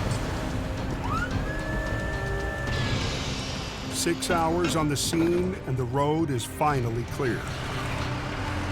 It wasn't the biggest job of the season, but it might just be the most important. It's not always about the money, it's about being there to help people. Well, there's a satisfaction in that you'll never measure in dollars. You know, it's service before self. Next time on Highway Thru Hell. It's a real gong show. Weather chaos paralyzes the coast. Wow, backed up for miles. A mountain vet. How do we get out of here? And a city boy. How's my front wheels? They're good. Battle an icy hill. Get out of there! Get out! Get! And the Alberta crew faces a recovery big enough Don't roll back, whatever you do. to beat their biggest record. Whoa! And Adam. I don't think we're gonna get it.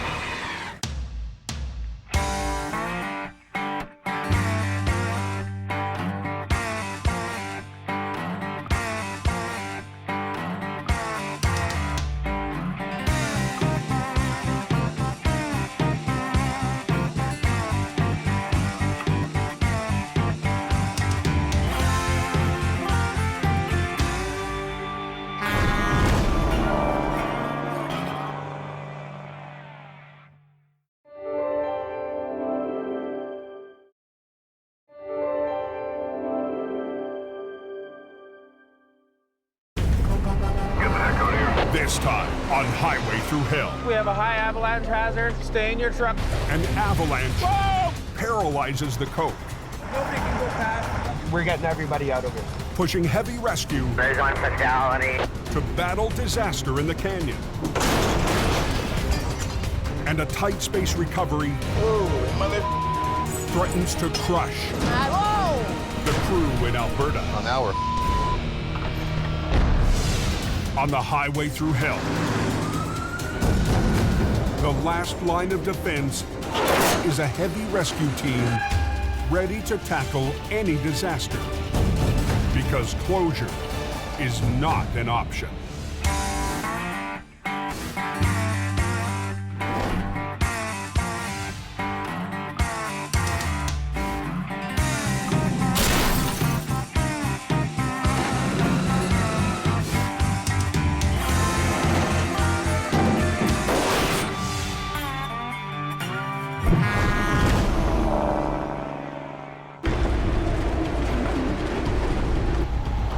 it's been a bad week all over, I think, eh?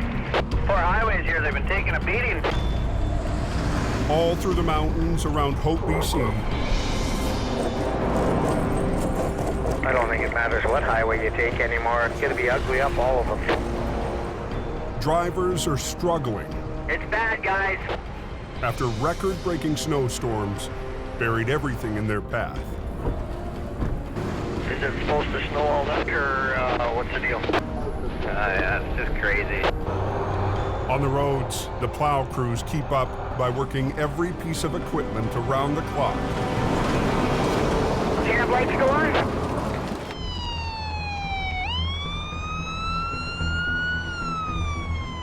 Just after noon, trouble hits on Highway 1 west of Hope.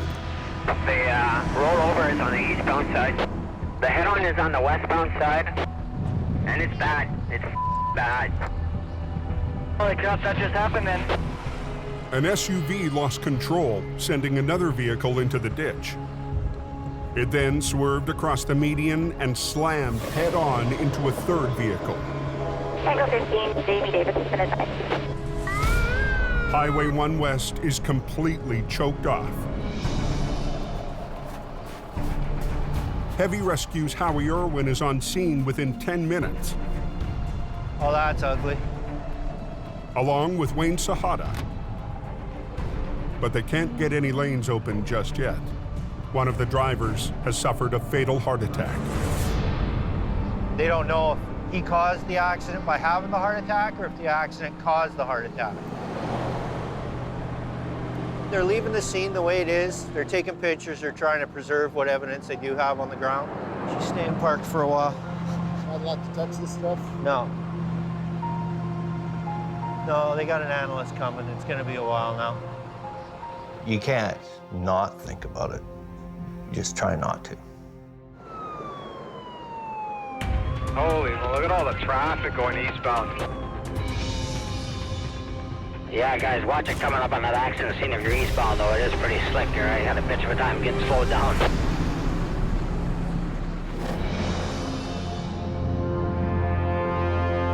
In northern Alberta, It's all off-road on ice, so. Heavy Rescue's Adam Gazzola responds to a call 20 miles down a private road. There's a gravel truck and trailer that have rolled onto its side. It's the only route in and out of a remote oil patch operation. These are all narrow roads up here, so there's not much room to work. Oh, mother. That's a dirty, dirty, dirty.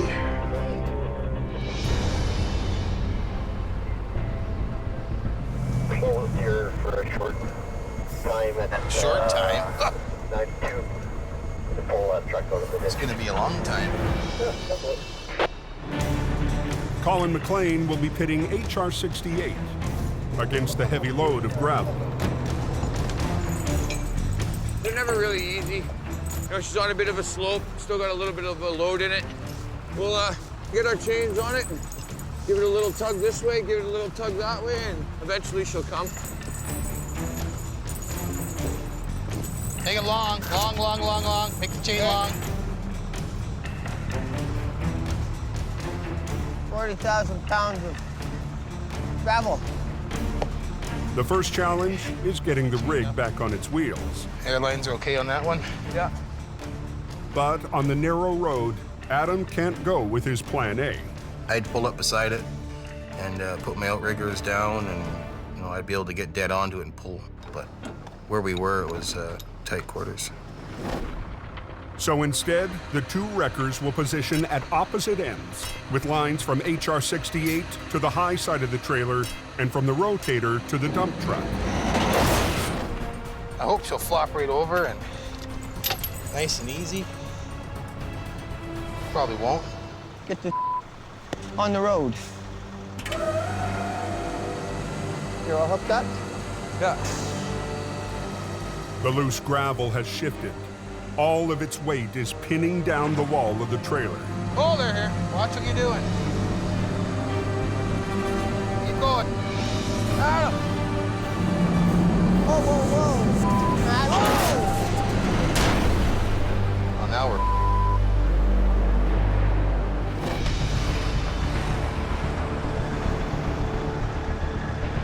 Are we good to go? Is that the deal? Okay, thank you. Back on Highway 1 in BC, Howie's finally got the go-ahead to start the recovery. Just drag it back. Are they welded together? After 2 hours waiting for the investigation, Let's go. I'm ready to go. I'm ready to pull. there are 3 vehicles to recover. Next driver, tell me why the westbound traffic is at a crawl. And Heavy Rescue is feeling the pressure to get the lanes open. So did they open that westbound yet, number 1? No, not yet. They're still working on pulling the cars apart. Good. Close quarters combat. You're in the ditch with them and you're sucking them out and getting them on the road and getting them moving. Try that. Suck it in, yeah. See you back at the yard. After 20 minutes, 2 wrecks are cleared.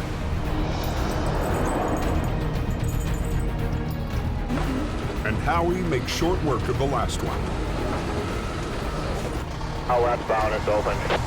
But today, the snow and the work show no signs of stopping. It's coming down fast and furious up there.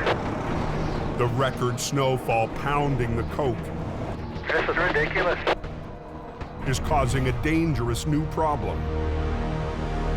It is getting pretty nasty up there.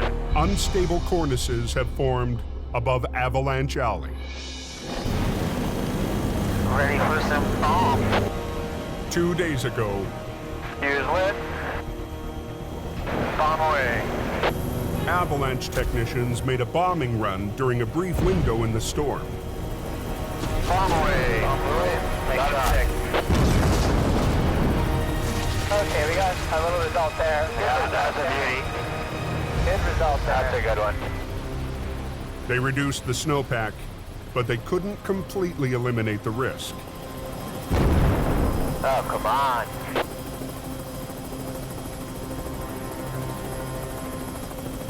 I don't think we're going to be moving now with these little shots, Paul. With tonight and tomorrow's storm, we're really going to have to watch that one spot.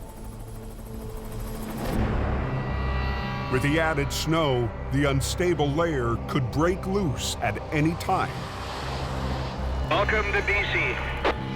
This year has been the worst in 30 years. It's like Snowmageddon happened. And most of Heavy Rescue's fleet is 14 hours away.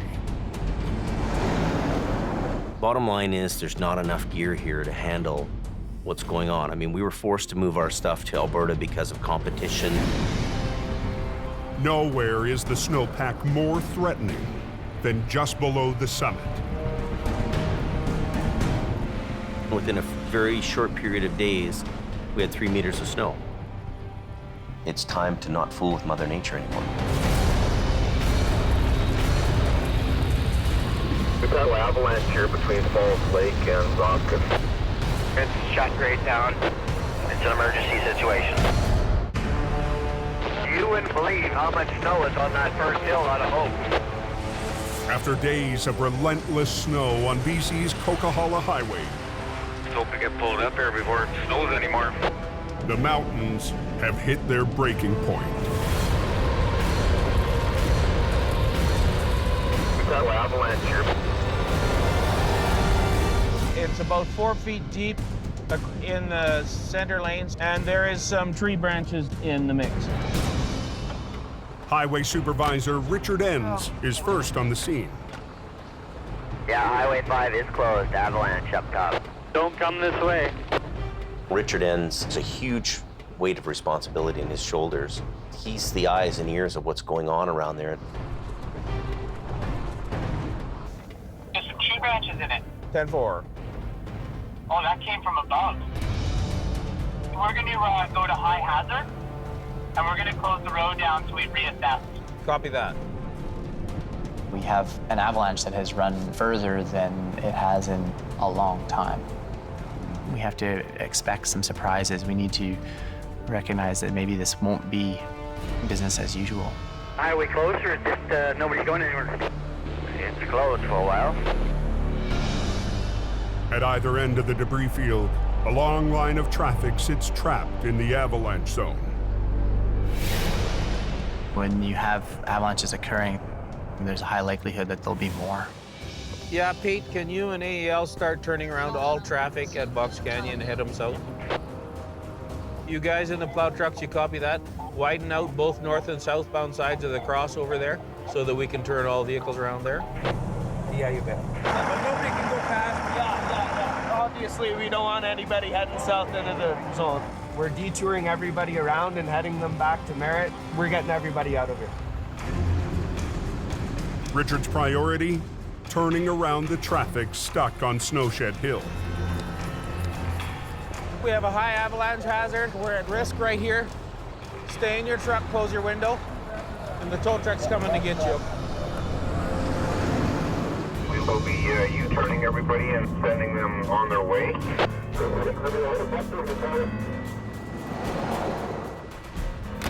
We've had an avalanche hit the road, so the road's closed. Don't leave this shed until I come back, okay? Because it's important that I escort you because of the risk of the avalanche.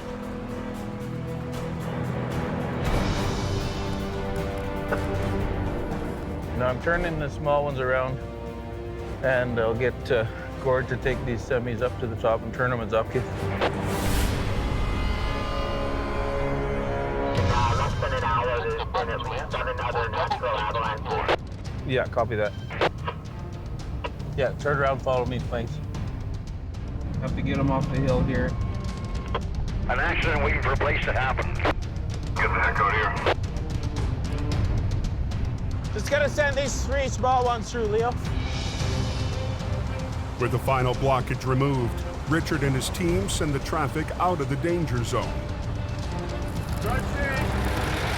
But the Coke remains closed indefinitely. This is a wicked mountain highway, and we've all run from that mountain with our tails between our legs. We all battle the mountain, but if Mother Nature wants to win, it wins. Watch yourself on these cables. In northern Alberta, heavy rescue struggles to flip a gravel truck and trailer that ran off the road.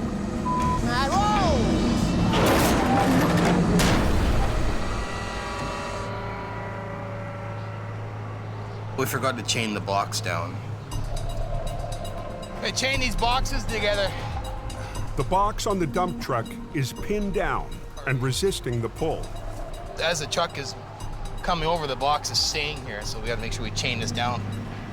If you don't chain the box down, as you're pulling, the box will just stretch out as if it's lifting to dump its load. I'm getting frustrated. Get out of here.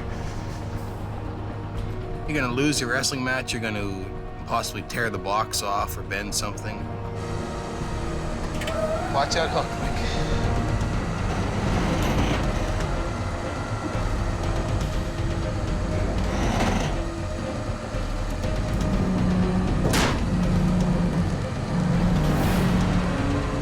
Go a bit more. Doesn't want to sit down. We got all that gravel on that side, eh? Yeah. I don't want to with it right now. We with it, it's gonna go over. Colin will reposition for a better angle, but first, he has to unhook from the trailer. Go down and get turned around as quick as you can.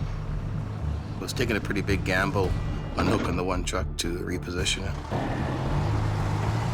What do you think this guy does? Do you think he can do it a little quick, or? The gamble is we're gonna turn this thing back upside down again and lose all the work we just did. Possibly do more damage to it. I got this.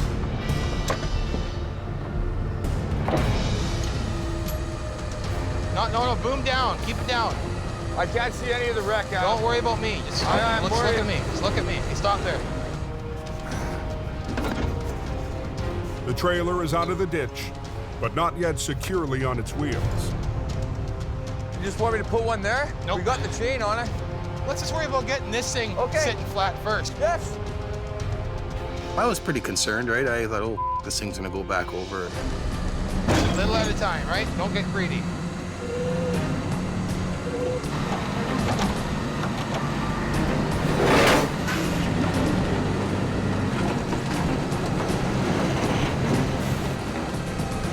You got a line on that strap? I can't hear you through this. Put your other line to that chain. Thank you.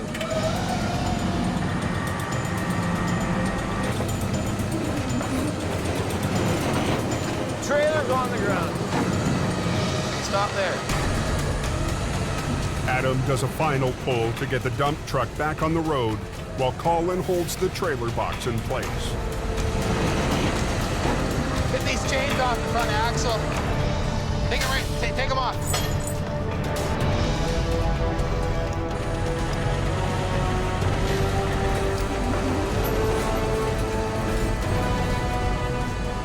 Yeah, take them all off. And that's how we do that. Yeah, we got the road open, and hopefully all them camp workers got to where they were going. Gives you some satisfaction.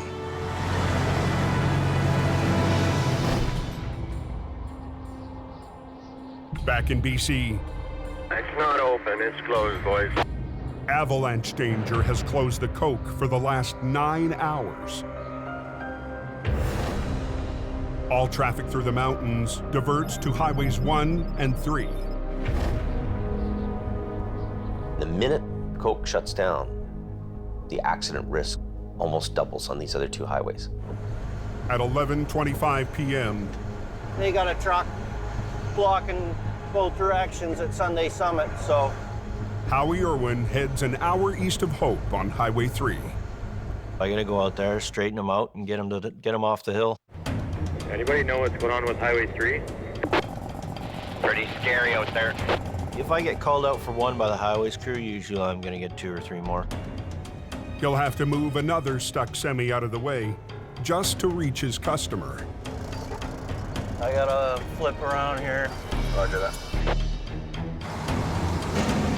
Howie backs up the hill to line up for the tow.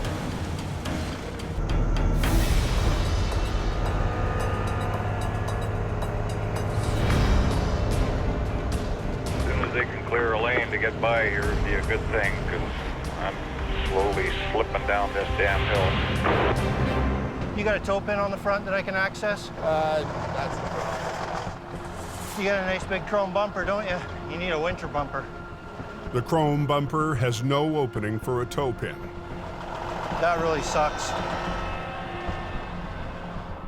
Chrome don't get you home, but it sure helps you look cool on the side of the highway. Instead of towing the truck away, Howie hooks up to the back end. The only option is to swing the trailer over and get it out of the way.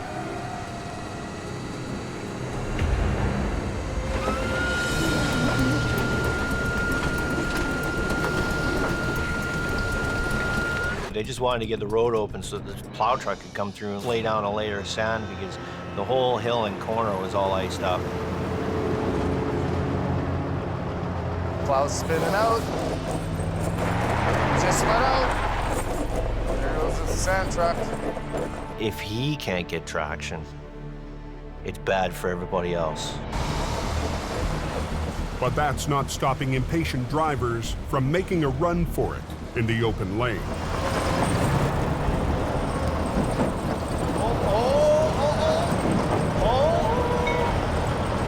They're taking their own risk, right? I mean, it's ice. You guys are stopped. Look at how close he's got the trailer. Oh, he just about put the trailer off the road. Look it. You guys are stopped. It's a bad night near Sunday Summit on BC's Highway 3. They always get impatient. Can't get the road open fast enough. Truckers aren't waiting for the snow plows to clear an icy hairpin turn. Look it. That guy stopped, the one around the corner stopped, and this guy's got to come to a stop. If drivers keep rolling around the blind corner, they could smash right into the stopped trucks. Don't let that anymore go. No one's going anywhere until the plows clear the road. This guy's gonna be camped out for about an hour, waiting for the salt and the sand to do its thing. I'm gonna go get that other B train. It's still parked in the middle of that corner. A few minutes up the road, Howie's customer is stuck in a fully loaded B train. He's got nothing to attach to, just like the last guy. No pin, no nothing, no. The grade isn't as steep here, so Howie gambles he'll be able to tow the B train up to the summit. I ran it under the steer axle so I can get some lift on it. You're gonna have a good ride. Picking the front end right up? Yeah, about 3-4 feet in the air. Ah. So once you get the wheels straight, don't turn them. Don't turn them. All right. It's not good. It's a roll of the dice and hope it works in your favor.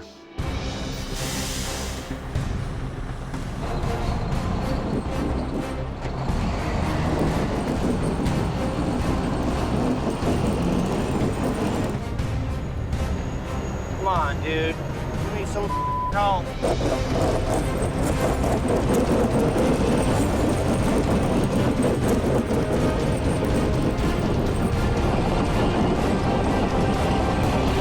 Come on.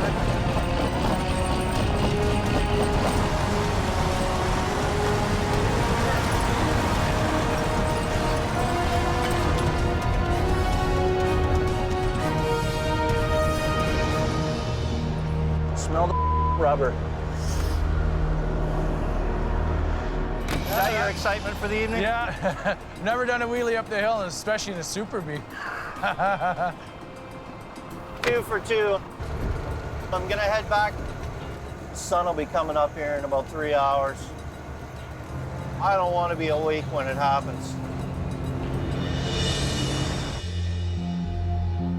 The next day in Alberta, the northern crew gets an update on the conditions back home. Not a vehicle on it. When the Coquihalla is closed down, most truckers will make the decision to travel the canyon. Not everybody's familiar with the twisting and winding roads, you know, the ups and downs of Highway 1. Every idiot and their dog is going to be running the canyon. Somebody's going to die tonight.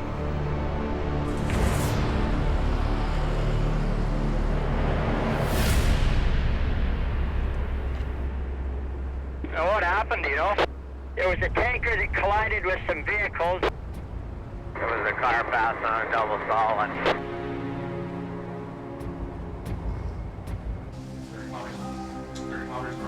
Just before sunset, Heavy Rescue's BC Dispatch Center gets the call. A tanker has been involved with another vehicle, and big fire ensued. We're going in there with probably half the stuff we need to do that job. No other choice. My hands are tied on this one.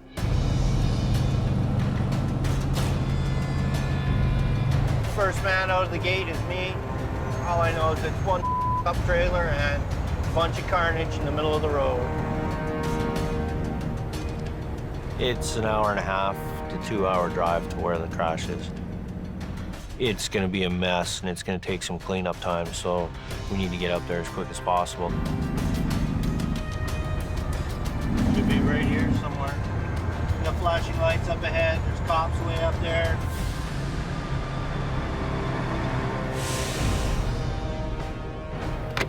Holy, what a mess.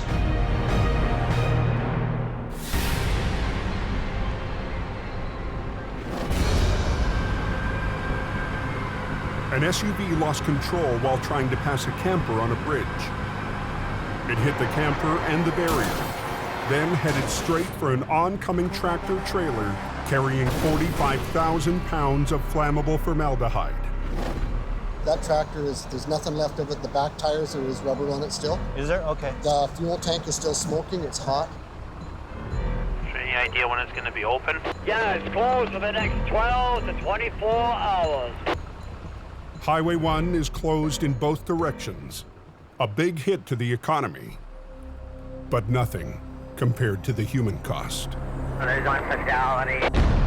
I'd heard that somebody had died, passed away, so. It was a young passenger traveling in the SUV. and then it just becomes mechanical. What do I gotta do to clean this up and open the road? For that, he's got help. Jamie's lead swamper, Sammy, and Brandon, back in BC after a flare-up with Adam. The trailer is towable, but not the burned-out tractor. So Howie will have to separate them. Both sides of the bumper are bent in. I can't get the pins through the side. The challenge is to be able to grab a hold of it. It's just a royal pain in the ass to move. That's good enough. Because I'm just gonna pick it up, and then I'm just gonna hang my chains under it and grab it and go. Just go straight in. The faster Howie gets the smoldering tractor away from the trailer, the better. The trailer is still containing a corrosive liquid. The last thing I want is more fire. Field's burning. Wait, there's a fire under there now. Okay, knock that other side loose. On BC's Highway 1, Howie and Sammy get set to separate a smoldering tractor from a trailer load of formaldehyde. Just go straight in. Wait, there's a fire under there now. Field's burning. The trailer is still containing a corrosive liquid. The last thing I want is more fire. Throw some dirt on it, grab a shovel. Holy.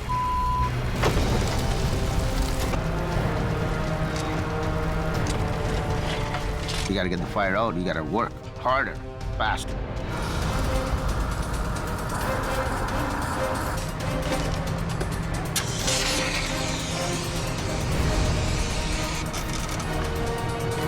I don't see it going anymore. That was a scary one. Hey, Sammy?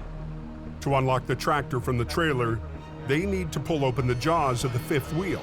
And then I can push it back to take the load off it and get the pin undone. Okay, good. And then it'll roll. But there's a problem. The pin release is on the driver's side of the tractor, which is up against the no post. It's right on the edge of the bridge deck. You gotta watch it, there's a big cliff down here. Oh. Man. On northern Alberta's 831, By the looks of it, the guy's gonna be able to drive it away, so I think he's pretty lucky. Heavy Rescue North has been dealing with their own chemical recovery for over 2 hours. We're just waiting for another tanker to get here, pump this off, and then we'll blow it out. The chemical is a byproduct of oil production. The trucking company has sent a team to remove it. Our guys are dealing with these toxic chemicals and deals in the middle of nowhere. And probably one of my biggest fears is that guys bite into something that they really shouldn't be touching. I'm glad they're pumping it out because for whatever reason, if it tips over or springs a leak, I don't want to be involved in that. Well, he's gonna come right in through here, tucked in tight on this road. Is that him? The plan is to pump the dangerous cargo into another tanker. Okay, you stop him. This is like a big air compressor. It's blowing air in. There's a tube in the trailer that the product will go up the tube, across our pipe, and back into this trailer that on the road.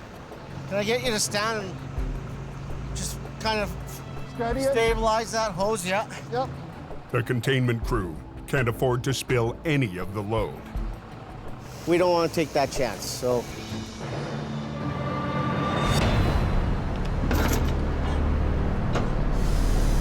Okay, we're gonna start pumping.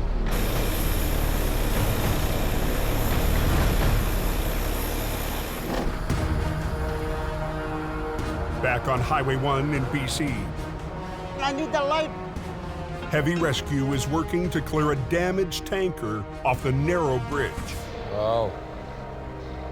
Man. Sammy's got to open the fifth wheel to free the trailer, but he's working in a confined space with a steep drop just inches away. Is it not wanting to go? Well, I might. Just let me get a good grip. Yeah. Okay, give me a second. I might have to push backwards on it, eh? Hey, our legs up here, eh? Right close to the wheel and everything. Okay, well, I'll just stay on the concrete. Not really, because the clamp. There's a clamp going down. Doesn't leave us a lot of room to make a pull. Let's see here. Show me this. Straight down. Yeah, I'm serious. That's what I'm saying. You can't stand out 4 feet beside it and just put your foot against the wheel and give it a good tug. It's probably 50 feet to the bank, but it's another 100 down the bank. Let me put one leg out and one leg down. Okay, this. You got Sammy sitting on the no post like he's riding a horse. He's got one leg on either side of it. There's nothing on one side. Okay, watch yourself, yeah? You pull, I'll push. I had him pulling on the handle, and I got in between the tandems, got in there with my hand, and I pulled on the handle while he was pulling on the extension.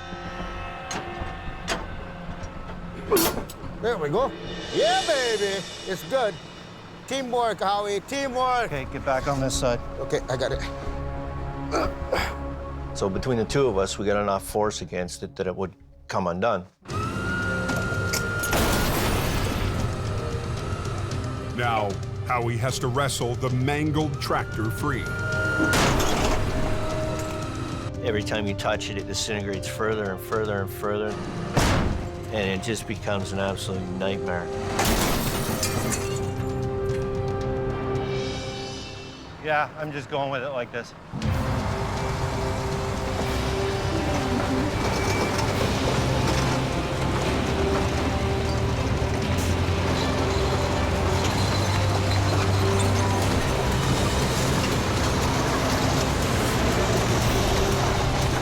They've got the tractor off the bridge. Next, the trailer with its toxic load. Heavy Rescue's newest hire, Wayne, will hook up to haul it away.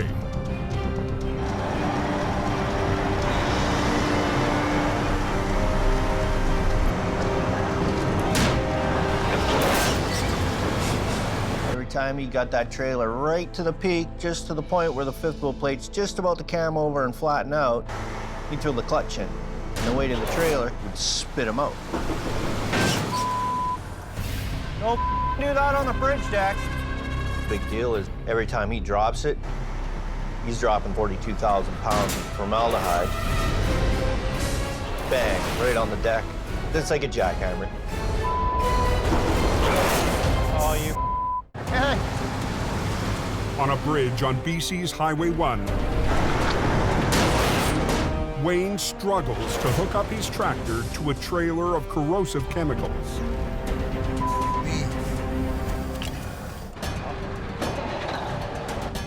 You're aware that this is a pressure vessel full of formaldehyde, right? Well, how am I going to get under it? I know. Well, once you get under it, don't slow down. Don't push that clutch in.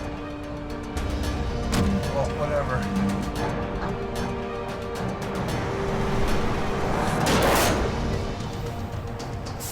What in the is holding this thing? I tried to hook up. I couldn't. It was like if I had this much more room, I could have got it, but I couldn't. Where's the pin right now? Not anywhere near where it needs to be. Get out of the way. I was none too happy about it at the time. I had to pick it up with the wrecker and move it out into the middle of the road so he had more room to maneuver. To get the trailer in a better position, Howie attaches a fifth wheel plate so his underlift can hook on.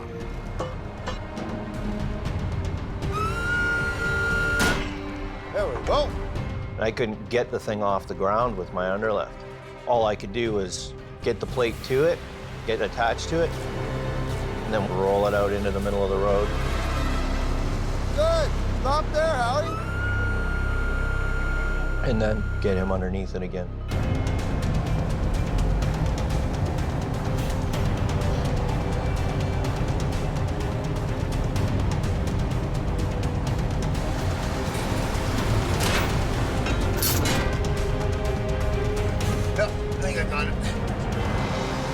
The toxic cargo heads back to the yard. Move it safely, get it out of there, get it away from me. I really don't want to have anything to do with it. but he still has to clear the SUV where a young passenger lost his life. The hardest kind of recovery for Howie. Somebody makes a poor choice. It's never good. It's the same poor decision that somebody else made 9 years ago that killed my dad in a traffic accident, so.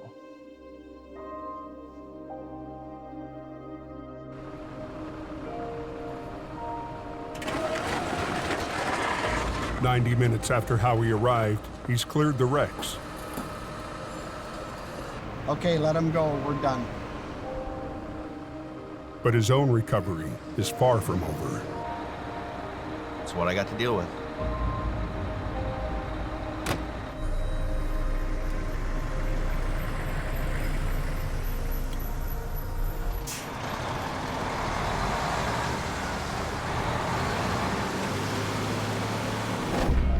On Highway 831 in northern Alberta. You okay there, Norm? We're good. They're pumping it out so that we can pull it out. The chemical recovery crew has pumped out the liquid. Beautiful. So heavy rescue can get to work. Colin makes it to the scene just in time. Well, because I know you don't drink coffee.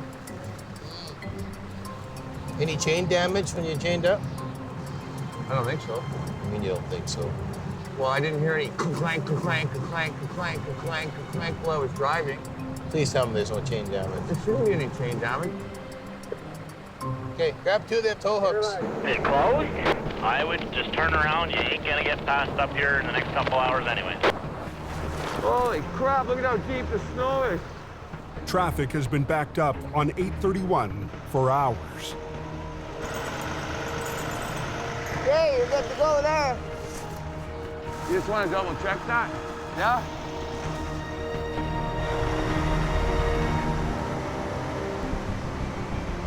They win. Whoa! Good.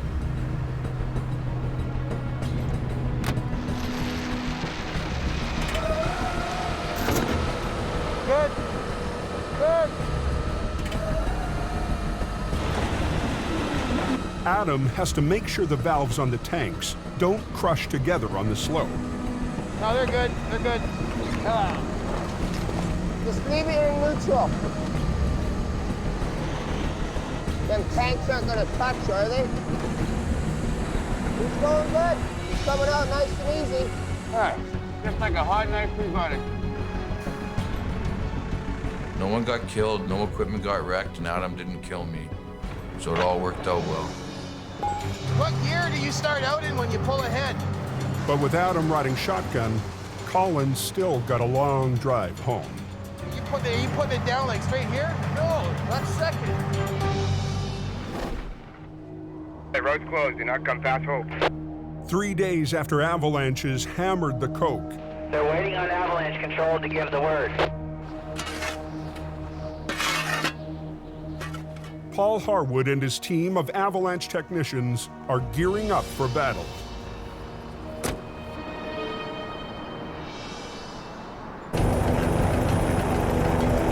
The techs have a small window in the weather to break up the snowpack that threatens the highway.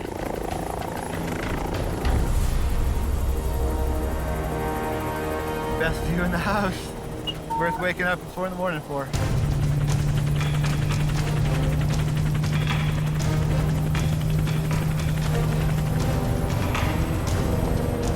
That corner is gonna go. You're hitting the ones that are most likely, that you think are the ones that are going to generate the largest avalanches. So that a nice fat pocket on the right. Okay, right up on top. Yep. Okay, safety's off. We're just a few seconds out here, Paul. Yeah, 2 seconds out. Just above that rock. Right in there, right? Bomb away. Bombs away. Good, it's hard in there.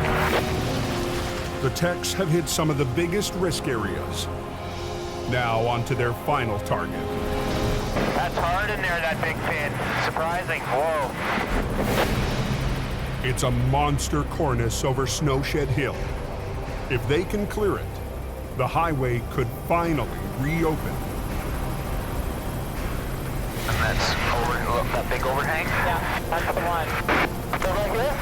Yep. Safety's off. Safety's off.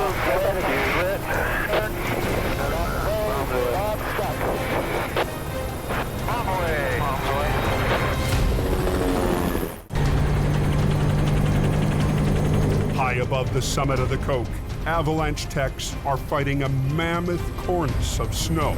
Okay, first one's a 12. Okay, long final here. If they can knock it down, traffic might finally start flowing again on the Coquihalla. This is a pretty big corner. This is a big corner, Richard from Paul, we're doing the shed, so if the loader wants to stay out of the southbound, that'd be great. Copy that. That's hard in there, that big pin. Surprising. Whoa. So that big one that's over, that big overhang? Yeah, that's the one. So right here? Yeah. Safety's off. Safety's off. Hey, got a burn. Stuck. Okay, let's head down.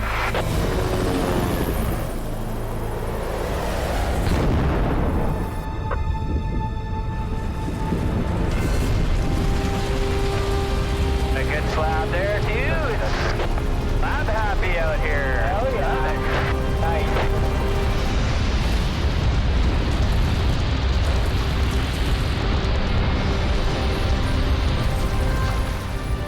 They might get a little vesting down there.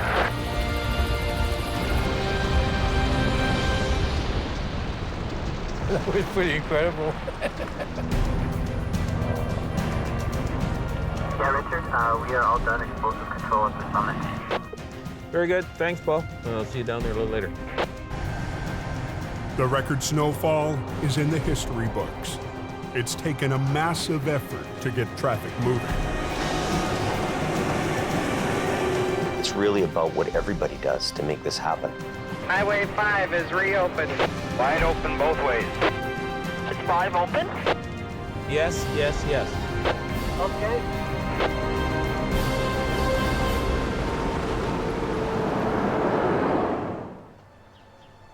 Down at the yard, there's one person who's not in the mood to celebrate. I don't know what to do about this burnt tractor here. Howie's still shaken after yesterday's fatal wreck. Oh, yeah. Pretty bad accident, though, eh? Yeah, it was nasty. Yeah. Get the job done first, think about it second. Mm-hmm. It's not until you get home, right? Mm-hmm. Yeah, that's when you start soaking it in. Yeah, I know. There's no real mechanism for you guys when you get out, or us guys, you know, when we're doing these jobs to see any of that, you know, to counseling. It's not really offered in our business too much, but it's something maybe I should offer to you. I think I'm too far gone. I've kind of written myself off. I don't know how much it'll help or if it'll help, but at least it'll give me somebody to talk to about it. Right? Mm-hmm, mm-hmm. Yeah, I'd go. I'll go make those arrangements for you. Thanks, James. Next time on Highway Thru Hell. A huge breakdown and a high-tech recovery. Both highways are going to be shut down. We keep going? Choke off the route to the north. It's got to be enough there. What do we got here? A simple job for Colin Release all your brakes. turns into a marathon. Okay, go ahead. And a loaded semi It's coming. It's going to go here. on a narrow curve Watch yourself. cuts it close for Jamie.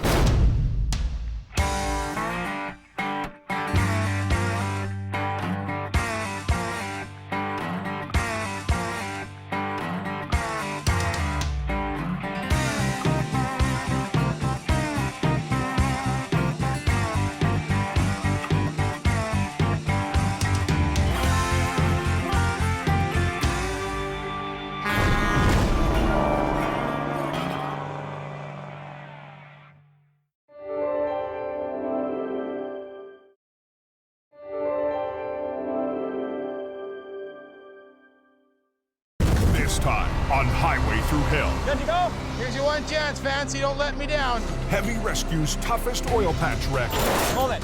puts the rotator to the test. Hey! You don't get a job just because you're Sonny Boy, right? The rookie fights to join the A-team. It's either you do or you don't. I have to do. And back in BC, somewhere in there, there's a physics lesson. A monster wreck overwhelms Keep going. the men and machines left behind. I don't want him to hit you. Keep going. On the Highway Thru Hell, the last line of defense is a heavy rescue team ready to tackle any disaster, because closure is not an option.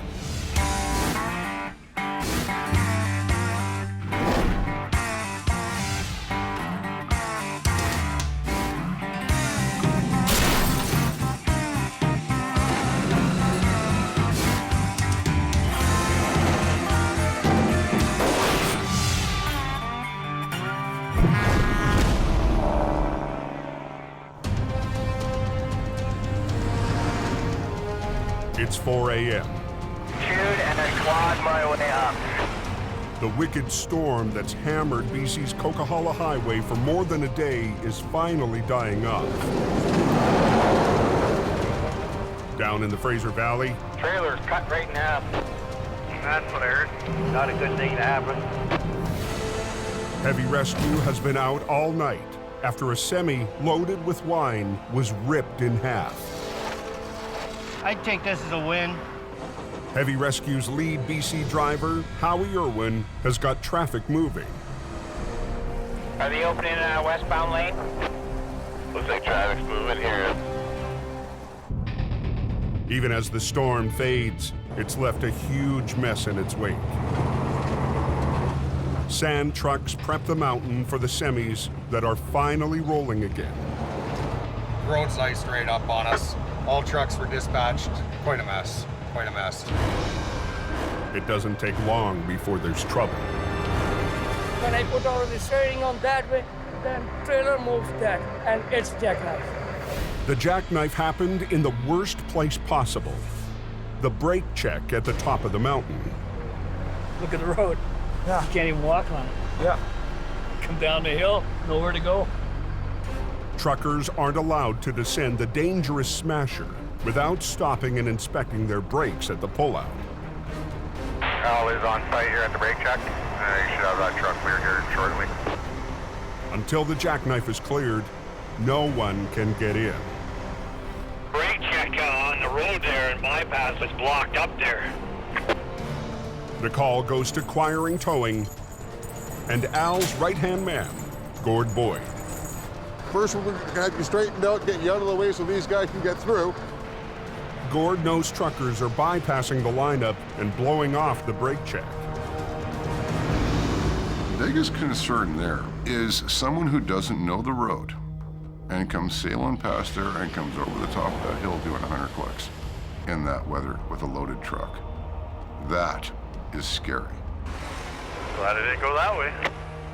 Because once you start down that hill, you're committed. And if you're doing 100 clicks, you're in trouble. Big trouble. This should work. It'll take 2 or 3 short pulls and I'll have him straightened out. This is all basic physics, you know. Newton was right and so was Archimedes. It's a lever and a fulcrum. The first thing you do is take the long lever and straighten it out. Once you get the trailer straightened out, then you can worry about straightening the truck out.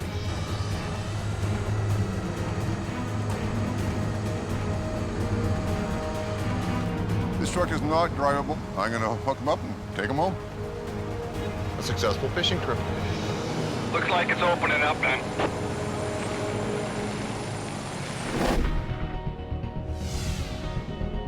A few hours later, salvage crews returned to the site of last night's violent wine wreck.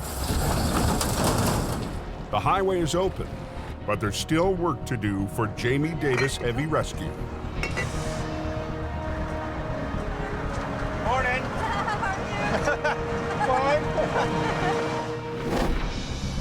Last night, a semi crossed the median into the oncoming lane, right into the path of another truck. One trailer was sliced in half, the other semi totaled. With Jamie following his rotator to Alberta, Howie cleared most of the wreck with just one 25-ton wrecker. All that's left now is the gnarled back half of the wine trailer. Well, I'd like to grab the carriage somewhere.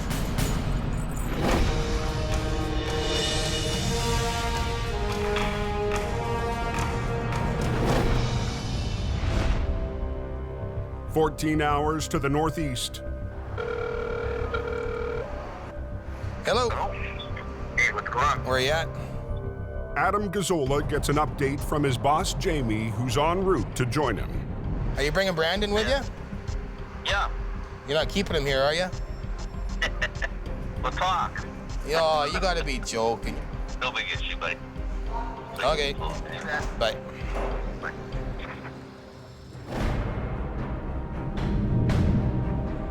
Back in BC, with Jamie heading north, Al Quiring is playing king of the Coke. There's each dealer that went off the road. This is all you need. Never runs out of gas. At the end of the day, we shave with it. During the storm, a fully loaded trailer went into the median. It's a hard place to handle that particular little area because it is very narrow. You're on a downhill grade, very dangerous. Al's sons, Kerry and Lucas, are also on scene as swampers. I'm just running on adrenaline, and in fact, we gotta get the highway open and get us out of here. See if we can hook the, see if the strap is long enough to go. Grab the other strap, Luke. It's the kind of wreck that would be perfect for Jamie's rotator. But Al has a different approach. My dad needs a rotator. He just calls this local crane company. The crane is a way more efficient machine.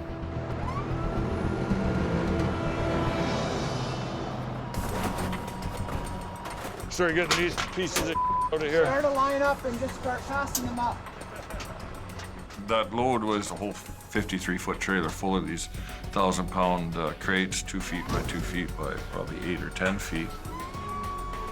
You know, pull a couple crates out, move some cardboard, and just kind of keep working your way into the trailer like that. Al wants the trailer empty before he tries to get it back on the road. Grab the pipe and take them both? Grab the pipe. It'll take both of them. But the job is fighting him. Watch out behind you, Al. Up on the Coke, Al Quiring is fighting with a heavy load of cargo after a trailer rolled over. There were some really hard things to handle in there, and because the trailer's floor is very slippery and on an angle, you know, you're worried about injuries. Watch out behind you, Al. It's moving.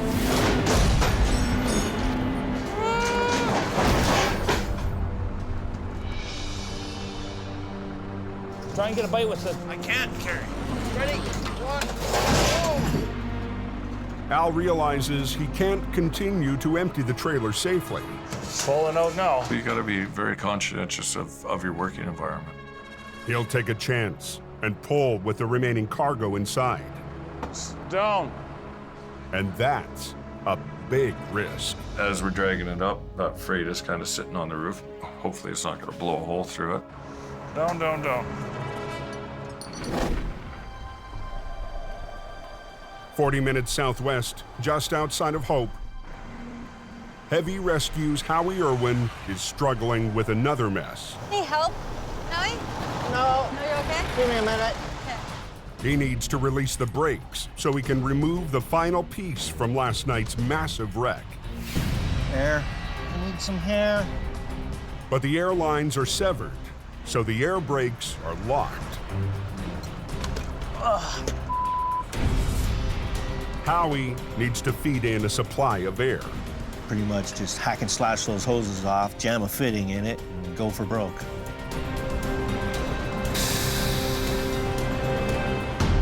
That sounded like brakes to me. I pretty much want to grab it right here. Okay. I got 2 chains I'm gonna hook up. Yeah. I'm gonna run them out, just do a chain lift just like I did on the truck last night. Okay? Okay. I'll honk when I'm ready. I'm just gonna give her lots of throttle and hope for a good bounce and drag it out onto the highway. Good job.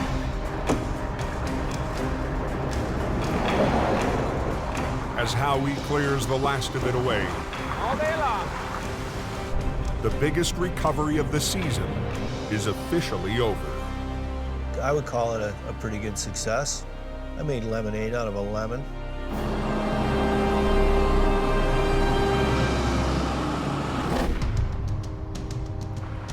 Back on the mountain, They say we gotta come your way, probably about 6 feet, because that curb is in here.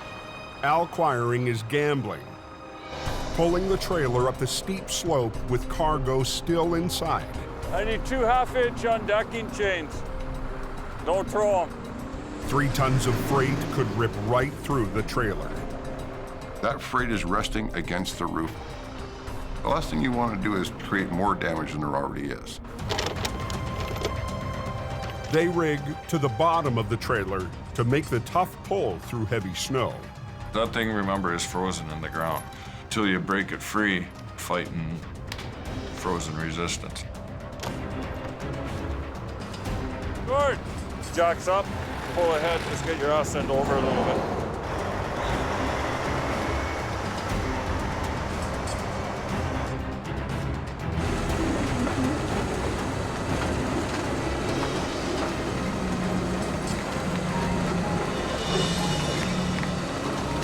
Now we're cooking with fire. It's the floor of the trailer that's actually doing the pushing of the snow. So you pull it up, you get it just to the edge, and you bring it up and set it on top of it, and now you've got this nice little rocker sitting there. Nice. The trailer held, but now they need to roll it onto its wheels. I got those straps ready. We'll just shackle on.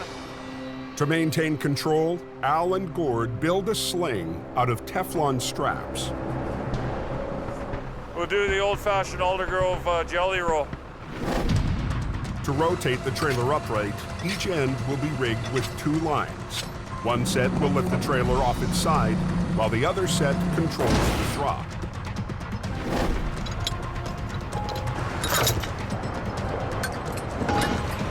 Just mostly with that one, let her down. Yeah, you bet. It's a balancing act. I'm gonna bring one cable in and one cable out, and I'm just gonna rotate this thing just like a barrel. Let the pendulum effect come into play. Once it settles down in the straight line behind me, then I'm gonna pull that bottom one up and bring this one down, and it's just gonna rotate. But the leftover freight in the trailer is a wild card. If something shifts inside, it could over-rotate. Sending it into the lane of traffic just a few feet away. Whoa, whoa. Whoa, whoa.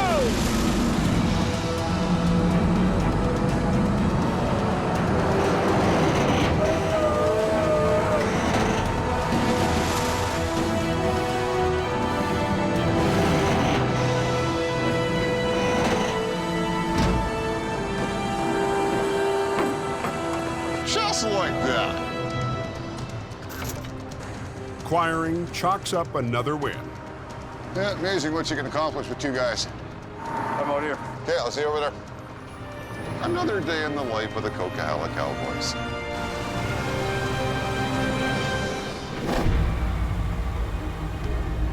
In Alberta, Jamie, he's bringing his stepson with him.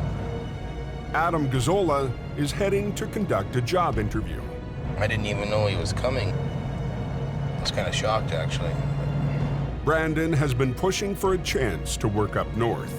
I'm like, man, what's he gonna do out here in minus 48?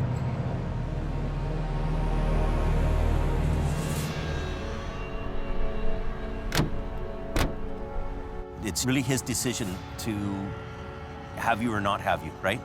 You got to convince him, not me. You don't get a job just because you're Sonny Boy, right? You No, got to no. work on it for I know. real. Yep. Yeah, right. Hey, how's it going? Good. I wanted to come out here and man up, balls up, and get to work and get hands-on into it. I just don't really know what you're getting into. Like, it's the harshest environment I've ever seen in my life. Yeah. You know? It's either you do or you don't, and I have to do. You know, I'm not trying to be ignorant when I say this, but your mommy isn't around here, right? No, I know. So I'm coming here to work my ass off and do it. you gotta suck it up, and you know, a lot of people are gonna give you attitude when you get there. You know that. You think so? Well, you know, you gotta earn their trust, right? You gotta prove to them. You know, you've kind of flaked out before when people are trying to teach you things. Yeah. You know, this is gonna be tough love for you. So whatever the you gotta do, right? So. Oh yeah, I'm down in anything. That's when things will work out and everyone will become a team, when everyone's working and everyone's helping each other out. Yeah, no, fair enough. Okay, well, good luck. All right, thank you.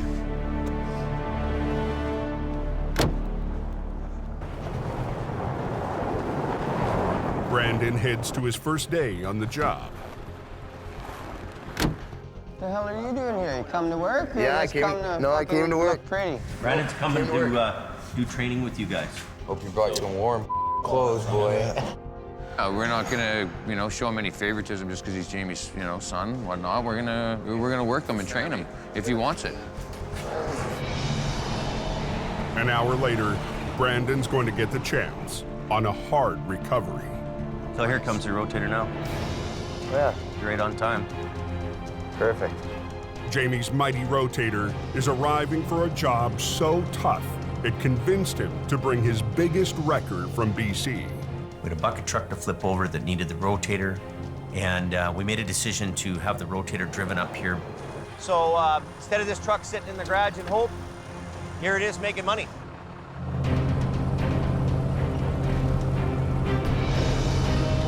Today is our second attempt at going up and getting a crane truck that rolled over down an embankment. HR 68 and the Army truck met their match against the top-heavy bucket truck. Out of Hope and Hell. I don't think we're gonna get her. It's a hard pull. Get back your lines off, we're done. Get off the road.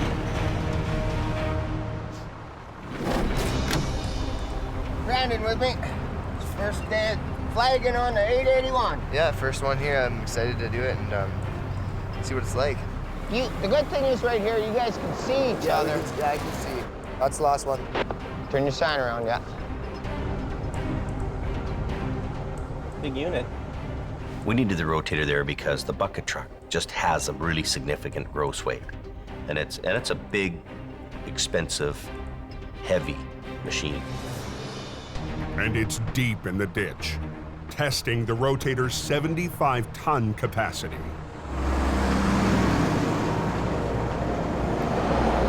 They've got the traffic control going now.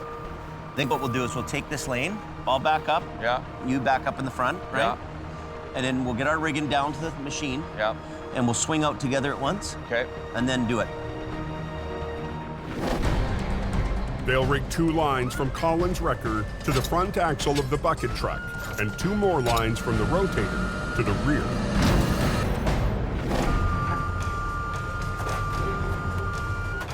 I brought down all the chains too for the front end. Okay. Can you grab a piece of angle iron? We'll throw it across there too. The bucket truck carries a $250,000 boom arm.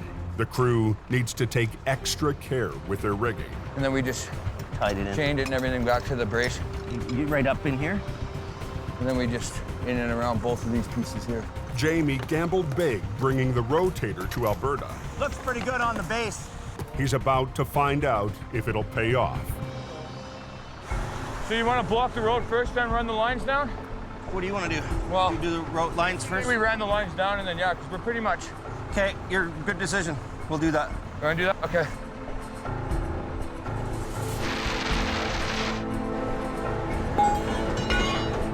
Okay. We're going to wait for him to come through, and then we're going to block the road. Blocking this road, even for a few minutes, has big consequences. This is the main vein to the north and all the oil-related businesses. Okay, let's go. You get in let's here. go. Stop all traffic. Well, let's go.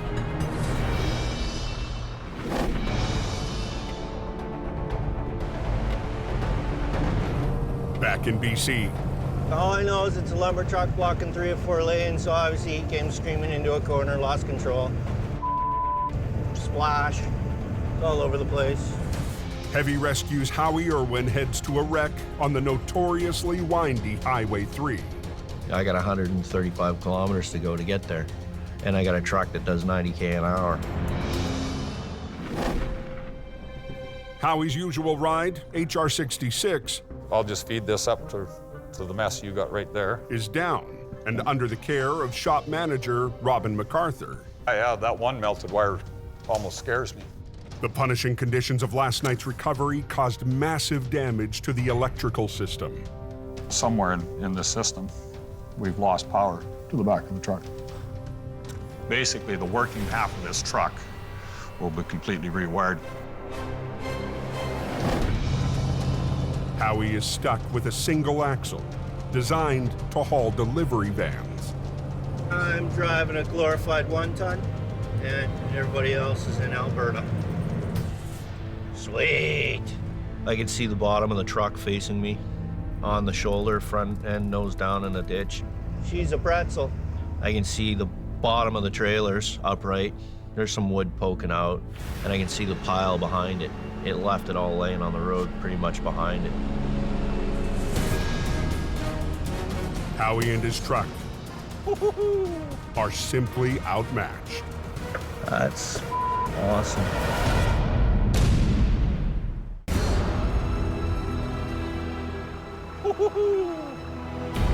That's awesome.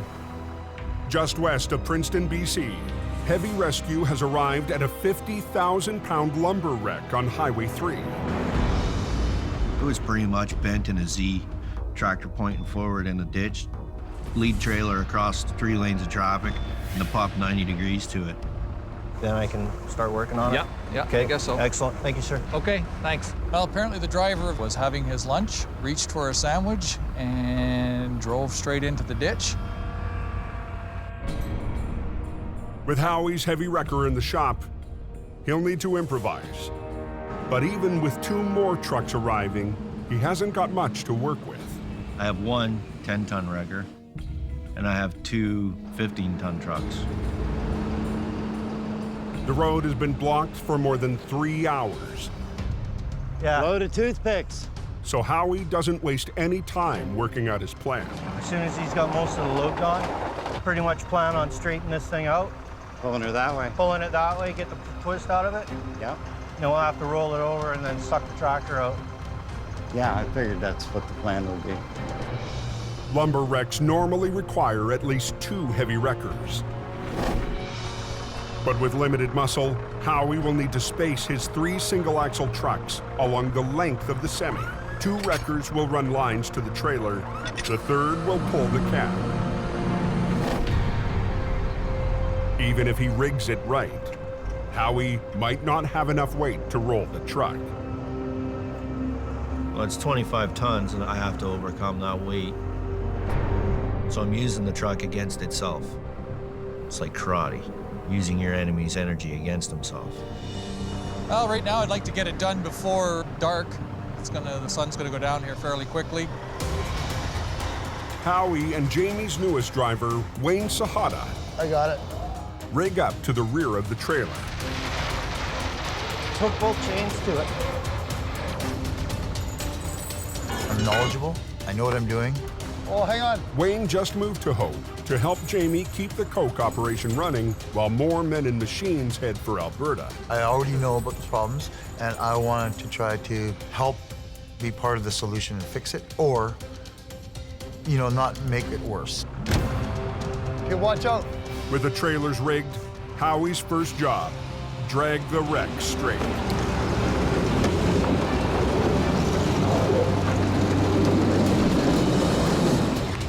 Good. Now the hard part, flipping the B train. With 3 trucks, never intended for a job this size. It's a mess.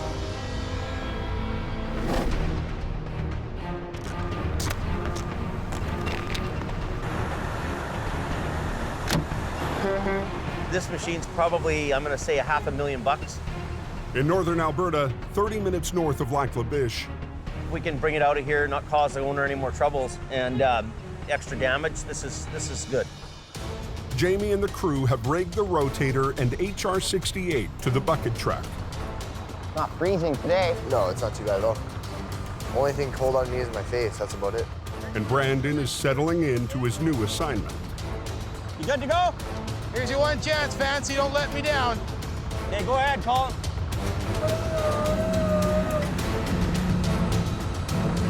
It's a gamble sending our flagship out there. That cannot be a fail. It's got to be a win. Okay, keep going, Colin. Right, yeah.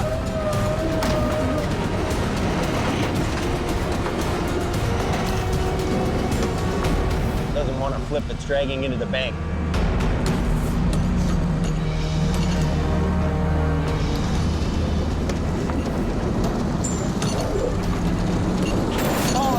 Hold it. Is this snatch block gonna get caught under the tire? So Chuck is lying here. Take the one line off. Well, that's kind of a bit of a mistake there. So they should have had a little more chain there to make it so when the thing comes down, it doesn't come down on your chain, right? They'll have no way to unhook and re-rig for the pull to the highway. There. Okay, good. Good enough. Okay, so let's flip it. Okay, ready? Ready?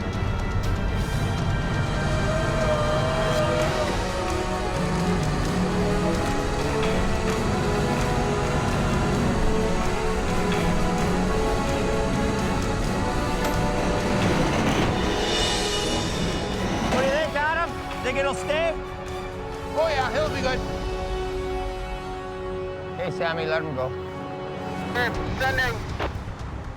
The crew must now drag the 25-ton truck through the deep snow. You get on the front end and we'll both pull. And you pull straight ahead. I'll pull it up and then you just kind of hold it, make sure she doesn't. Yeah, and I'll keep on the boom section. Okay. We're not gonna try to tear this up sideways up the bank. We're just gonna give it a nice long, sweeping pull out up on a nice angle. As he pulls ahead, I'm gonna kind of give him a hand and I'm gonna follow his radius. So he's gonna come out like that. It'll be the easiest on his equipment and easy on our equipment. We're gonna start her up. Jamie will swing the rotator's boom, keeping the truck from tipping while Colin pulls it forward. After that bar, Brad, and then you can tell him he can send. There's one more truck coming up here. I'm gonna send him. Because we can't block the road, this traffic's moving. So I also use the rotator boom on the side to winch it up as well. So we're both actually winching together. I'm gonna guess that truck is about 50,000, maybe 60,000 pounds. Pretty heavy.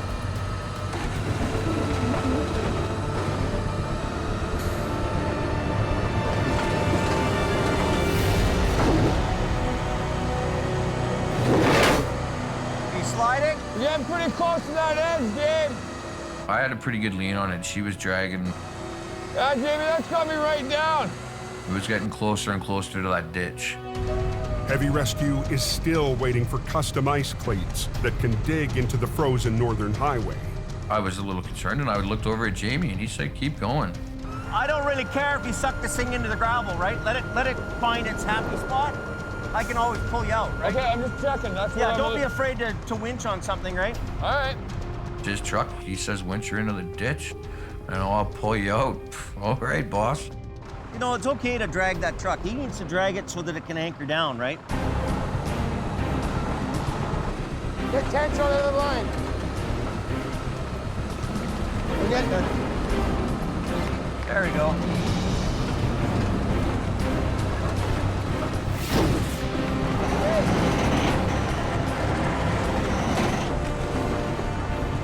Coming though, we're almost home. Almost there. Beauty. Working out, eh? We're back.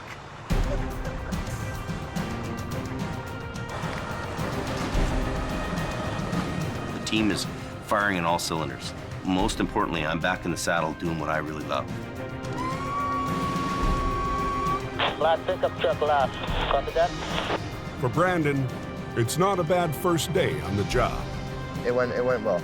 I'm in for the long haul here. I'll I'll be staying here for good. From a few months ago to where we are now, we're going to the moon, Alice.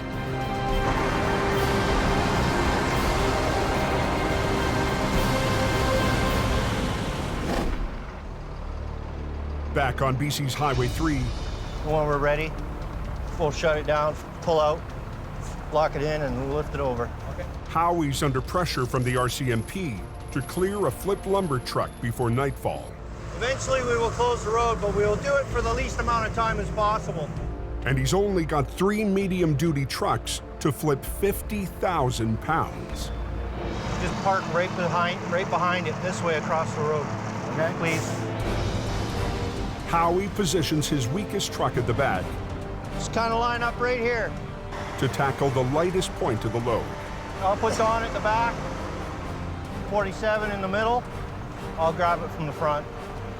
I'm looking for a hookup point. Wayne will pull from the middle of the chassis. Okay. Wayne's there in 47, and it's just a little Holmes 500. It's like a 10-ton record. So I know it'll put 20,000 pounds of force against it. At the front, Howie started rigging up his truck. Howie, I can't get it out. But he discovers a problem with his winch. Yeah, well, let me, Why the is it not turning now?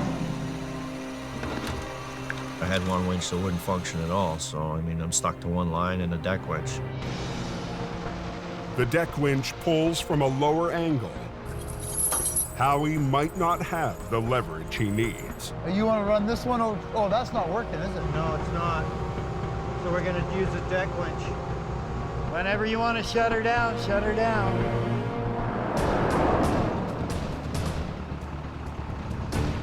Okay. You think it's gonna go, buddy? Yep. All right. Honestly, I do. You all set? I'm ready to roll, yeah.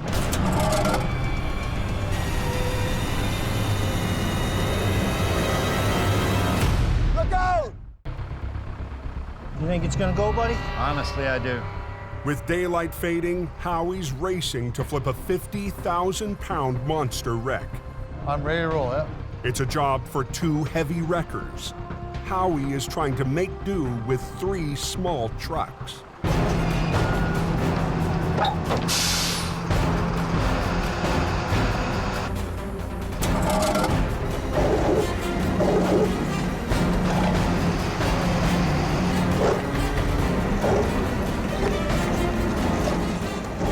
Come on, dude.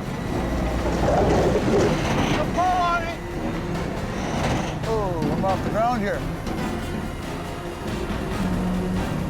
Once the truck started lifting the front tires off the ground, he started to panic. Keep going. Just keep going. I should put my wheel lift down. Just keep going. I'm gonna put my wheel lift down. Keep going. Keep pulling on it, man. Howie was like, just keep pulling, keep pulling. I'm like, Howie, it's not doing nothing. It's just pulling my truck in the air. I don't like this.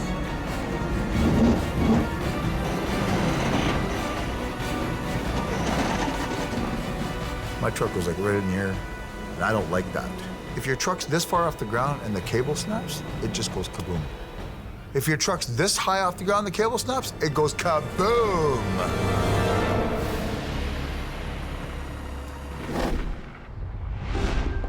Was he smacking you? Oh yeah, the old Who arm. was driving you? I drove back. He I couldn't do it anymore, buddy. Up in northern Alberta, the guys have settled into their new crew house. It's a step up from sleeping in the shop, but oil patch real estate is hard to find. We have a little house that's about the size of a 2-car garage. This is where the manager stays here, the administration sergeant. Big shot boss guy gets the big room and the big bed. This is our driver's lounge right here. So we all kind of stay right in this little area here. That's Adam's king chair there. Lee sleeps right here in his fold-out bed. Rented out chair. And this is rented out. Whoa, look at that. Yeah. And how much is that a month? 3. $300 a month for that. Well here. worth it. So that's what the oil field does to you. You get $300 for a couch here, buddy. Well worth it. $15 for going to the washroom and $15 for a shower.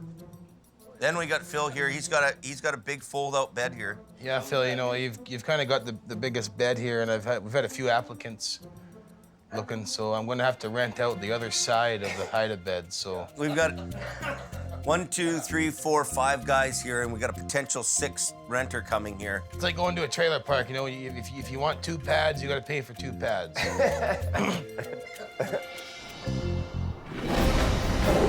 Come on, you. Back in BC, The pull on it.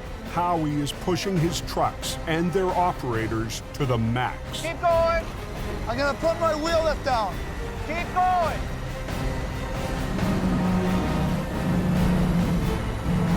I don't like this. He wanted to stop. Well, I pushed him out of the way and grabbed the levers and blocked them in. I'm not gonna let the truck go over backwards. I'm gonna stop long before that happens. And as long as things are moving forward, keep pulling. Wayne lowers his wheel lift to brace the back end of his truck. Yeah, put that down once you get your wheels about that high in the air. You got to get some pull on it.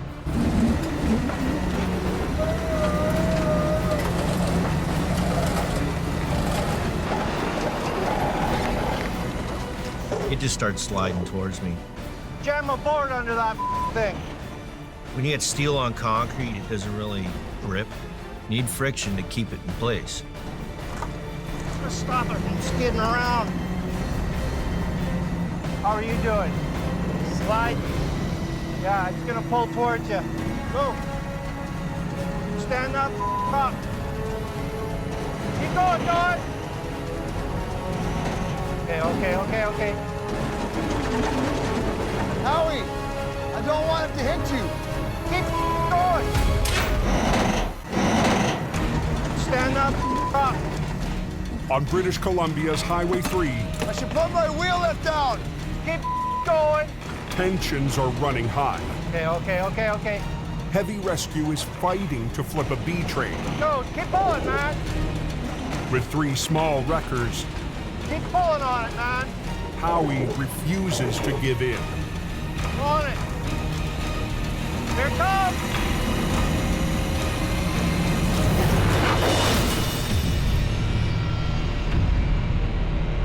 The tractor is back on its wheels, but the trailer refuses to cooperate. Howie scrambles to move a line for better leverage. Get going. Okay, here she comes. Get out of the way. Look out! Get out of there. Textbook.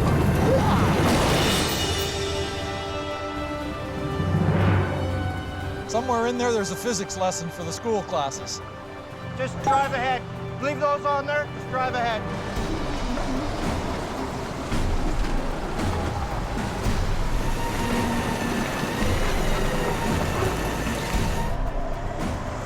Come on. Okay, you can clear traffic out. I want to make sure they got a full open lane. Traffic is moving, but 3 lanes are still blocked. Happy that it's on its wheels. Until I get it completely out of the way, they're not going to be completely happy. Grab that big hook. Ready? Yep. Run. Howie, that's good. Howie hooks up to the tractor's tow pin and uses his deck winch to pull the truck back onto the road.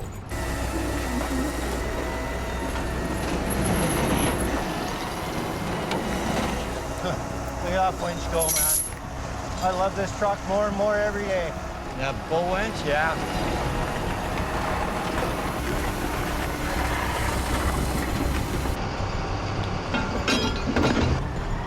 Now Howie lines up to haul the rig away. Here. Right in the front. It's just a little glorified 1-ton, right? I'm trying to pick up the front end of a tractor. I'll just follow you with lights on. To get the highway open, Howie will have to haul the tractor and trailers to the nearest pullout. Sweet. At the top of Sunday Summit, the second highest point on the entire highway. The concern is that the truck and the trailers weigh 3 times as much as the truck I'm driving. Okay, let's go. Let's try this.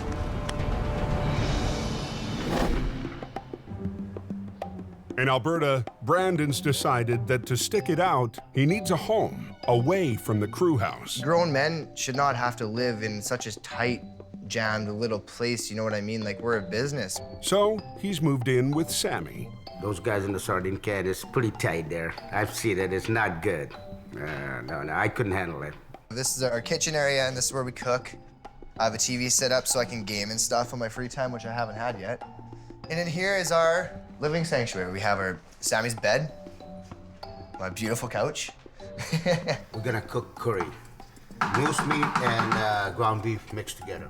Sammy and I like the same kind of foods and stuff, and they eat their beans and hot dogs or something, so I'm not too much into that. Oh, it looks so good. We're like Starsky and Hutch, you know? Sammy, I've never had a moose curry before. This is gonna be a first. Oh, yeah. Voila. Voila. All right. Here's a good one. Awesome, man. Yeah, you behind me, he's in front of me. Okay. In case I need a bumper. Back near Princeton, BC, Howie's gearing up for the drive to the pullout at Sunday Summit, where he'll split up the tractor and trailers. You gotta split that big load up. I can't make it all the way home. There's not a hope. I can go as far as the first safest place to separate it. To get there, he has to haul a very heavy load over very steep terrain. It's a challenge. I'm 105 feet in length. I'm 70,000 pounds gross. It's the big suck. There ain't no stopping until you get to the top. Don't even think about it, because there ain't nothing gonna stop that going down the hill backwards. Brutal.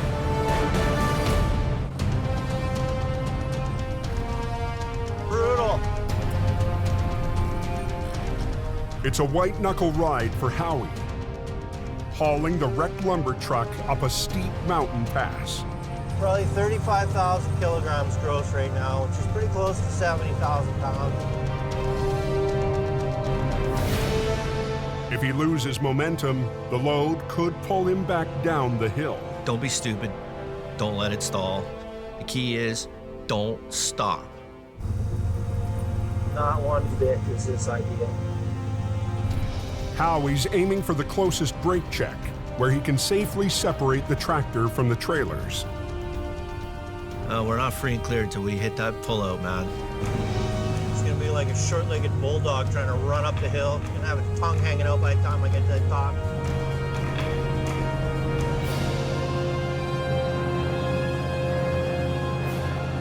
I'm at the top. I am the top. I didn't start breathing again until I had that thing parked and I was out of the truck. That's the moment when I could release my sphincter. Howie gets to work separating the tractor, which he'll haul back to Hope. But towing the heavy tractor for the long journey home is still a big concern. Well, you saw how I was struggling to lift the front because it's got so much weight on the nose. If I can deflate the air ride, chain the back axle up tight, re-inflate the air ride and get this axle to hang in the air, it's an extra 1,600 kilograms off my drive. It's always handy to take a little bit of stress off an overworked truck. I've created a fulcrum point off this axle. When you put a fulcrum in the middle of a big plank that has weight on either end of it, it makes it a teeter-totter. Everything behind this point, this center line of this tire, everything behind it has now become counterweight to the front of the tractor. Instant counterweight. Just after 8 p.m., Jamie's brother Kelly arrives with a tractor to haul away the damaged trailers. I don't think it'll be too much of a problem. We'll actually back into it and try to pin it first. It's a long day. We're 12 hours into one job. It's time to get it done. And the end is finally in sight. All I can hope for is that I'm an asset to the company and that I can make them some money so that I can make some money. I'm amazed we even got this accomplished.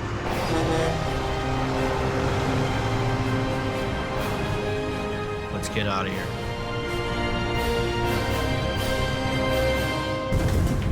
Next time on Highway Thru Hell. Holy!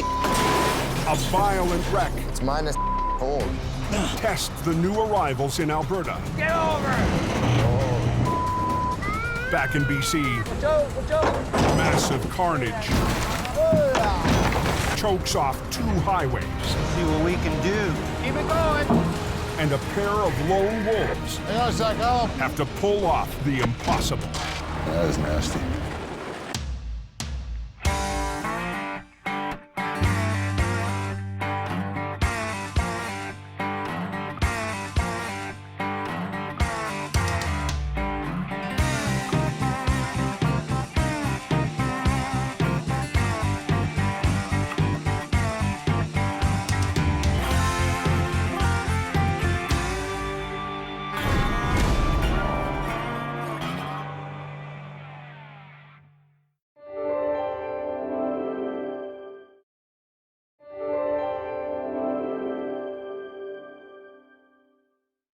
This time on Highway Thru Hell. A record-setting load and a high-tech recovery. Both highways are going to be shut down. We keep going. Choke off the route to the north. It's got to be enough there. What do we got here?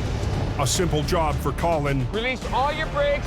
turns into a marathon Okay, go ahead. and a loaded semi It's coming. It's gonna go here. on a narrow curve Watch yourself. cuts it close for Jamie. On the Highway Thru Hell, the last line of defense is a heavy rescue team ready to tackle any disaster, because closure is not an option.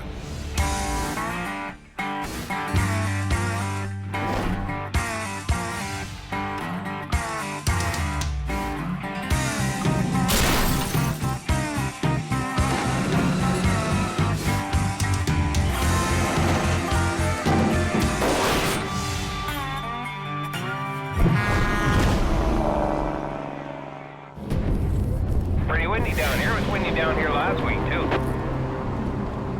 It's 11:10 p.m. and truckers in northern Alberta are facing another night of brutal conditions. Yeah, it looks like they had a lot of snow down here. Yeah, they're calling for like 20 centimeters or something there tonight. Minus 40 winds and heavy snow are blasting the oil patch. We got snow squalls in with that wind. It's chaos out here. Turning the roads into an ugly mix of snow and ice. All the driving lanes are totally covered in snow there.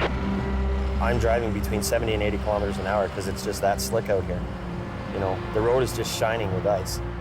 North of Lac La Biche, Peace Officer Larry Baker is on the lookout for trouble on the highways. In the wintertime, we can go from sheer black ice to complete whiteout conditions. You can go from a bone-dry road to 2 inches thick of snow, all within the matter of seconds on any of these highways out here.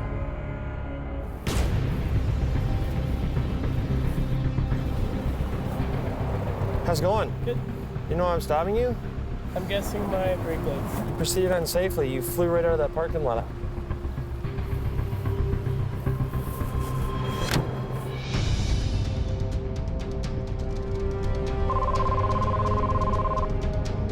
Go ahead.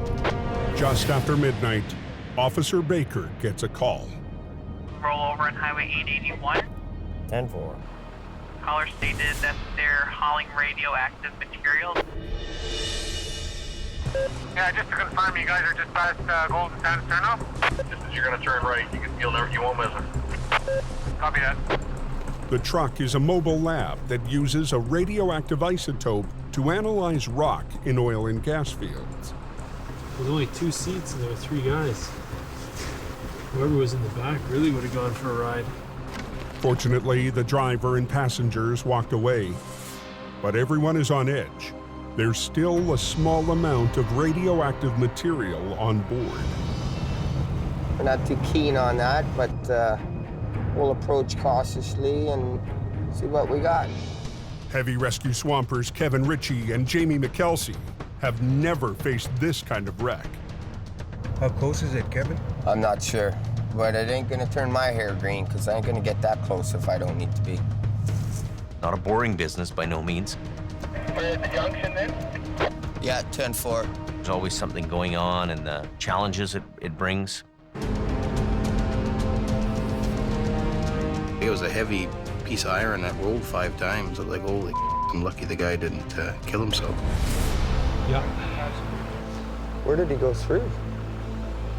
Right there. It was definitely mangled. There was parts all over the place. Just like a battle zone there. The truck missed a stop sign, made a hard left, ran off the road, and slammed into the ditch, rolling 5 times. Just heads up, tows here, and the Geiger counters arrived as well. Within minutes of the crash, a safety team is on scene to confirm there are no leaks. Big companies in Alberta take emergency response training and safety very seriously. Dave, do you get those details about radioactive material on that vehicle? It sounds like it's still intact. There's no screwing around when it comes to a big wreck. What they're doing is just to make sure that the radiation levels that are acceptable that come out of the vehicle on a normal basis are still there. The truck is built to contain the small amount of isotope in a secure compartment. It did the job. There are no leaks. They do have a reading outside the vehicle, but it's within acceptable levels. With no risk from exposure, heavy rescue gets to work. Deep, eh? We're gonna try and flip it over and then bring it up, but it's gonna be a bit. So, chain goes through again, as usual.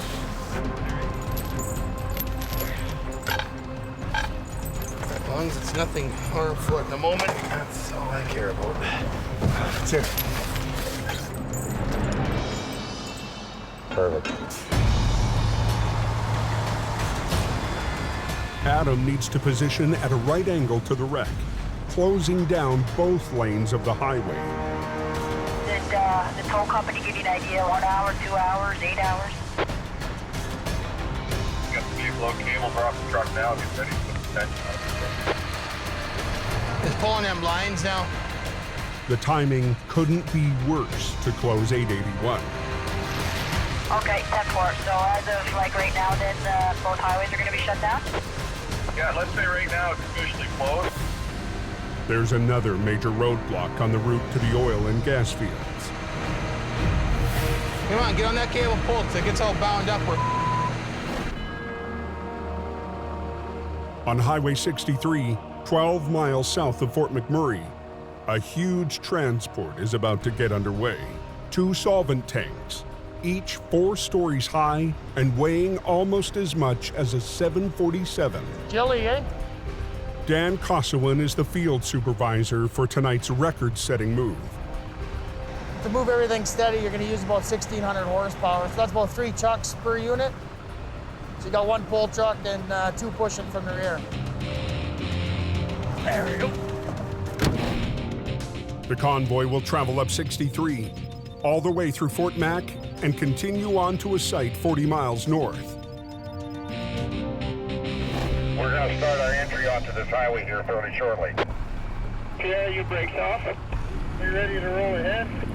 Everybody's clear. Okay, here we go. Okay, here we go, Kevin.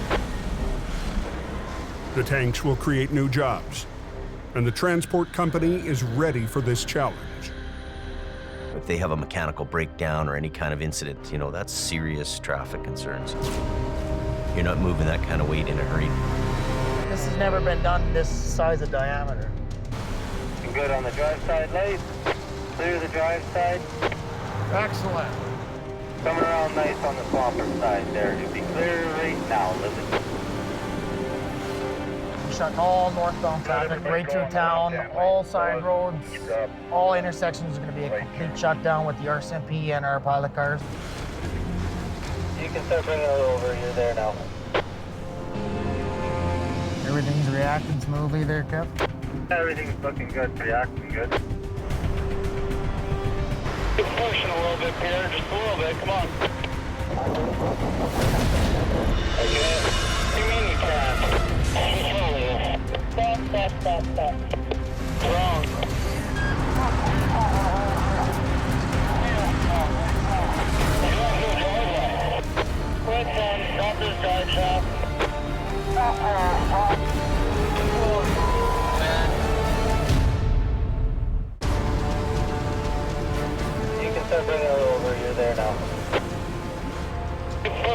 bit, Pierre, just a little bit, come on.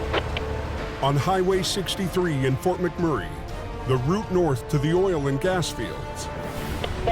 Stop. Wrong. The biggest wide load to ever travel this highway has ground to a halt.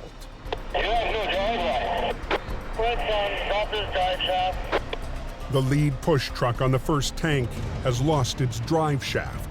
If they can't get it moving, even heavy rescue won't be able to help. You're looking for more than a guy like me to come and help. That's big issues, you know. They're in a league of their own, these guys. Pull that drive shaft out already? There's a hill just ahead. If the crew can't move the 320,000-pound load, 63 could be shut down for hours. So that fell right on the ground, so now he's got no drive support at all, so he can't do nothing.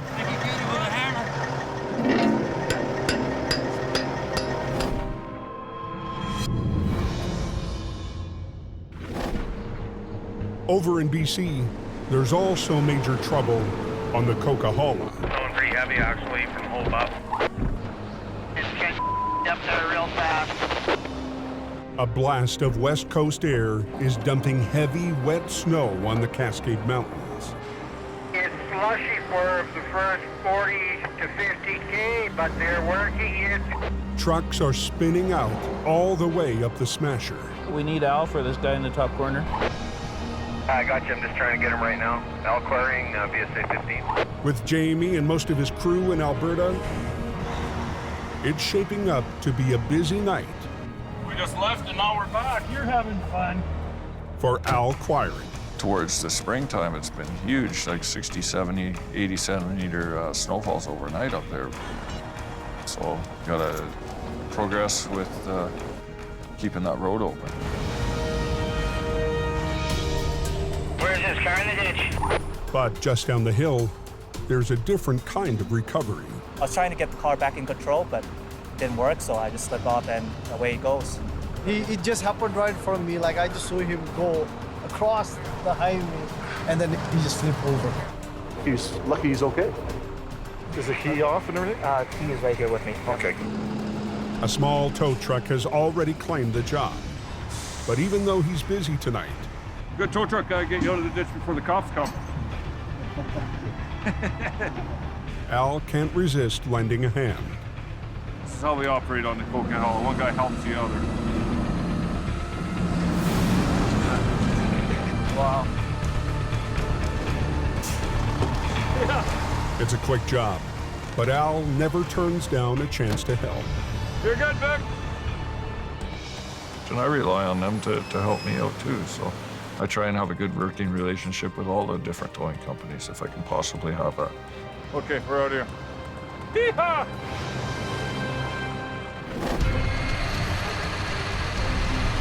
Let's go, hey! Back on Highway 881 in Alberta. Gonna try and flip it over and bring it up, but it's gonna be a bit. Heavy rescue has shut down both lanes to get a mobile lab back on its wheels. Yeah, somebody was saying it's gonna be another couple hours and the highway's completely closed. We gotta go more. More? Okay. Come on, get on that cable pull till it gets all bound up. The race is on to reopen the road to traffic. Keep going. But hauling heavy lines through deep snow is slow work. Just wait till you get a bit, Jamie, and then it'll be easier to walk with it. So you still can't go anywhere because the road's blocked. You're not alone, man. We're frustrated. Good to go? Even under pressure to open the road, Adam wants to bring the truck over as gently as he can. That's gotta be enough there.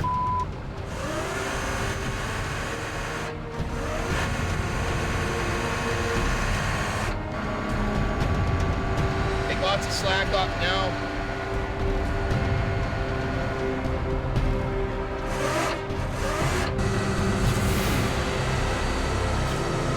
Is it going or not? I can't even see.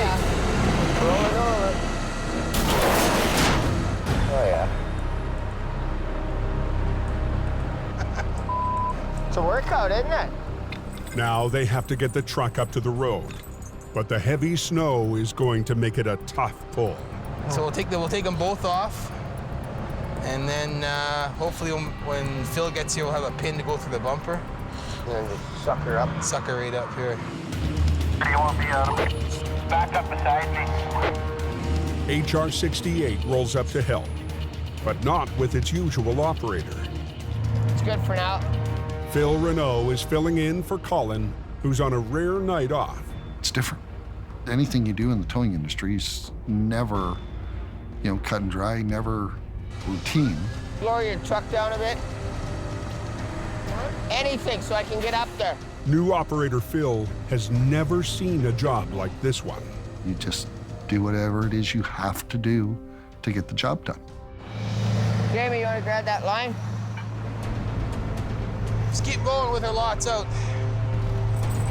Easier to do it up here than down there.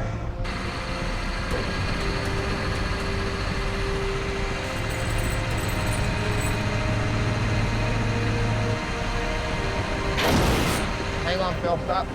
Okay, stop. That pin fit okay in that bumper? Oh yeah, the pin's in good. It's all safe. Gavin, we're good to go. 10-4. Go!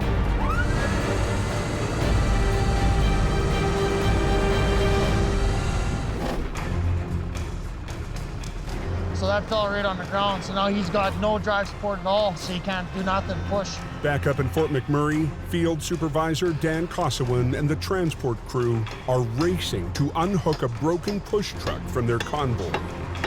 Straighten your tires out.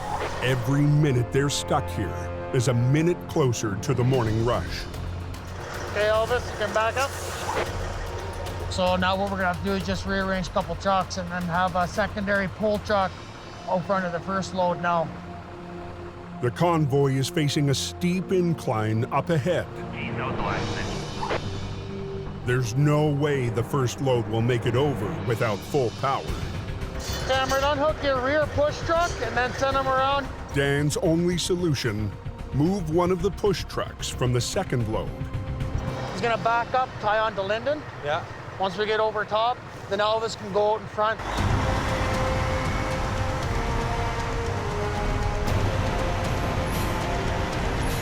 There we go, boys. You're just coming tight there now.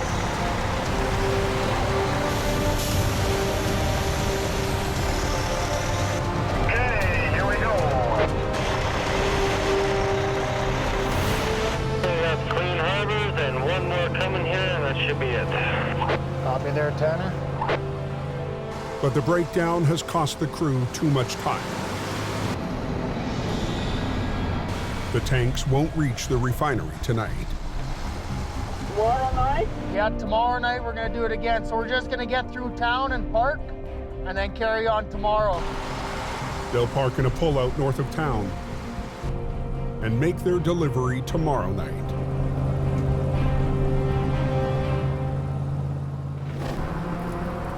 On Highway 881, just north of Lac La Biche, Gavin, we're good to go. 10-4. Go! the only thing moving is heavy rescue. No set steering. We only got one tire on the truck. Phil works with Adam to pull the high-tech rig straight up the slope. He's pulling this direction, and I'm pulling this direction, which is keeping the truck into a center line coming up to us.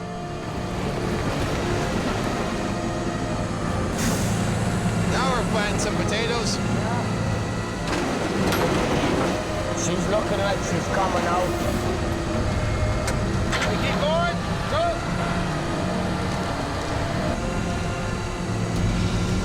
Hold her, hold her, Too much. Yeah. But once they get the truck up the hill, The whole rear end's on that thing. The back axles on the truck were damaged. The front axles on the truck were damaged. The truck was not towable. That thing is.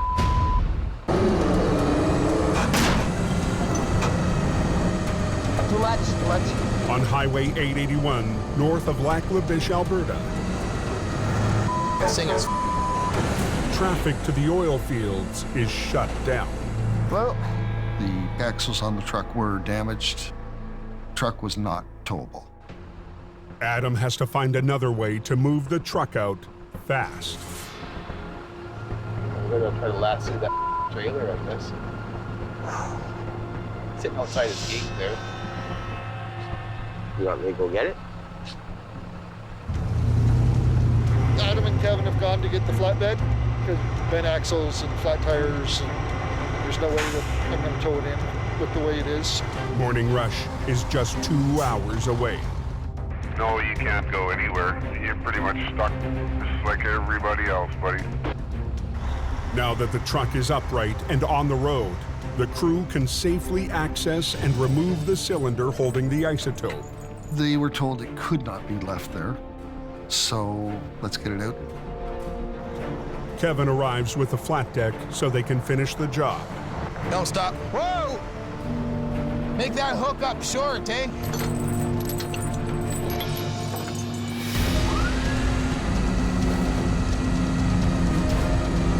Turn it this way, son.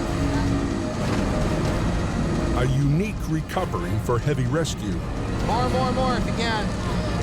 There you are. Comes to an end. Yes, good job. Everything went pretty well. We all worked well as a team.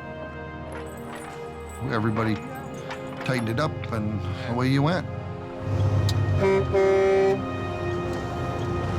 have a caller wanting to know if DA1 is open again. Yeah, 10-4. 10-4.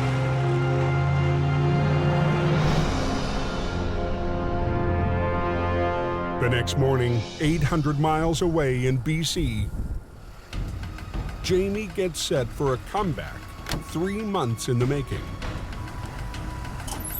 They've got it ready for me to go. Bruce's old truck has been out of commission since Howie ran it into a ditch on his first job. That's bad there. That's hard to fix. Whole fuel tank too, eh? It was sideways on me before I even got to the corner. The entire back end of the wrecker had to be rebuilt. Is it?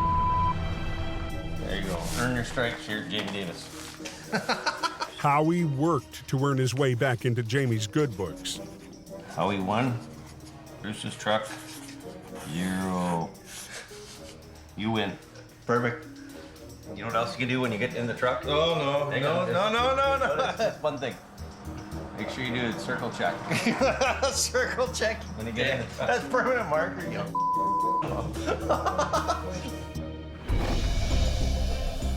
And today, well, you put a new window on it too?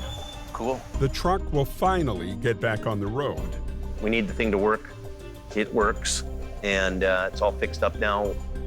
You know, I'm really just happy to get the truck back into service. We really need this truck on the road, and I've missed it all winter long, so I've lost revenue for the whole winter. You know, we need it to pull a trip for us right now. Thanks a lot. Take her easy.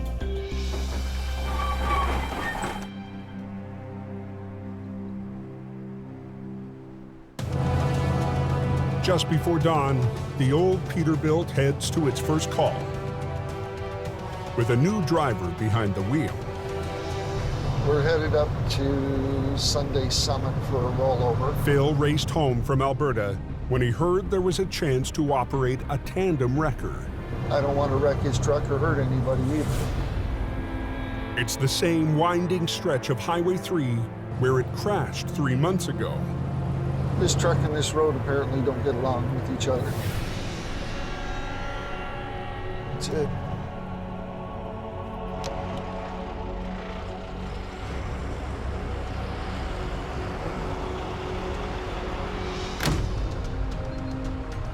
Well, it's just a crushed cab.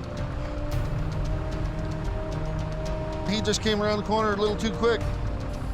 When the grocery truck hit a sharp bend, it lost control, flipped on its side, and skidded to the foot of a rock bluff. Just see a little bit of freight, and then there's a bulkhead for the cold. A recovery on this blind corner will be too dangerous without backup. definitely gonna need help.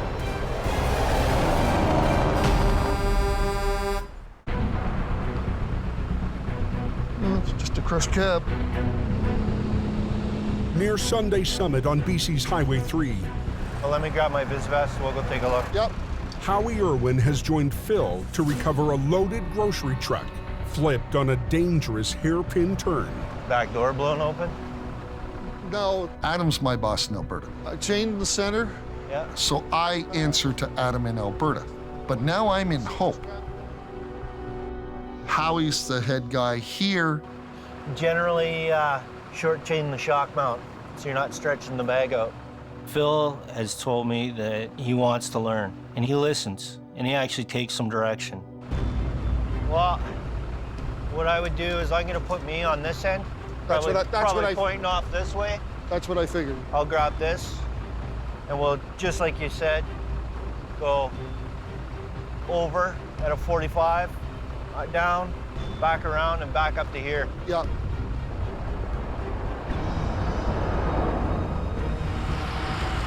At 7 a.m., It's got some issues. I'll walk you through it. Jamie joins the crew. I think you We'll should go see. where the weight is.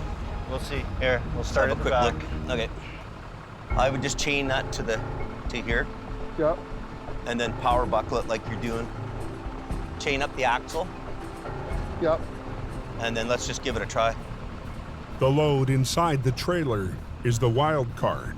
You've got a load in this trailer too, and 225-ton trucks, you're really pushing the envelope of their capacity and their gross weight in order to roll that tractor trailer over.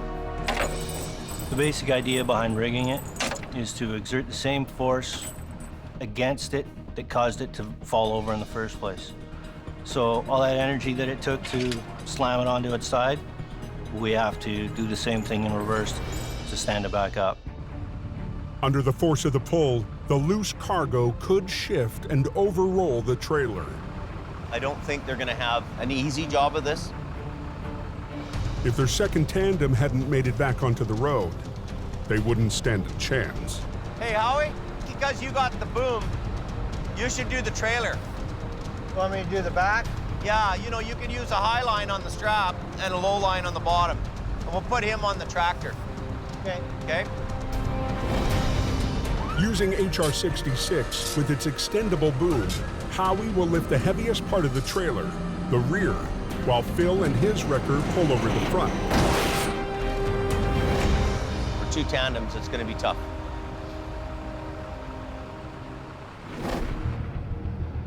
Anybody know if they got any white stuff up on the Coquihalla? A 2-hour drive to the northwest.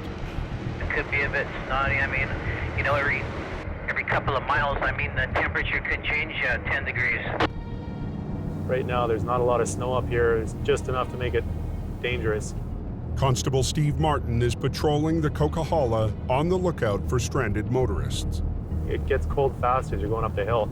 People don't expect the change in temperature as they're going up the mountain. Just the conditions to trigger an accident. Haven't seen any yet today.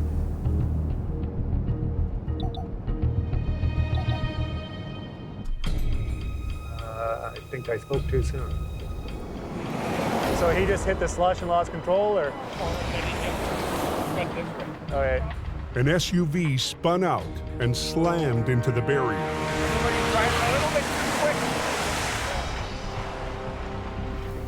Where are you coming from today? Coming from Kelowna? The driver's in a rush to get towed away. He might have a reason. How come it smells like marijuana in here?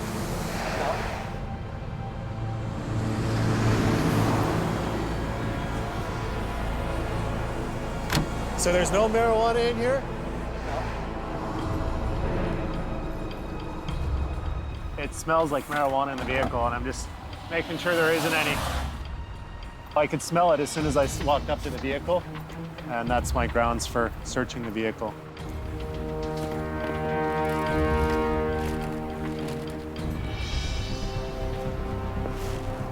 This your suitcase? I got license. You got license. You told me there was no marijuana in here. Maybe I do know. Maybe you don't know. You lied to me. No, sir, because the guy maybe he put it here, but license. You knew it was here because you brought the license up to me as soon as I opened up that bag. You're lying to me. Right now, you're under arrest for possession of marijuana. Do you understand that? Come with me.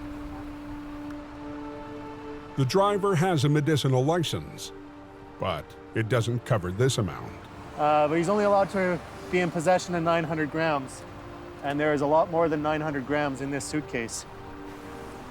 Dryer sheets in an attempt to mask the smell. Inside is a large quantity of marijuana.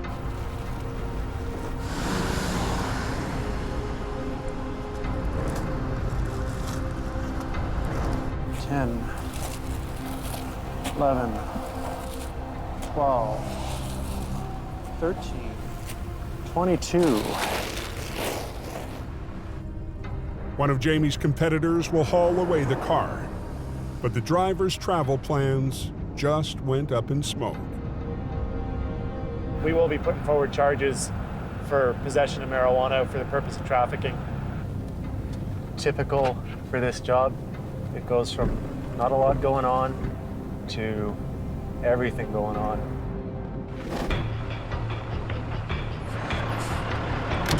Down on Highway 3, Jamie wants his crew to clear the refrigerator truck before the Friday afternoon rush. Turn your wheel straight.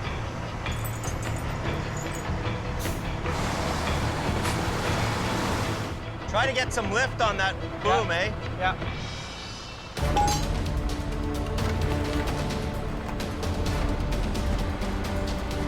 Should be your low pull guy.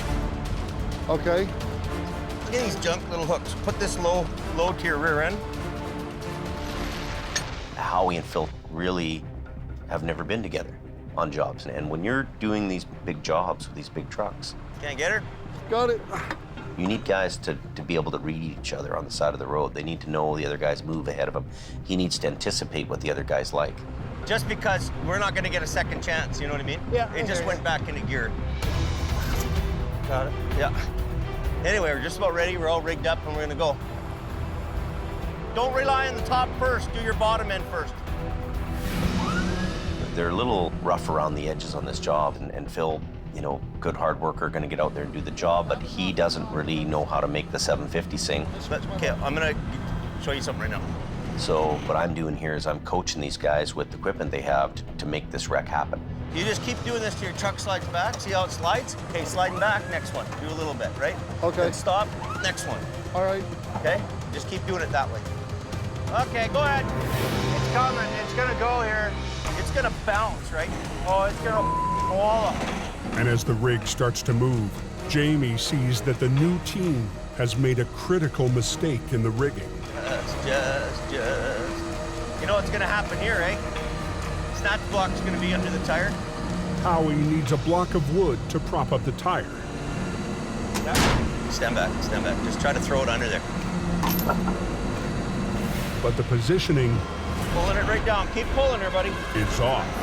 Watch out. Get out of there. Watch yourself, Jamie!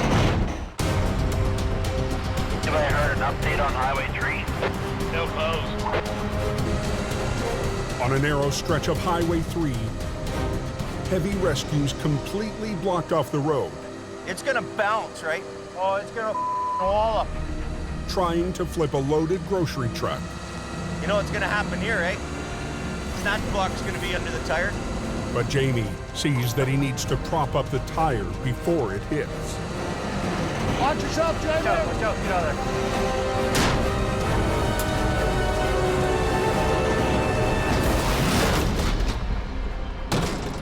Perfect. Oh yeah, baby!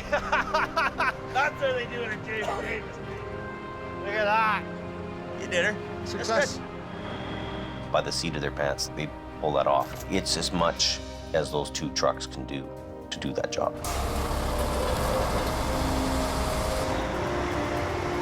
Okay, so as soon as he gets off the road, I'm gonna do single lane, okay? Okay.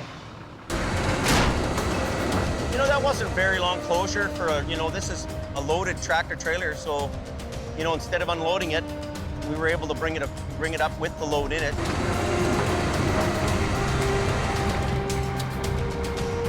By the end of the morning, Got a pair of vice grips and I can crimp that off. the new team has the wreck out of the ditch and on the way to the yard. You know what, Howie? What? That didn't go so bad. No. Oh, I'd be more than happy to work with Phil again. He's all right. Everybody's got a different way of doing things. But if I take a little bit of Adam, a little bit of Howie, a little bit of Jamie, it's learning how to do the wrecks. And that's what I'm learning to do.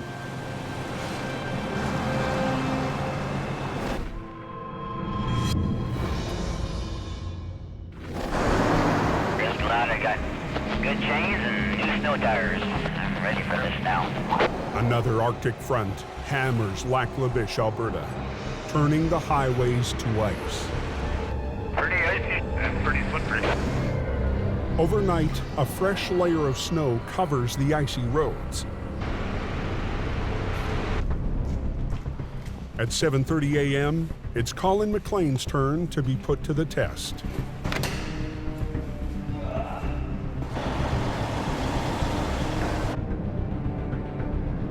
We're just heading up to a spun-out tractor set of B-trains just outside of Atmore on the 881. The rest of the crew is back in BC, but this should be a simple job for Colin to handle solo. What Adam expects out of me is professionalism, to be able to go out there and get the jobs done and not wreck anything. Okay, where is this guy?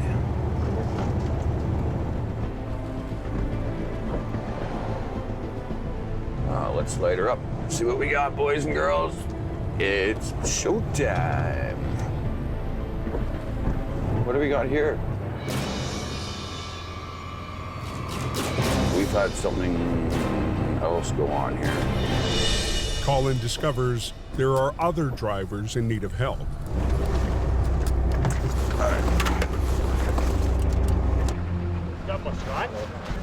Well, I had an original complaint down here of a B-train stuck, so.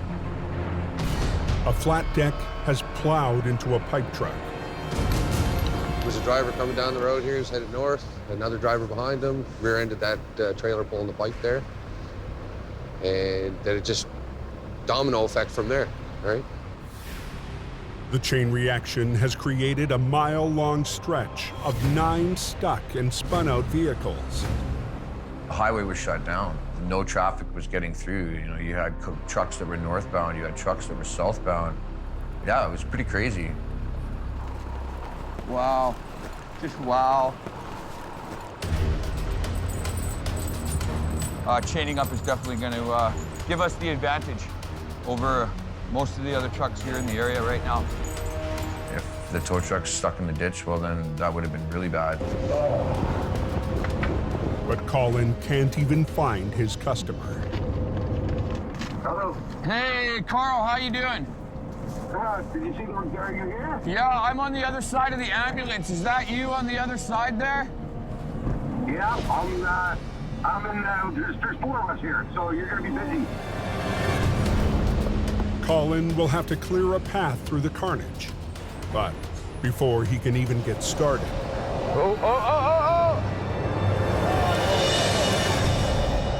That's okay. Tow truck's here.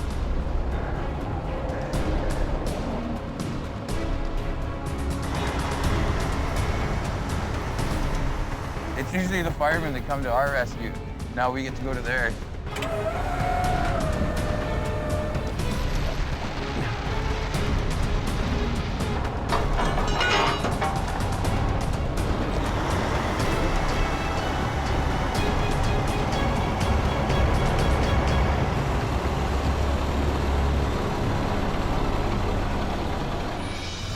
Hey, not a problem. with a fire truck back on the road, Colin can start to clear the highway.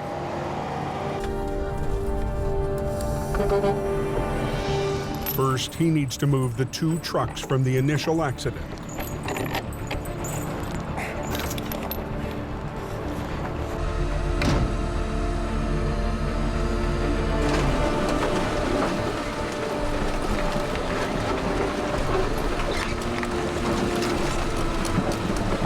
Can I get a truck through there now?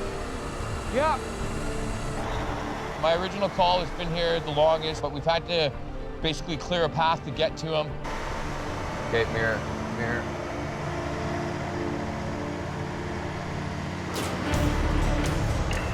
The tanker swerved to avoid the accident and ran into the ditch.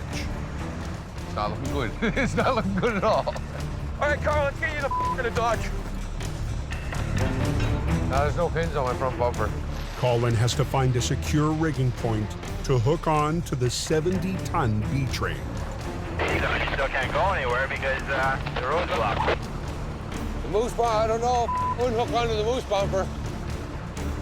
That front axle, run a low line. Okay, yeah, I got this.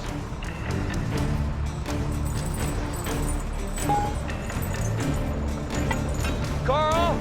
Yeah? You turn the wheel all the way to the right? Yeah. Good. Colin chains up to the front axle, near the wheel that's off the road.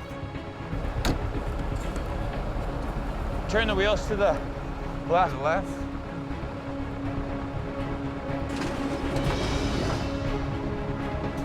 Here we come.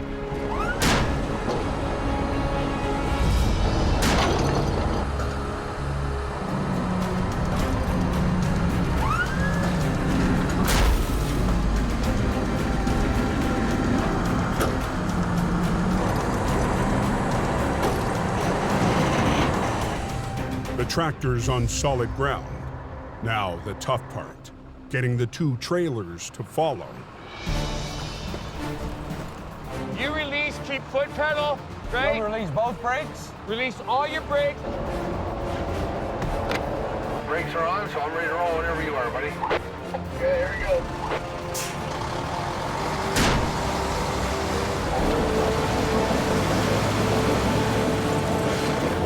Colin needs the driver to help out with some extra power.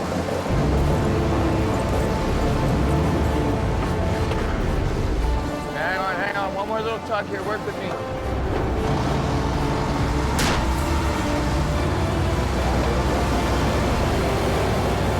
Carl, hang on, you're just spinning.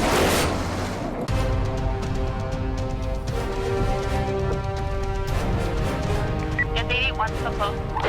Yeah, 10-4 control, we're looking at another 2 hours here. Keep going. On an ice-coated stretch of Highway 881 in northern Alberta, we're just trying to clear out the highway here now so we can get traffic moving. Colin McLean is working single-handed to clear the road. You know, I wanted to get that highway opened up, and I was the guy that was going to do it. But a 140,000-pound tanker is putting up a fight. Hang on, you're just spinning.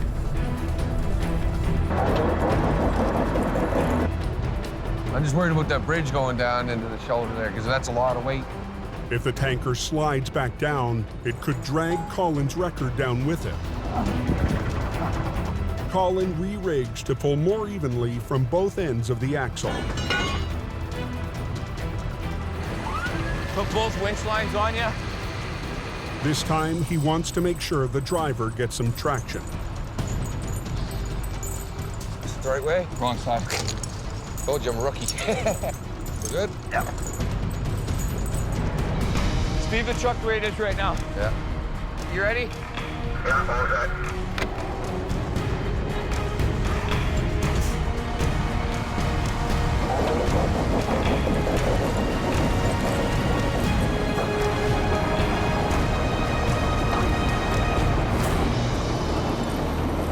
But you should be pretty good here by yourself, eh? I'm gonna try, yeah. We haven't even put a dent in what we need to do today. So Colin has to get right back to work. Hey. Hey, Troy. Troy, Colin. Nice to meet you, man. Yeah, we'll get you off that tire.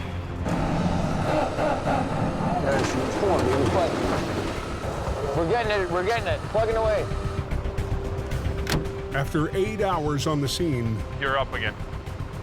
Colin will make 9 recoveries In neutral, off the brake. Don't touch anything. and open the highway. It was a good test for me knowing that I could do it. You know, that I accomplished that in that day by myself. There's a few new guys to heavy rescue this year. They're new to the trade. There's no better way to learn this job than actually doing it. 1 year from now, he'll be a totally different guy. I'm just one man.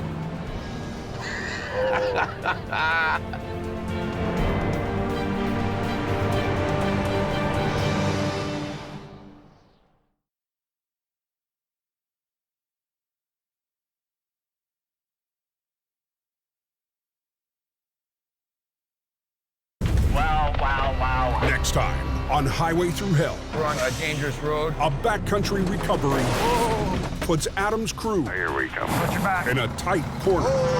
Was it just like black ice? Police take to the sky Get the highways open quicker. to solve a deadly mystery. He's gonna lose the truck. And Jamie's lone wolf Now what? Hey! runs into heavy rescue's top dog. We got 15 minutes to get the road open because the highway guy is bitching. Are you kidding me?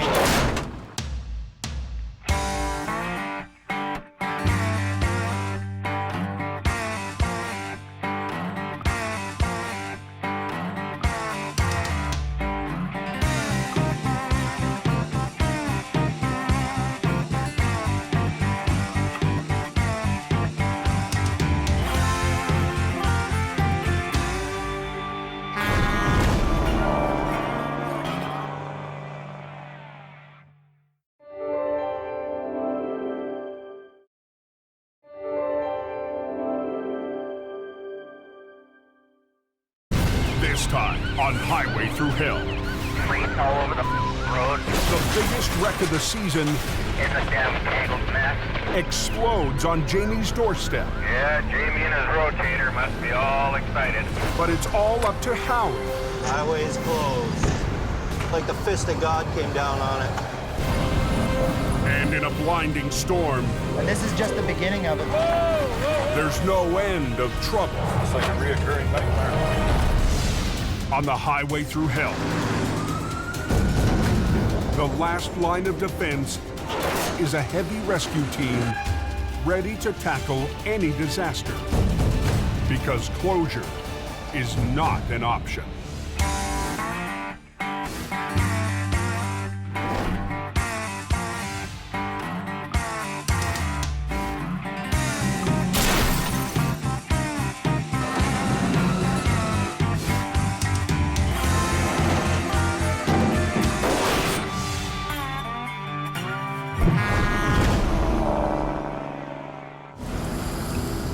Rain, eh? A massive storm has rolled in from the Pacific. Like 70 millimeters. Heavy rain is pounding British Columbia's Highway 1. Get ready up there, pretty. You're coming down hard up there. Up on the Coke, where it's colder, it's blinding snow. Snowing pretty good on the Masha there.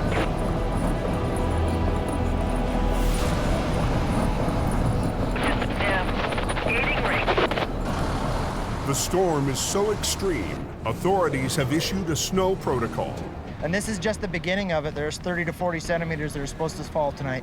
putting police, heavy rescue, and highway maintenance on high alert. Up at the VSA Highway Maintenance Yard, Getting ready for protocol? the call has gone out for extra plows. Get it hooked up to the truck. Up. Go keep them roads safe for the public. On the Smasher, the timing couldn't be worse.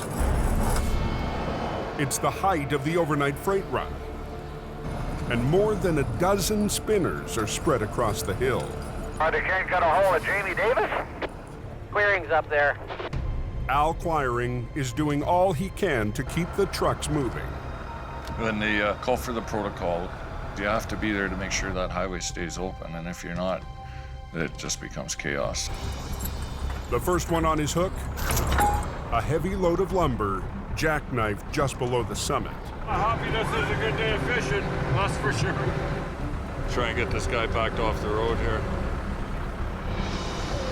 There's no time to waste. And as fast as you can keep slaying the dragons, they keep coming. Beautiful. One down, many more to go. And we got lots of line up back there. About 40 trucks, cars spun out on the smasher.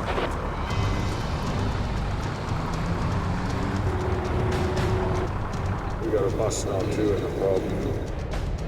I'll give him a little shove.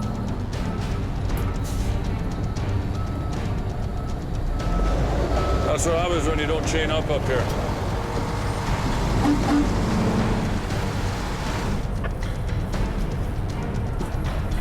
So watch this guy's blocking the highway here.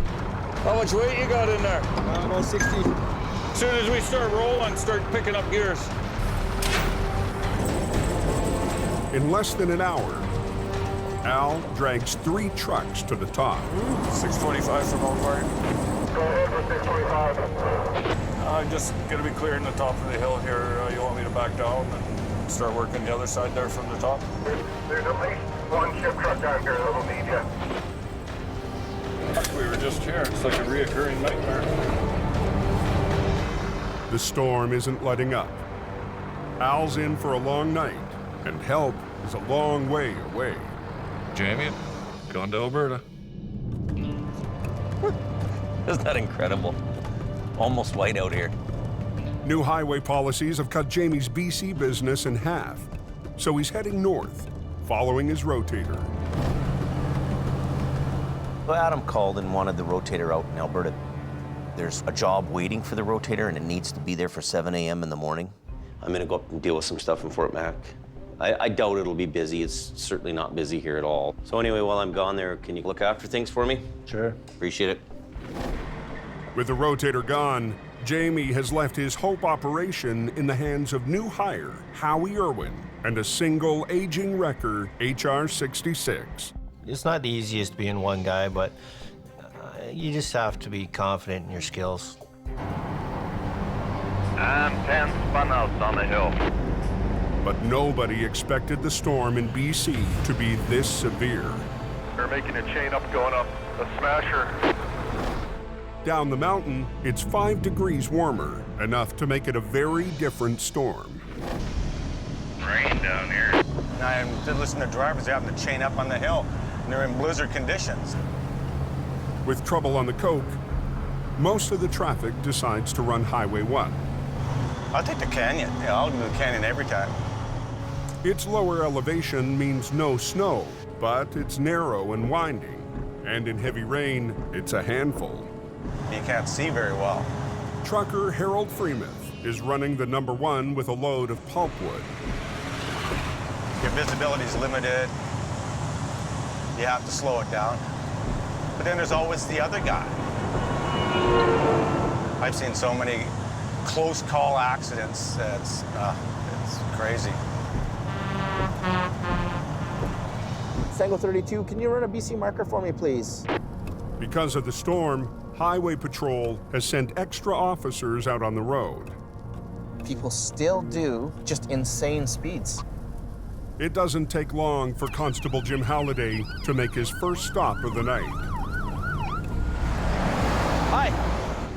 Well, it's pouring rain out, man, and you're doing 140. You have your license, insurance, and registration. You understand that you're getting a ticket today, right? Why are you doing 140 in the pouring rain? You think that you're invincible.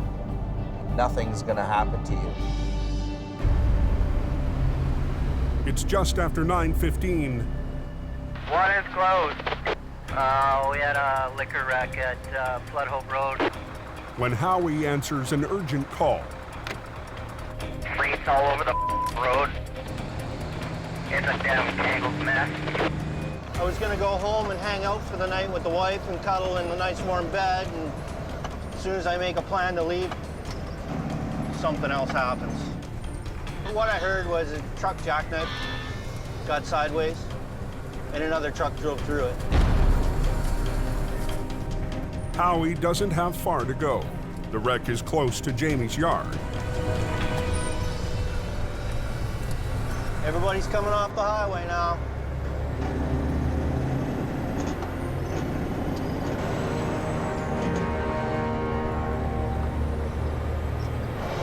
to base. I got a line up on the right lane, and I got disco lights at the front, so we're here. 10-4, thank you. Highway is closed. Like the fist of God came down on it. I'm all by myself.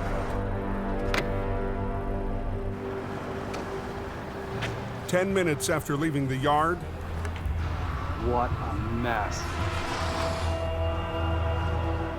Howie finds one semi-trailer hauling expensive wine, sliced in half.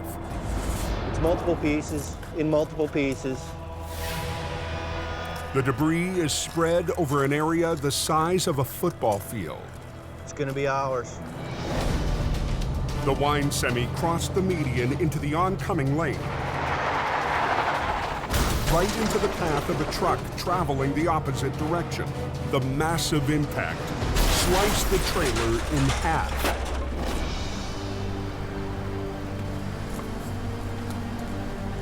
I'm lucky to be alive anyway. At the wheel of the second truck, Harold Freemuth. Yeah, I'll do the canyon every time. Who's fought through 2 hours of twisting roads and driving rain. But then there's always the other guy. Seen the trail ending outside at the last minute. I couldn't stop. Said, oh my God, oh no. Hit the brakes and went right through it.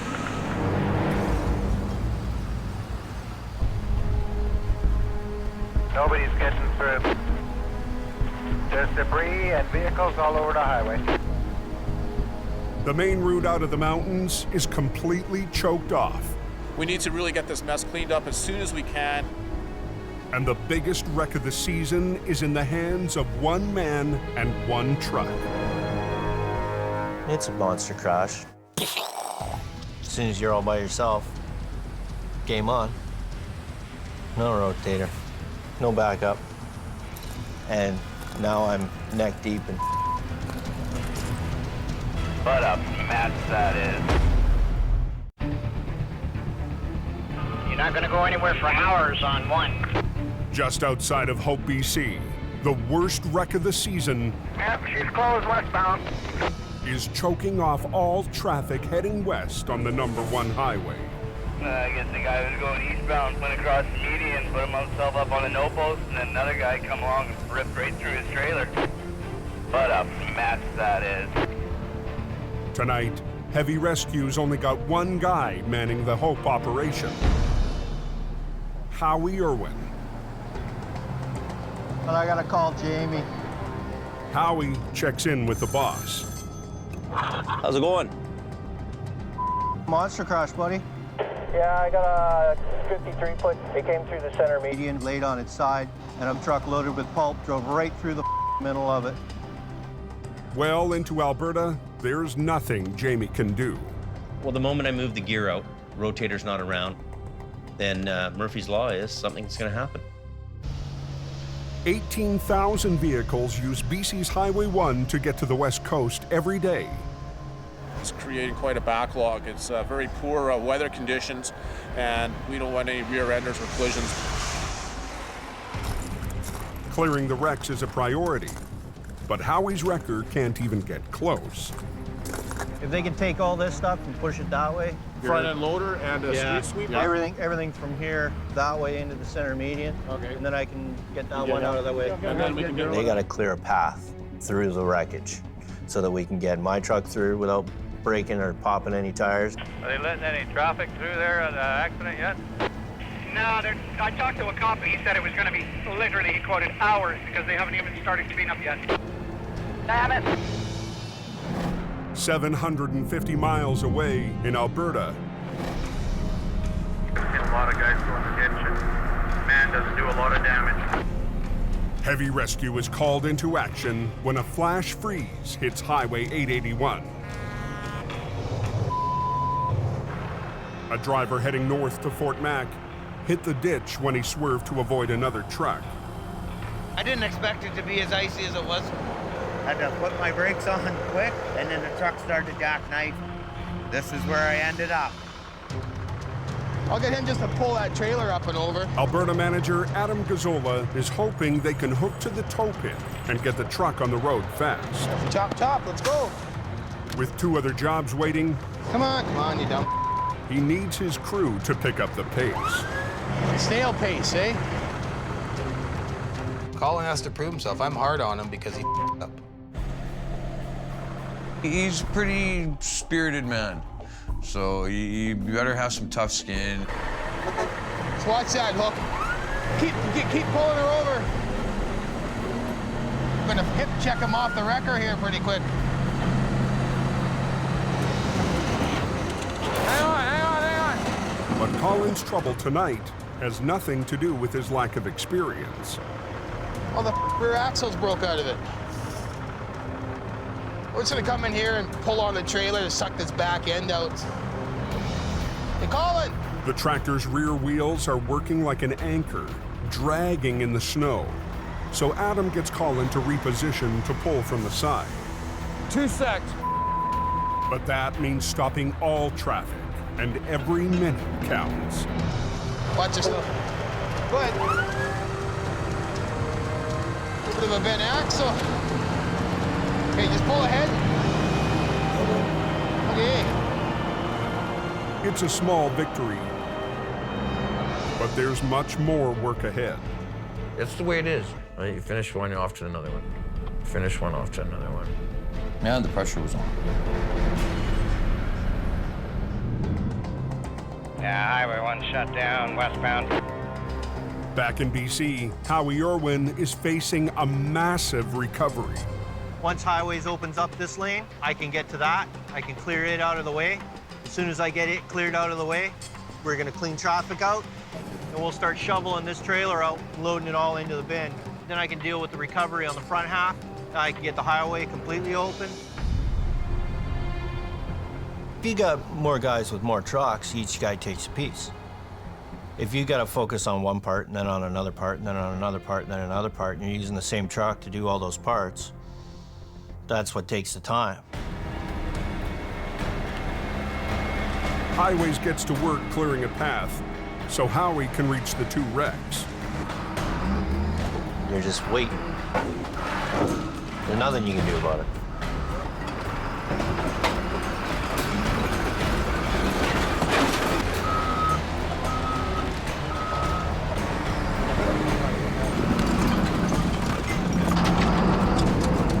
An hour after his arrival, Thank you.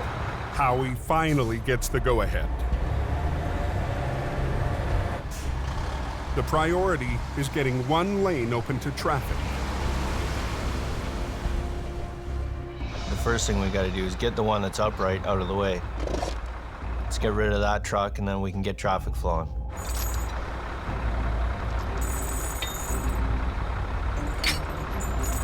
It's on the hook. Yeah, needs air. But the semi's air supply has flatlined.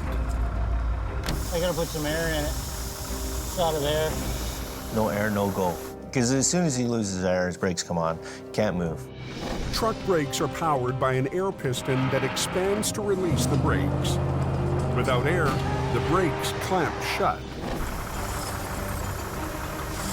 So I gotta put a plug in it, hook an airline to it, air the whole works up, V-train it off the highway. The damaged semi can't generate its own air pressure. So Howie runs an airline from his wrecker. The Highways guys are getting a little antsy. I'm gonna move it out right now. Are you taking the whole thing? Yeah. Okay. I'm doing it as fast as I can. I'm one man, one truck.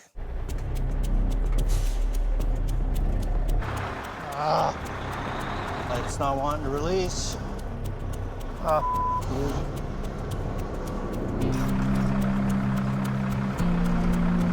Trailer's not wanting to release.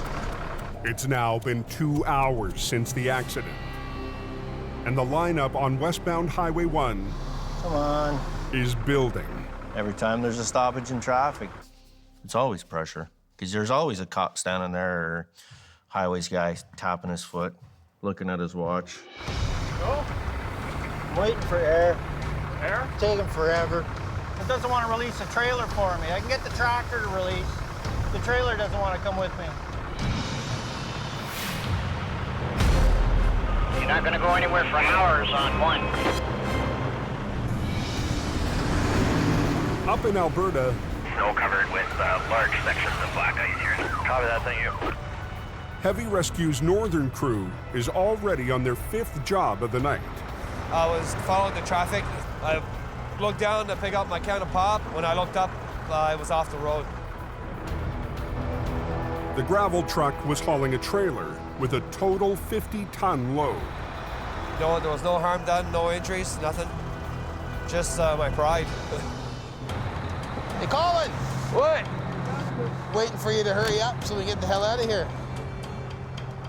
Grab 2 tow hooks and put them in the front bumper there.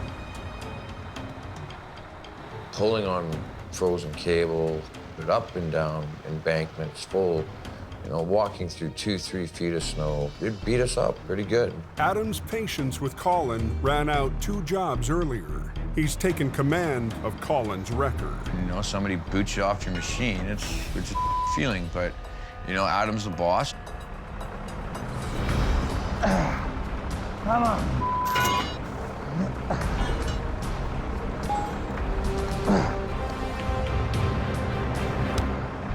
Adam wants to pull the truck forward and up to the road. And fighting a 50-ton payload, he'll need the driver to help with some added power. Put it in low gear, he's gonna pull you out together.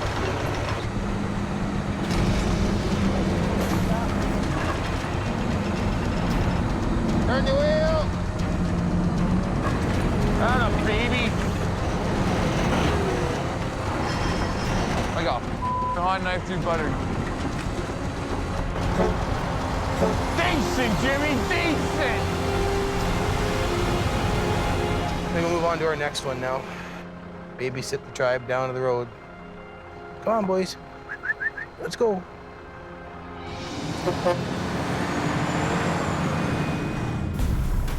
I gotta put some air in it. Got it there.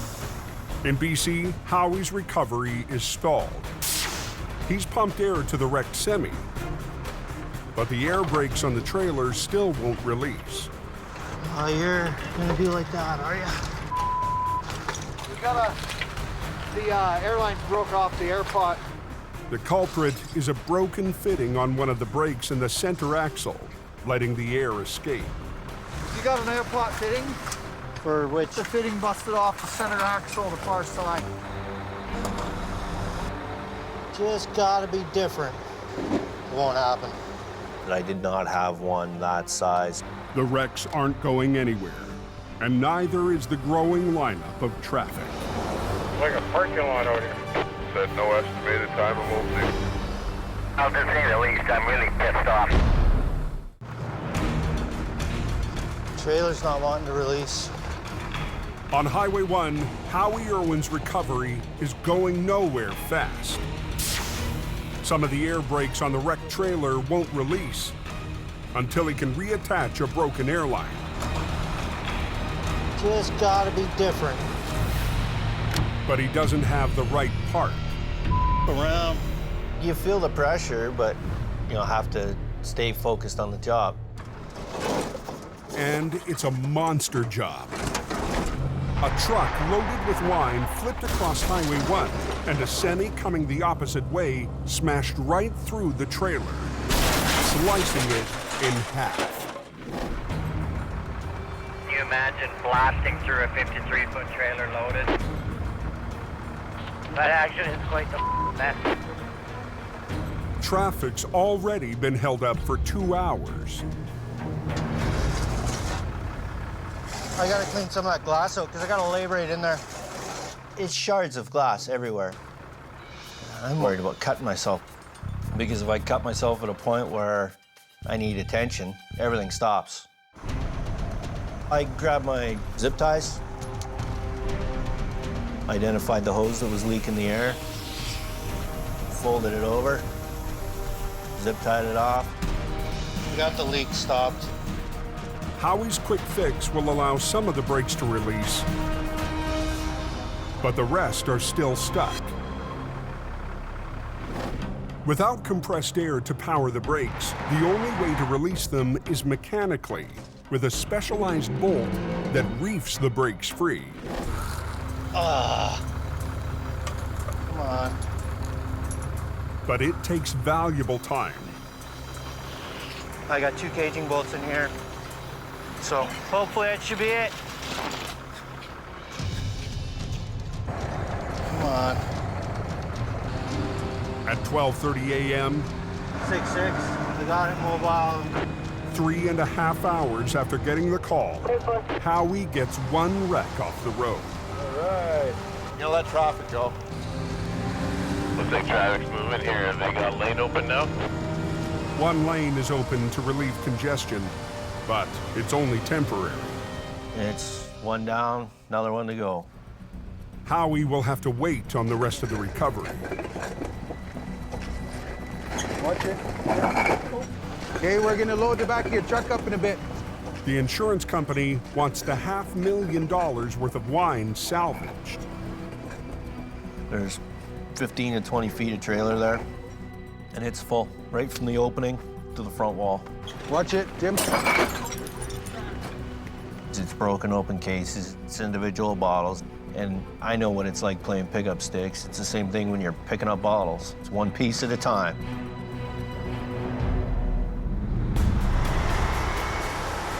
Coldwater 10 from Elk Wiring. There's 2 trucks jackknifed here. Howie's not the only solo act working BC tonight. Close, southbound. I'll have them untangled here in a few minutes. Well, copy that, Al. Thank you. The rain hammering the valley is heavy snow high on the Cove. When I'm working on a Coquihalla corridor, it's a very dangerous place, and a lot of accidents happen as a result of a chain reaction. I was following a semi-truck who was sliding the whole way down the hill, and then all of a sudden he jackknifed and hit the curb, came across the entire road. There was a semi-truck coming behind me. Really lucky I put it in reverse and slid out between the two of them before they slid into each other. You're okay? I'm fine, sir. Okay. You're empty? Yep. I'm just gonna grab your ass trailer there and straighten you up. And you're okay? Yes, sir. Okay, we'll just get you tangled up. There's probably about 45, 50 trucks sitting there waiting already. We want to clear this out as quickly as possible.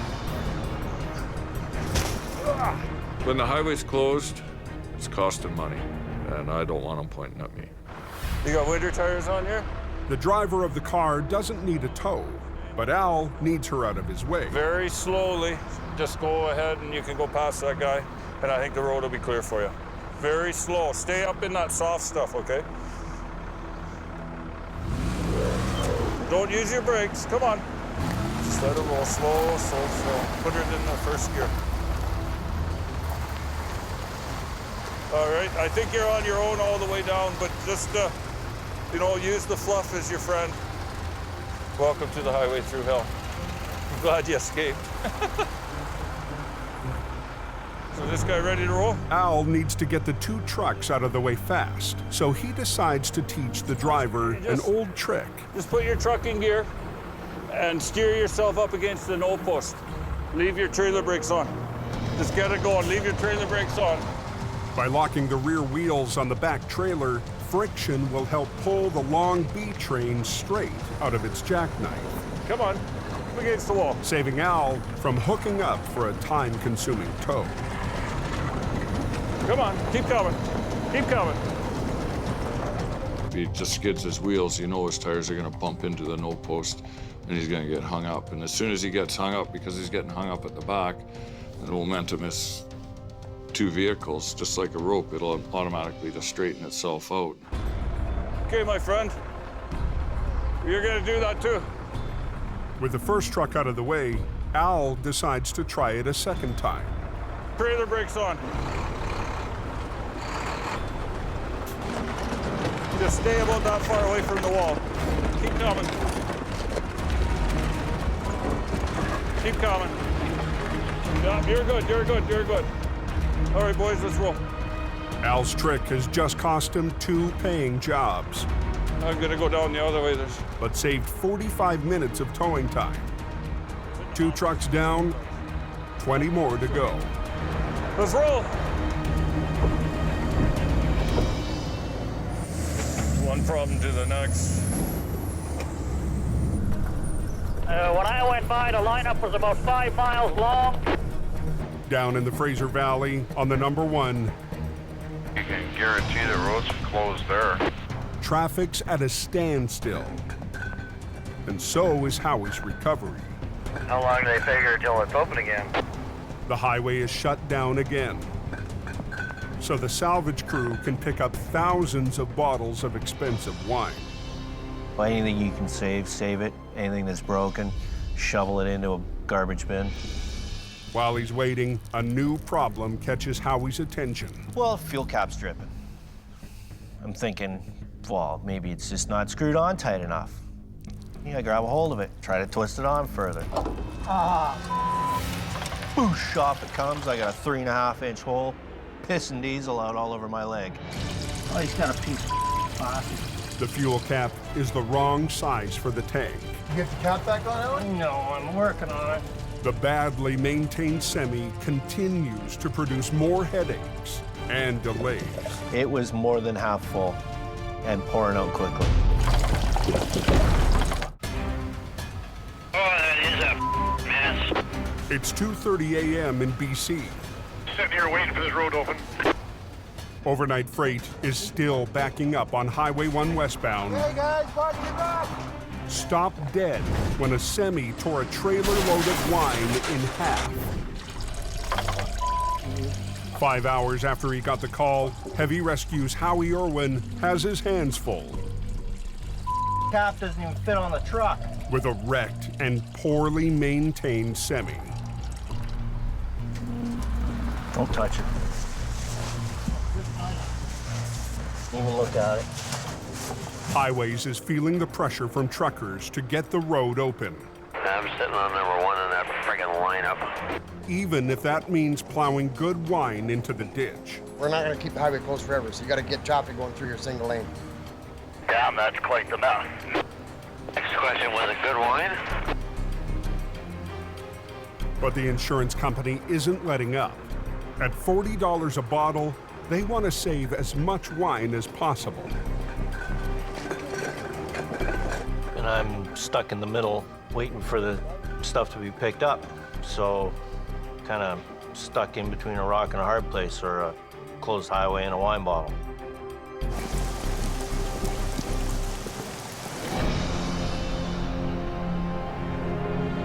In Alberta, This single vehicle, probably a winch up out of the ditch and tow away.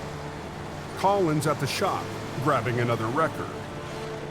Relentless, non-stop, go, go, go. The crew's so busy tonight, they've had to split up. Take her easy, make sure you get there. Colin is sent 45 minutes north of Lac La Biche. Okay, what do we got going on here? Everybody's okay? All right. A truck hauling a pickup on a flatbed lost control on black ice and plowed into the ditch. The force yanked the pickup partway off the trailer. She's right off, eh? The angle that it's on, I need to get the truck back onto the trailer before I decide to pull it out. It's a job that needs 2 wreckers, so Phil shows up in the army truck. You want me to spin around and pull them out frontwards? I'll just use the one line to pick it up, and I'll use the other line to pull it over.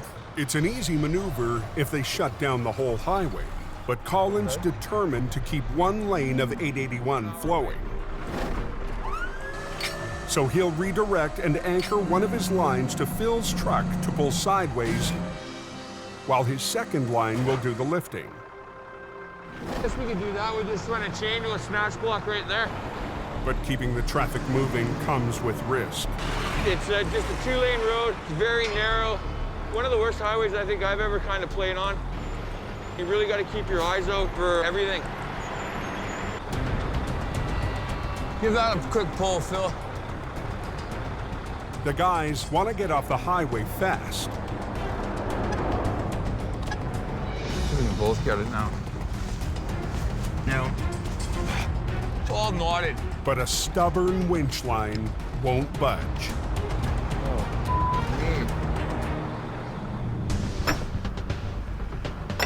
It's 3 a.m. on the wine-soaked stretch of Highway 1 in BC. So what are we gonna do with the highway closed? So how long do you figure? As soon as they're done, I'll start working on recovering it. The highways guys, it always happens too slow for them, and they want it to go quicker. You got a big wall of it going? After 3 hours, the salvage crew finally has the wine bottles out of the way. Okay, I'm gonna bring my truck through here. But the highway remains closed until Howie clears away the mangled rig. He's called in a flatbed to haul what's left of the broken trailer. See if you can reach it through that. Just pop it down through that next hole. Plan is to disconnect the front half of the trailer from the tractor that's laying on its side. Get it out into the middle of the road somewhere where I can work with it. Just watch yourself. Keep going. There we go.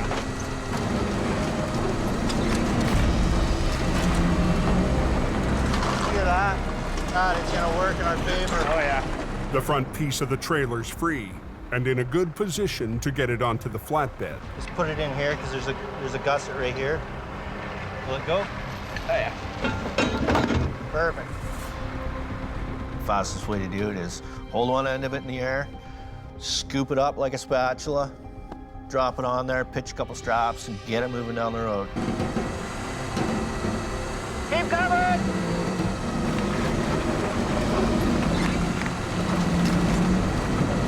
It's good!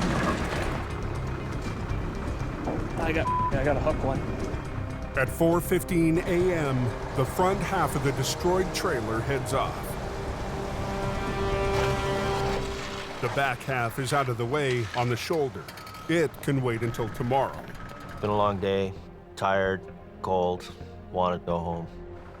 But Howie isn't going anywhere. Where the truck crashed through the no post, below the highway along the river there, is train tracks. They're concerned that this is going to roll down there and land on the tracks. It's a lot of money to ruin the railroad tracks or stop it. So Anything you touch with the railroad, bad. Millions and billions of dollars at stake, and you their up in your.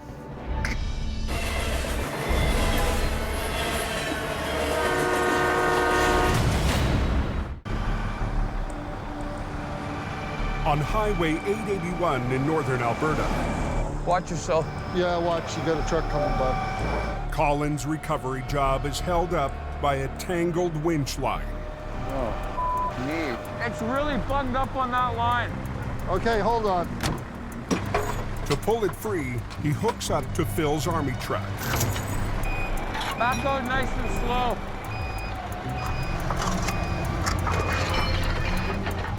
Okay. Finally, they can get back to rigging. I need to get the truck back onto the trailer before I pull it out. So with my one line, I'm gonna lift it up. My second line, I'm gonna slide it over. We'll get it back on the deck, we'll get it secured. Skating rink, and watch yourselves. The biggest risk is the traffic coming in behind us. Okay.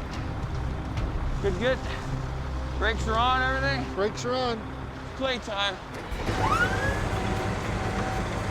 Okay, watch Phil, Phil. Phil, can you just go see what it's doing on that other side? Whoa, whoa, hold it, Drop it down, Colin. You're gonna tear the sidewall out of the tire. Ah, we should be all right. Another little bump, just keep an eye on it, coming up slow. Okay, you're almost onto the trailer. Okay. Okay, little more. There you go. Okay, you guys want to go down to my D-ring, right underneath of the trailer axles? We're just gonna give him a little tug here, see if we can't get this guy out. Get him to give it some gas. Okay, give it a little bit. Gently. Whoa.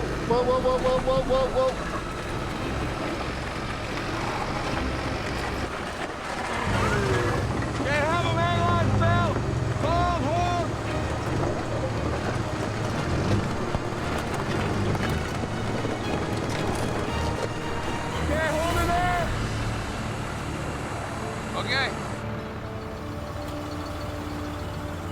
starting to learn. I'm starting to be a little wiser. I'm gonna go. Okay. Highway 1 West is still closed. Down in BC, Howie Irwin's night is far from over. It's gonna be a couple more hours before they open that up. It's been 6 hours since the wreck happened.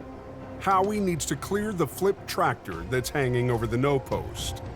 I don't know which way to pull on it. But it's on its side and perched on the edge of a steep embankment directly above an active rail line. You're concerned that this is going to roll down there and land on the tracks. You shut down a train track and you're screwing with the country's economy. It's the perfect job for the rotator, which could lift the wreck straight up and back onto the road.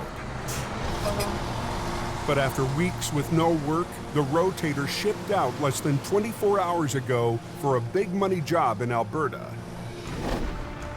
Howie has to flop the tractor on its wheels, but he's worried about the full fuel tank. When you have concrete poking up everywhere, where do you drop it? Despite the risk, it's got to get rolled over. Ready? No. That accident cleaned up? No, they're still cleaning up. Howie Irwin is trying to clear a damaged tractor off of Highway 1. I don't know which way to pull on it. But without the lifting power of Jamie's rotator, he has to flip it onto its wheels. Well, you got to make it fit in there without puncturing the full fuel tank. Ready? I didn't have any room to maneuver.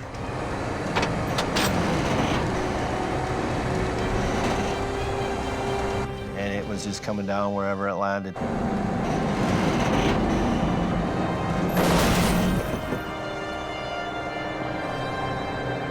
It was close. I was happy. I was so happy. You couldn't believe how happy I was. But the job's not done yet. Now he's got to get the tractor back on the road. I need to be able to lift all that up, skid it along on its front frame horns, set it down. With traffic still backing up, Howie does a quick rig to the frame to save time. If it holds, he can finally open the road.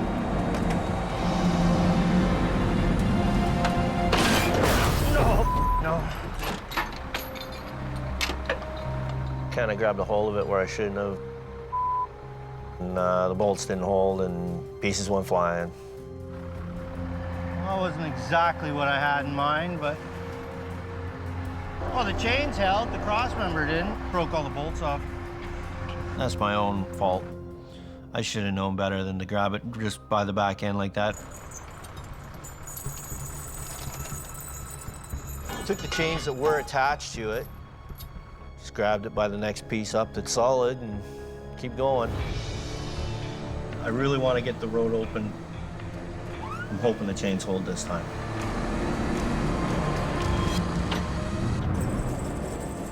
Anybody know when the smasher's right? Coldwater 11 from Elk Up near the summit of the Coke, Yeah, 10-4, copy that. Al Quiring's finally cleared the smasher. I'll just go find something else to do. And I'm in the thick of it.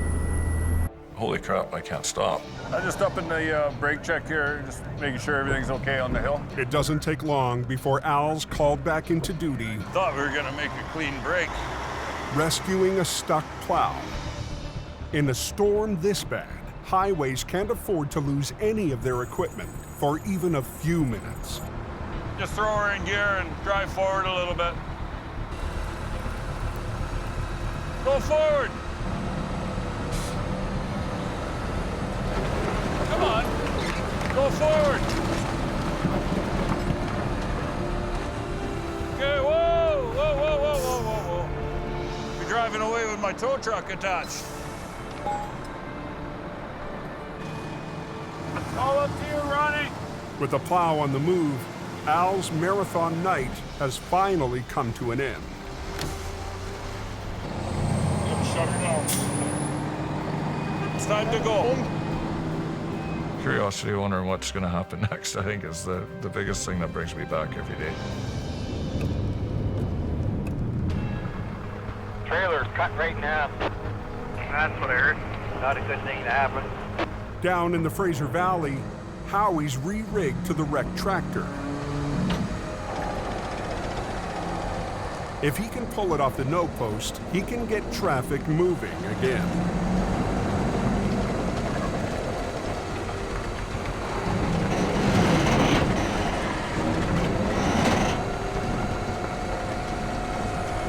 Did that work? Yeah. I'd take this as a win.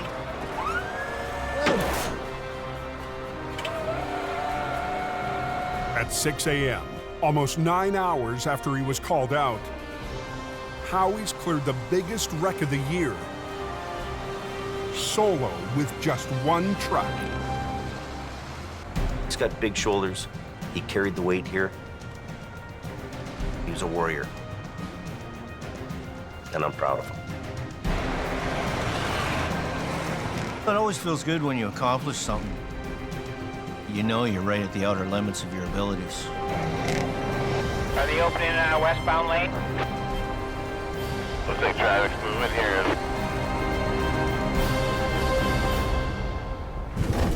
Next time on Highway Thru Hell. Good to go. Here's your one chance, Fancy. Don't let me down. Heavy Rescue's toughest oil patch wreck Hold it. puts the rotator to the test. Hey.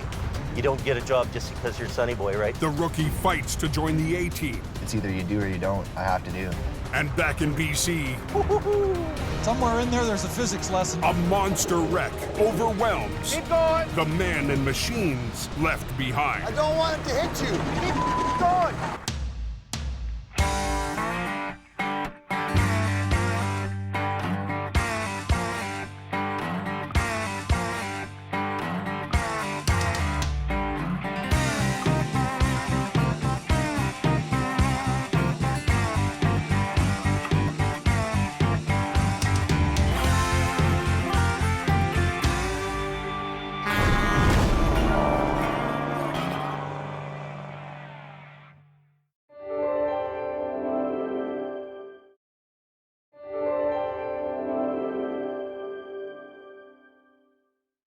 This time on Highway Thru Hell.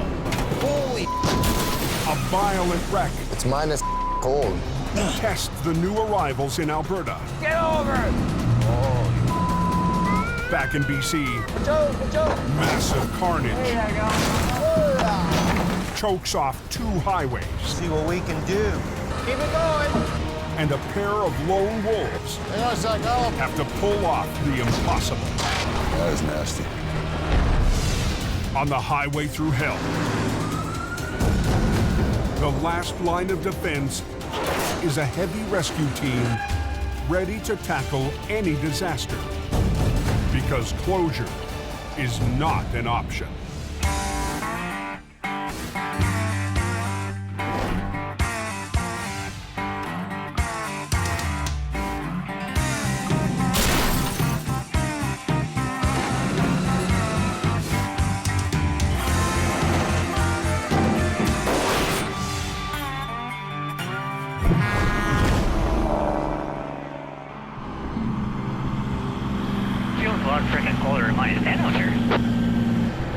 It's the 5th straight week of sub-zero weather in northern Alberta. Both go down to -20, so. The deep freeze has turned Highway 831 to ice. That's a nasty little road. Just grip on that steering wheel. At 1:28 p.m., Holy! a semi loses control. Call 911. Yeah. What's gonna happen? There's a truck in the upside down there. Can you flop it over? You betcha. Just drove it right into the ditch. I think we lack of control. Reporting a rollover. Jamie Davis en route. Last week, Jamie Davis brought up Heavy Rescue's powerful rotator to battle the industrial-sized wrecks that litter the highways to the oil patch. I have to send in the muscle to make sure those jobs are getting done.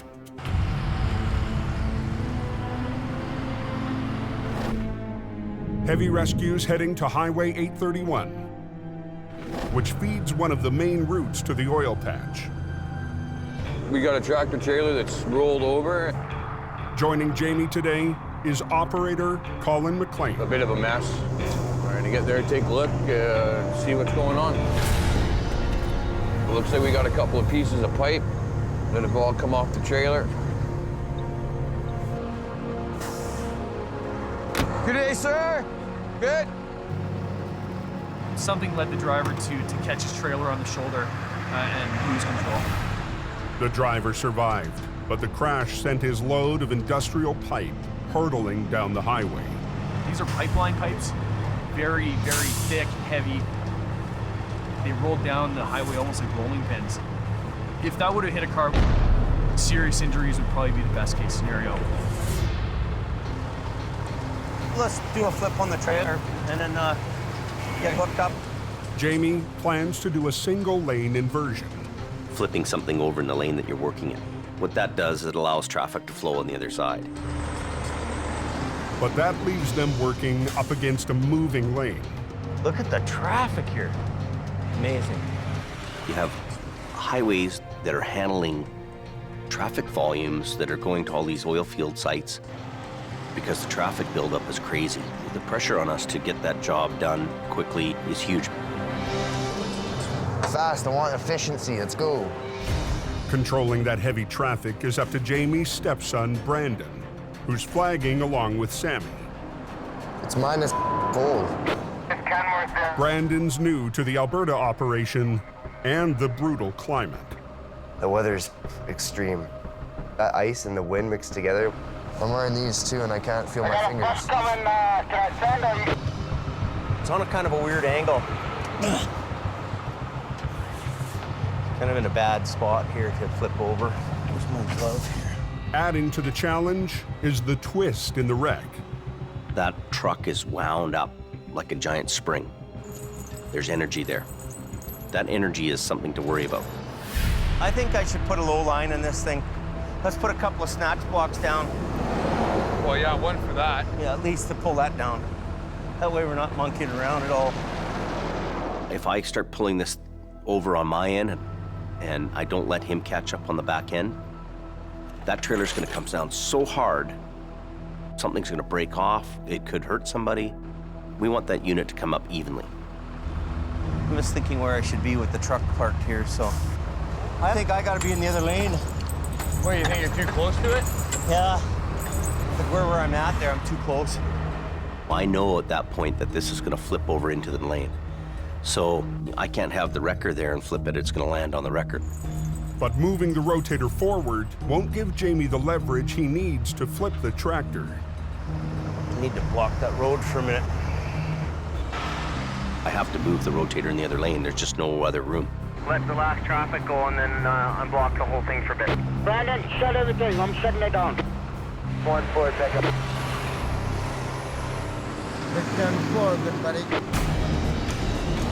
I'm gonna go ahead if you can grab the cable.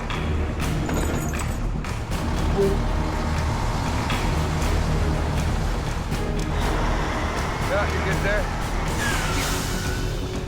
The public want to move. If we're holding them up in any way, shape, or form, we better have a good reason for that. Our guarantee to the public is to open the road faster than anybody else. Both wreckers are armed with ice cleats. After weeks of slipping problems, I'm just sliding back and it's... Jamie ordered custom cleats designed to dig into frozen northern roads. I'm good if you're good. Colin will hoist up the back end of the trailer to reduce the twist in the wreck. We want to make sure we're not twisting it, so we're gonna wait for him to do his thing.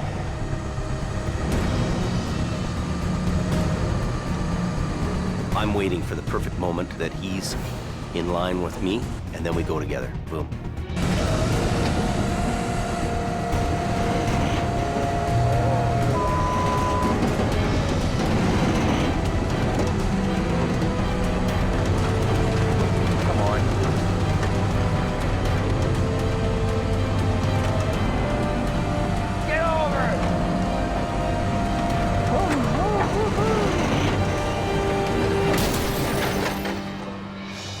hard one. Nice, decent, Jimmy. Decent.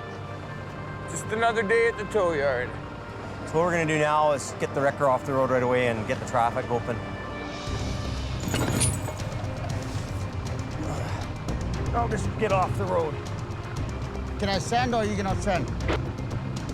You can send and bring me some fire for my hands too, please. Highway is reopened. Oh my God.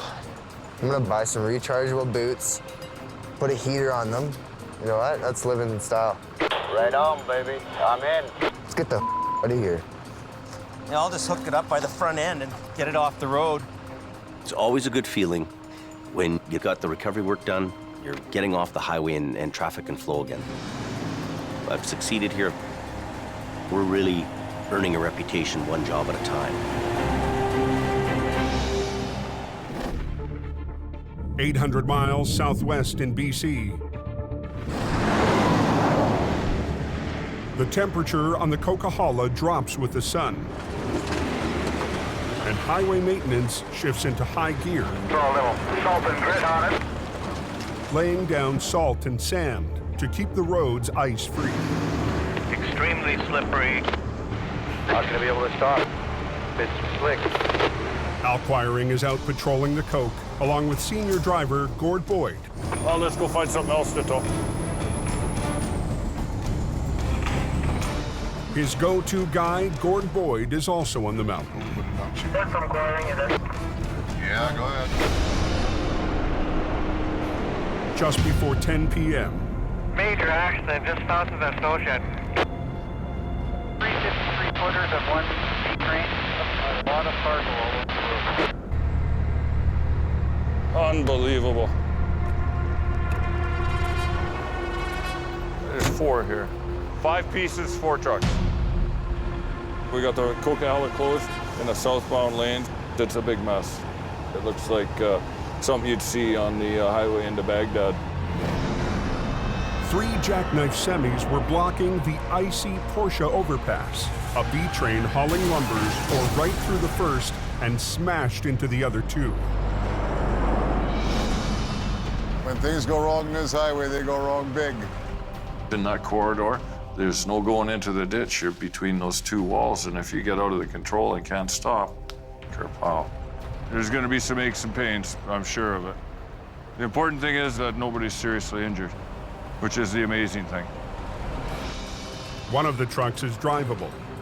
It won't take much to get you going. I think you'll be all right to drive off the road here. Another will get towed by a rival company. I had my hands full. I couldn't tow everything. But that still leaves 2 monster wrecks blocking the highway. One of them ripped in half. The other truck just went right through our trailer. The mixed cargo of electronics and hot sauce has exploded across the pavement, and the overnight freight runs are stuck. Drag what we can, get it off the road, and if it doesn't cooperate, we'll go to plan B. It's all up to Al. Okay, I'll back up. We'll get some lights down there. And Gord. Well, we just want to get this out of the way. To clear the highway. It is a mess. Armageddon. Who set the bomb off? The Coke's closed. Bad accident. The road's gonna be closed for a while. Wiring is on scene. We're gonna help get things opened up. Okay. In BC, Al Quiring and his go-to guy Gord, brutal, face a massive pileup on the Porsche overpass. Hot sauce on everything. That shut down the southbound lanes of the Coquihalla Highway. It is a mess. Armageddon. A salvage crew is en route to deal with the freight. On everything. 2,000 bottles of hot sauce and a mountain of home electronics. We're gonna get this stuff off the highway. We got a whole load of traffic backed up there. I walked down to see the wreckage. It's unbelievable. Al needs to haul the split semi off the highway without further damage to the load inside. You want to get traffic flowing as soon as possible. Obviously, you want to try and do it without wrecking everything. Just into the slow lane's fine. That way we get the fast lane going. We'll just grab that one, Gordon, straighten it out. I think before we go banging this thing around, we should throw a belt across here. Yeah. And we'll stack these pallets up to hold it together. Yep. Have some outboard motors here pulling out. Put a couple pallets up, tied everything together. Our job is to clean up messes. You use whatever you have at hand. If you don't have it at hand, make it. There you go. Okay, try that. Oh, take the big one, Gordon. Yeah, there you go. If their jerry-rigged wall doesn't hold, they'll be cleaning up a much bigger mess. Good. Get it, pull.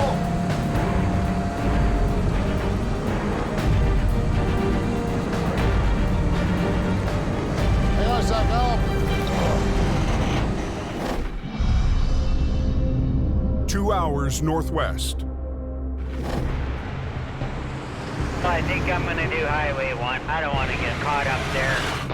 If in doubt, go to the canyon. That's what I'm doing. With the coke closed, traffic surges on Highway 1, the alternate route to the coast. There's a lot of traffic over here on Highway 1. Hammer down, and if you know the road, you can make good time. But the twisting, narrow highway can't handle the same high speed. 18-wheeler. At 1:23 a.m., just north of the town of Lytton. Half his tires are touching the ground, the other half are right up in the air. She's right on her side there. Now we got a truck rolled over. Apparently it's laying in the middle of the road, got pipe on a trailer. I'm gonna assume it's ugly. With most of heavy rescue in Alberta, Howie Irwin tackles this job solo. I know that he's going to be on some of these jobs trying to pull off the impossible. He's a one-man band. Hope for the best, expect the worst. Time to go. Evening. This the biggest wrecker he's got left down here? You betcha, buddy. It's passenger side down right now. Holy. He come down that hill around the corner on the straight stretch and failed to make the next corner. He didn't turn. He went airborne and landed like that and then just kept coming. The tractor, hauling a trailer load of plumbing pipe, overshot the curb, hit the hillside, and flipped onto the road.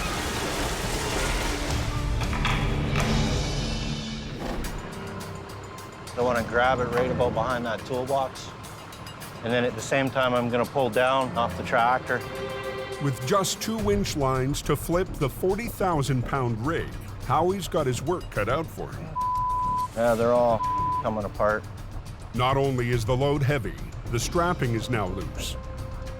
The force of the flip could send the pipes flying. You guys got a front-end loader available? I can make one available. If you want to make the arrangements for the loader, then I'll get ready. I'm gonna untie the load off of it. The load is nowhere near intact. There's no point in trying to make it stay intact. Cut it free and shovel it out of the way. That's a bingo. Last one. Just like clockwork. Howie can't flip the truck until Highways clears out the pipes. I'm not going to do anything until the loader shows up. Once I go to flip it over, it's going to block this lane as well because it's going to take up 10 feet this way. So I don't want to do anything until they're ready to move.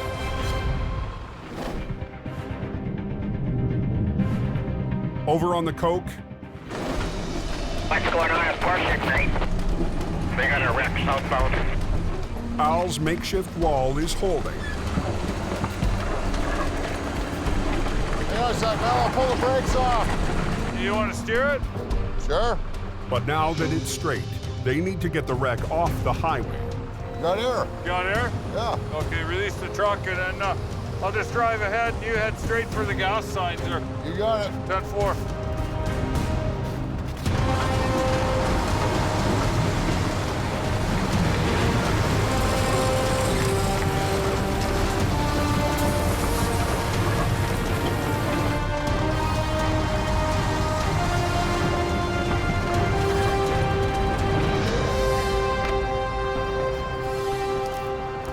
Okay, left the brakes off.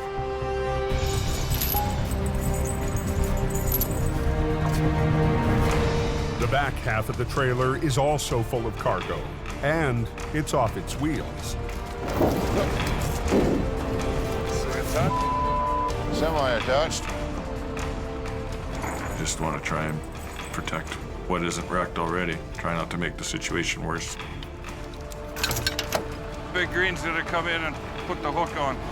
We're gonna get these boys rolling here as quick as we can. Keep an eye out, Gord. Just try and be conscientious about what's going on down there. Dragging the trailer is slow work. We're gonna move this crap out of the road. There we go. Oh man, that is nasty. They've still got a second wreck to clear, and the road to the coast Turn around, you ain't gonna get past up here anyway. is at a standstill. 4, Banijay's all over the road, man. Just turn around, you ain't gonna get past up here anyway. Definitely got a big mess. On the Porsche overpass in BC, 4, Banijay's all over the road, man. It's ridiculous. I've been sitting here forever. Oh my God. the southbound Coquihalla has been strangled for over an hour. Keep an eye out, Gord. Al Quiring's using his winch line to drag the remains of a mangled trailer out of the fast lane. Oh man, that is nasty. Just give her a little shot of low gear here and drag it over, see if we get it over the white line. But Al risks a little more speed.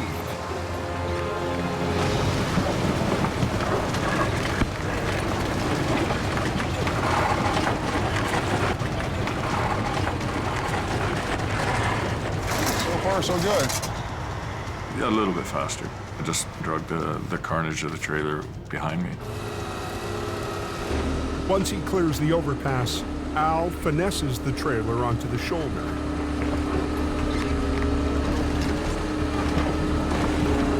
There we go. That's out of the way. So far, so good. We almost got a lane open. Okay, let's go have a look here, see where we're at. But there's still no traffic flowing. We're gonna go after the lumber truck. And they're staring down the toughest wreck of all. That lumber is simply bundles of little sticks. If it starts to go, you're not going to stop it. We've got some tire issues. In the Fraser Canyon, a 2-hour drive to the north, there's also a wreck blocking the #1 highway. Chaos. Heavy Rescue's Howie Irwin is waiting to recover a massive rollover that spilled across Highway 1. There's your loader. About time. Rod, go over to channel 22 and come around to the axle. As soon as the cargo of pipes is cleared, I'm just gonna let these guys do their thing first. Howie will attempt to flip the pipe truck with just 1 wrecker and 2 winch lines. See what we can do. One line will run from HR 66 to the heaviest part of what's left of the tractor. The other will run all the way to the back end of the B-train. The one for the trailer was at a sharper angle because I was reaching out further for it. The more angle you put on it, the less amount of pull you can exert against it. The second line might not have enough power to flip the rear of the trailer. It's gonna want to pull the truck sideways. With no other wrecker, Howie finds an alternative. The loader that's clearing pipes Every piece of equipment that's here is useful. Might get him on the other side on that top corner. Just give it a push. Howie wants the loader to push from the opposite side to help tip the trailer upright. Square up to it right here.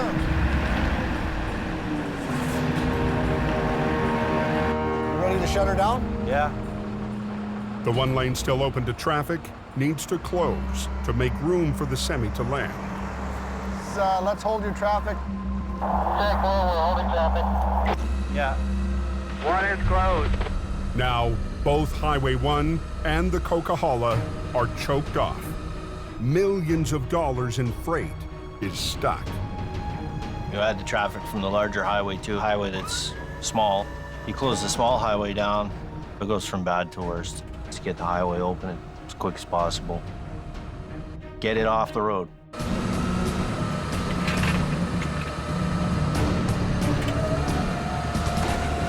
Okay, Rod, start pushing.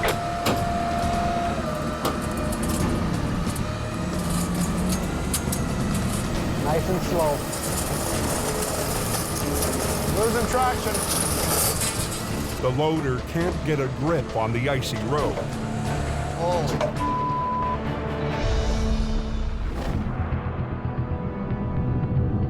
Over on the Coke, It's ugly. southbound traffic has now been trapped for 85 minutes Okay, I'm gonna back up through here, fellas. as Al works to clear the massive pileup.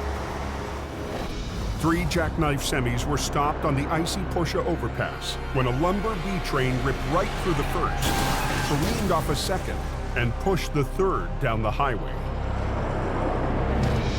That's the one that did all the hitting. He must have been motoring. All that remains is the lumber truck.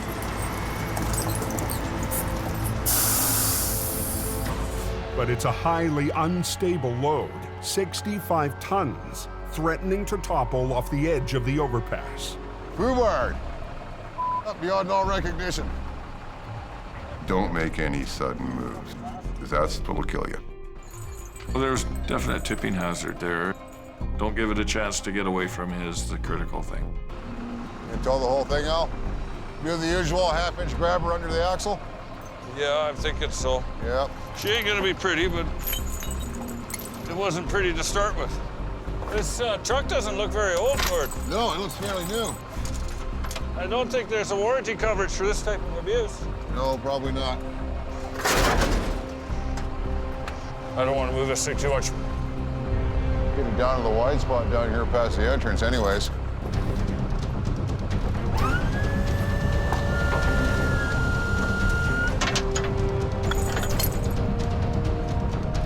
We good? Yeah, we're good. Give her.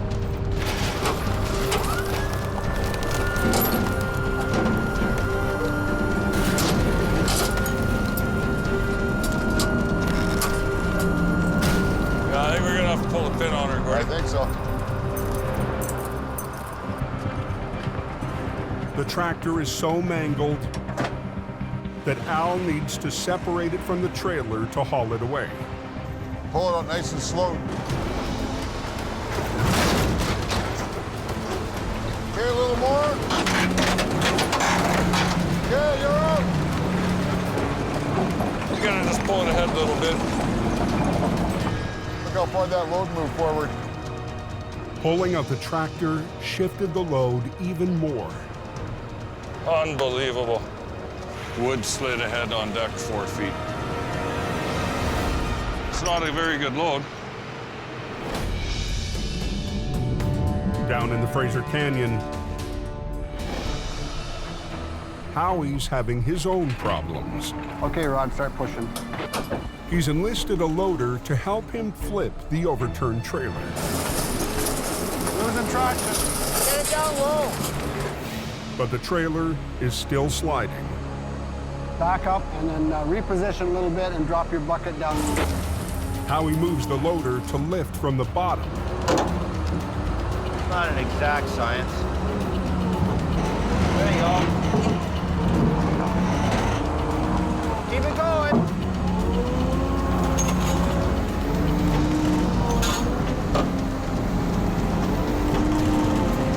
Watch out.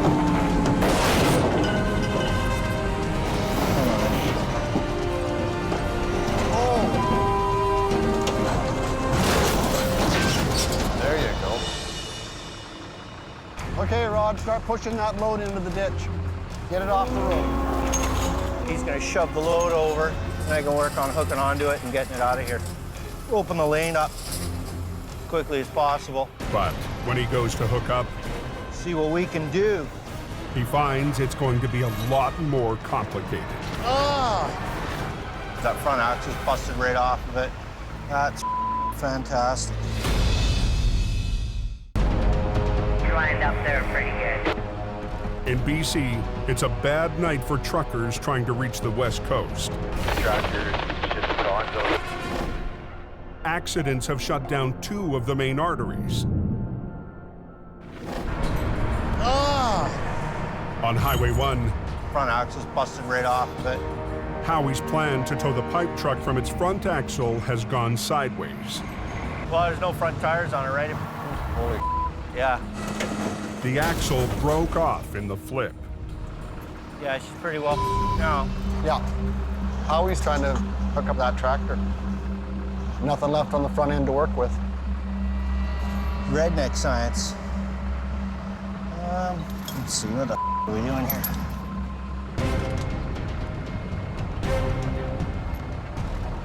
I'm just gonna chain lift it off the front. Easiest, quickest way to do it is chain lift. The old-fashioned way. Come on. Howie has to risk picking up the tractor by the mangled frame. It's gonna come forward, but that's okay. Alrighty then. If it doesn't hold, he'll have to call in a flatbed, and that means a 2-hour delay.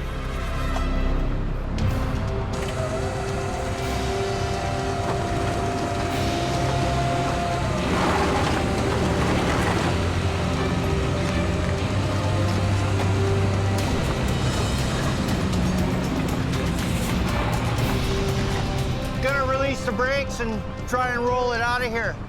Okay.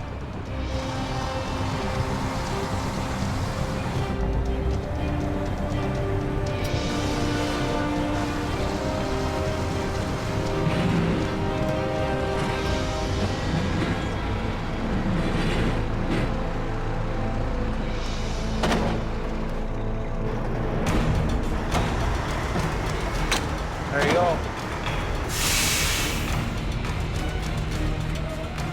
Be a slow ride home. No, I'm gonna not look back.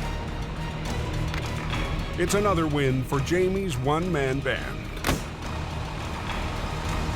Howie handling the heavy-duty stuff while I'm all over the place is a huge weight off my shoulders. Whatever comes in, I know he can handle it. He's a Top Gun. Getting the out of here. Highway is reopened. Yeah, it's open. That's what they want you there for. If you can't get the road open, they'll call the next guy. I want that call. I need to be the guy getting that call.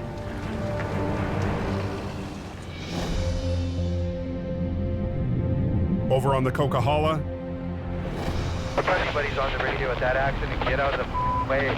We want to get these guys out of here. They're all pissed off back there. Guy should have quit yesterday. Not really. Pull it up nice and slow. Al Quiring is preparing to haul away the final truck in his multi-wreck recovery. Yeah, you're out. But the unsteady load has shifted again. Look how far that load moved forward. Moving it could spill 65 tons of lumber right off the overpass. Unbelievable. Wood slid ahead on deck 4 feet. And it's not a very good load. Al has to take extra caution hooking up his underlift to the kingpin. There's a lot of hazards here, and you don't want to walk into something. Al uses a kingpin adapter to chain lift the trailer, hoping the unstable load doesn't spill.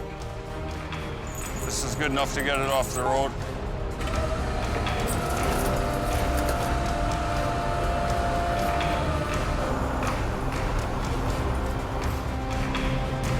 What's the point to around? Just get it done.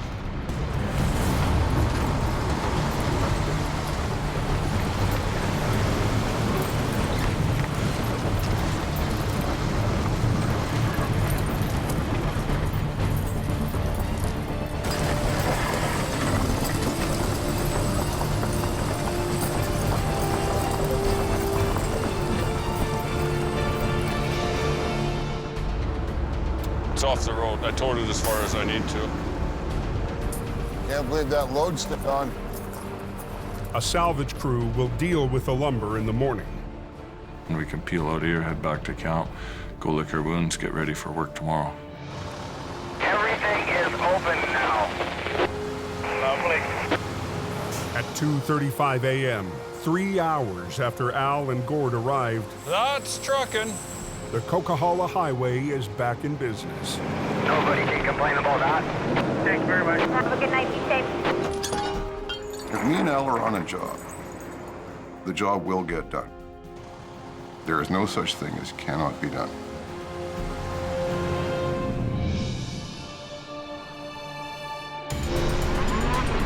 "12 hours later, 800 miles away in northern Alberta, Keep it off the snowbank.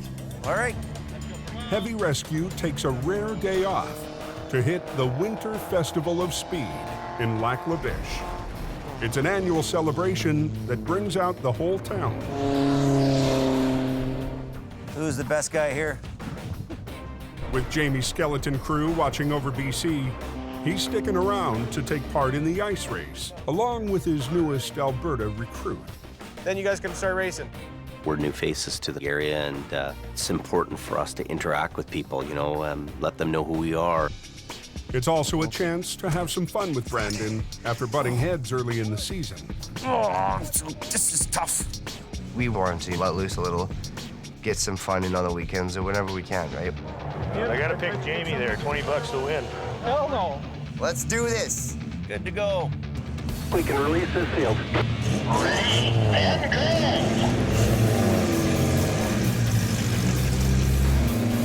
They're right away out of the gate, I'm ahead of him and leading the pack.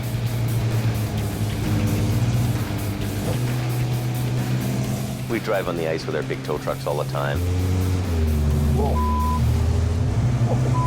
But racing on ice is a whole new deal for us.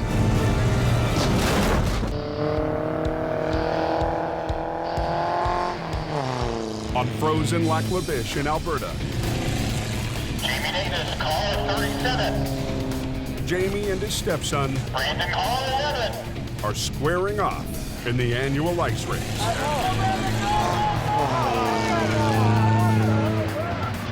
Just shaking my head because I know he's just gunning it.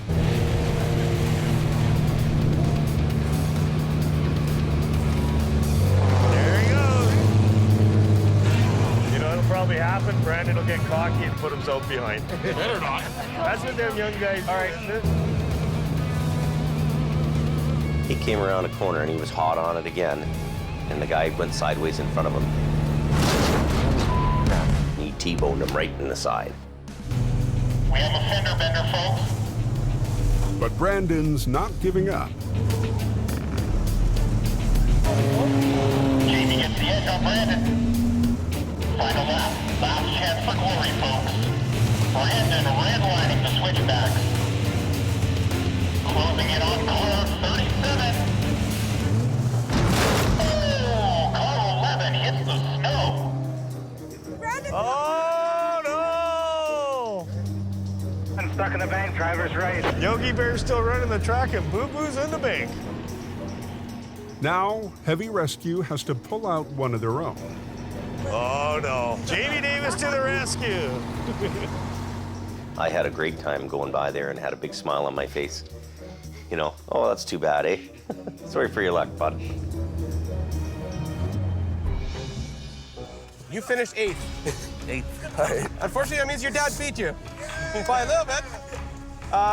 You finished 5th. It's good. Congratulations.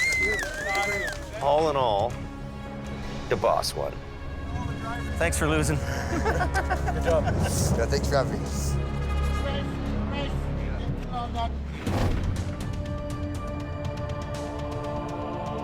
Looks like there's a real bad accident up there. Back in BC, just north of the Zopkis brake check, Yeah, the Coke's closed today. Yeah. That doesn't sound very good. No, it doesn't. Roads are very icy. One vehicle tagged the side of the barrier and just caused a big chain reaction. A multi-vehicle pileup has a stranglehold on both southbound lanes. We went over, and then after we landed, the Dodge behind us went into us. And it was a wild ride. It's a real wild ride. When everybody's freaking out and going sideways and rolling in front of you, that's it, man. All the drivers escaped major injuries, but the afternoon rush is at a standstill. I'll just back up and grab the other one too. And With the A-Team in Alberta, today, Jamie's newest driver, Wayne Sahada, answers the call. Twisting around. Sometimes I might be slow, but I'm dependable. Pull that car out of there. The Honda will be the next. His only help, one of the other new hires, Don Starr. Okay. Then there's 2 1-tons on their sides. The competition has scooped the big rigs. But Don and Wayne have 5 mangled cars and pickups to recover. There's a couple vehicles that are rolled over. As soon as we get those cleared, then I think we can get 1 lane going. All they've got is an old single-axle wrecker and a flat-deck truck. Here's the program, okay? What we're gonna do is take these cars, take them to Zob kiosks and unload them, and then we'll just all the Zob kiosks, and then we'll double load down or whatever we gotta do. well, we're gonna obviously have to come back for more cars. Oh, obvious. I know Don knows what he's doing, but I don't think he knows what he's doing on all aspects. Boom. Show me how it's done. I'll be watching. As night falls, the temperature drops, and the road turns to ice. The line of traffic is growing. Okay, stop. Okay, now down. All right, hold it there. Not all the way down. What's the matter? I need a block of wood to get my alarm on. Just don't worry about it. Just enough to lock it. Doesn't matter whether it's in the I person. know, Don. Don, he's a legend in his own mind. He's worked here on the hill forever. Wayne's kind of a city tour guy. Whatever. I know how to tow. Even though Wayne and Don don't really get along, Or lift it back up. I need these 2 guys to work together and pull off a stellar job. Just gonna go on the other side and take the brake off.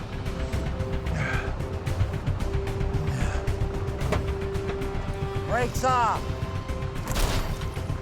Take it down there like this. In less than an hour, they've got the first 2 wrecks off the road. Holy, just go. It's the wrecks off their wheels that'll be the real test for the new team. Wayne's at Zop kiosk. Let me go to work. But Don's not waiting for his partner. It should be interesting. Stand back.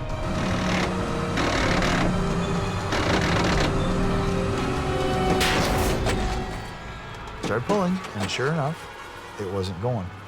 What broke? Cable. It's never easy when it doesn't work.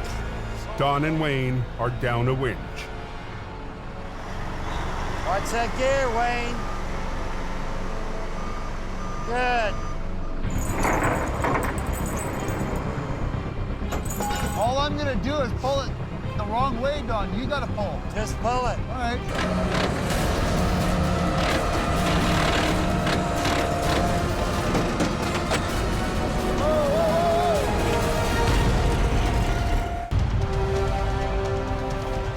Got a lot of traffic backed up, and we want to make sure to get by these roads that are jammed up.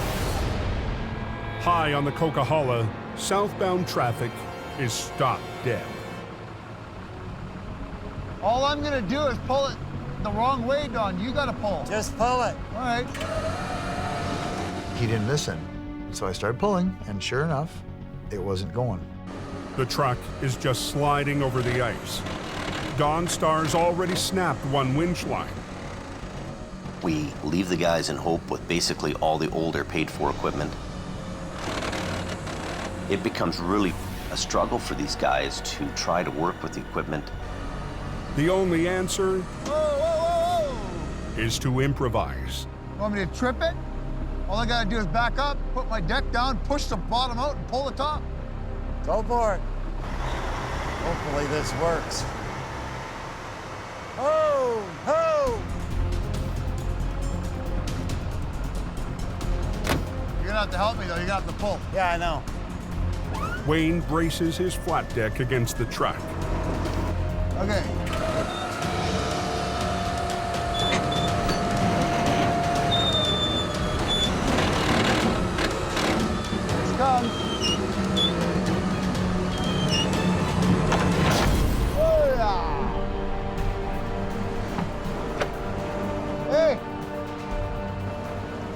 not so stupid, is he?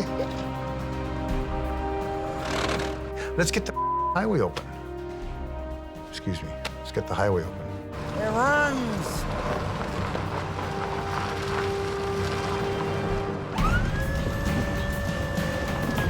Okay, here we go. Watch out, watch out, watch out, watch out, watch out. Taking Dawn to school.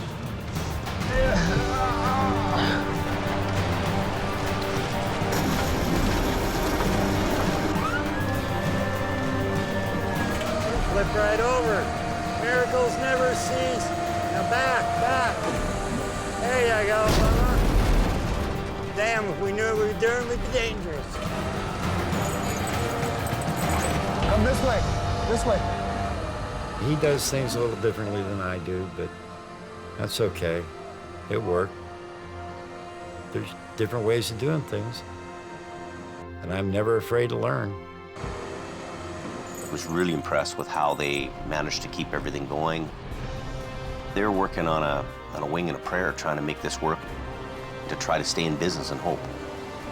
I did get the road clear. I opened it. The road's open. As soon as this guy gets out of here. As soon as this guy goes. Wasn't perfect, wasn't pretty, but they made it happen. Looks like they must have opened that Coke southbound, eh? Next time on Highway Thru Hell. Now put some damn chains on. The heaviest snowfall Pretty scary out there. in the history of the highway. Don't spin. Pushes tower. Stop, stop. And trucker to a standoff. I'm gonna teach him a lesson.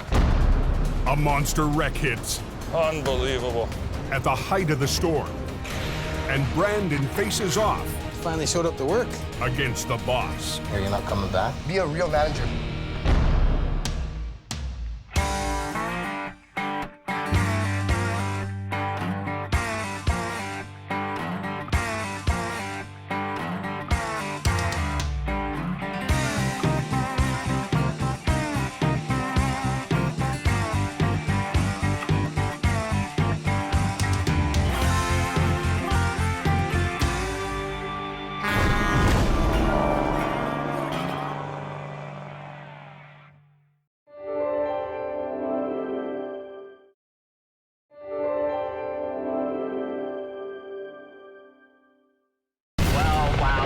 This time on Highway Thru Hell.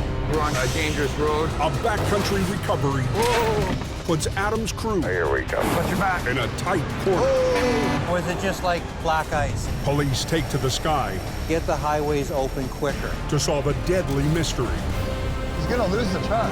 And Jamie's lone wolf Now what? Hey! runs into Heavy Rescue's top dog. Got 15 minutes to get the road open because the highway guy is bitching. Are you kidding me? On the Highway Thru Hell. The last line of defense is a heavy rescue team ready to tackle any disaster. Because closure is not an option.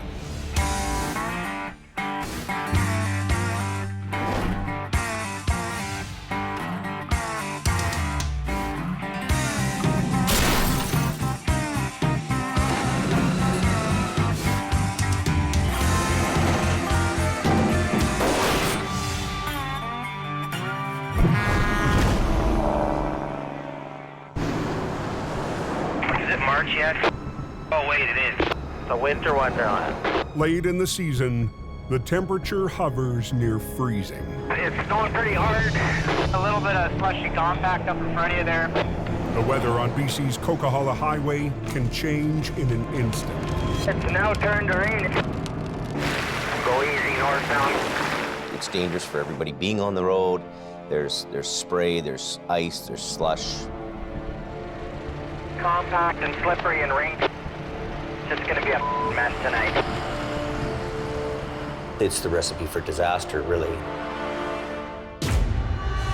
Holy. At 5:30 p.m., Wow.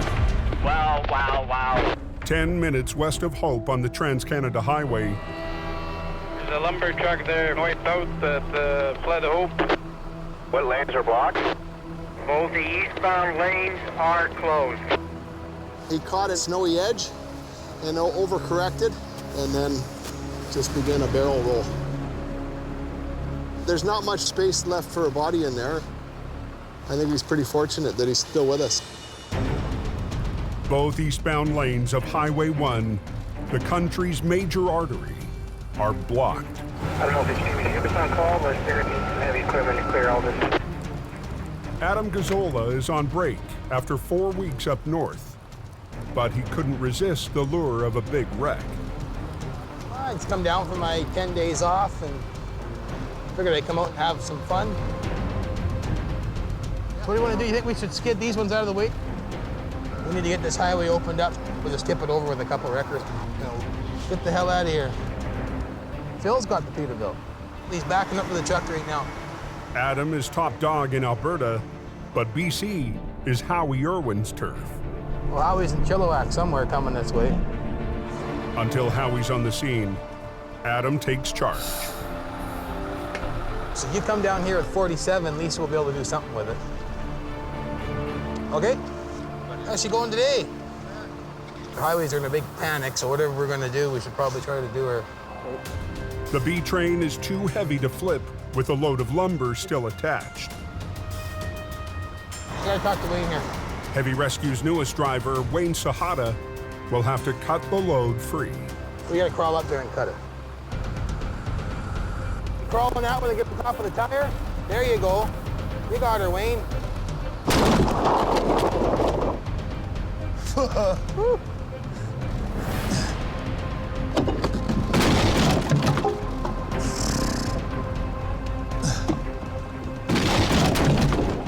How about that last belly one there, Wayne? Which one? Is it loose? Must be. Good enough. Whew. Couple straps holding, but nothing major. They'll come off. Yeah, I'm right here now.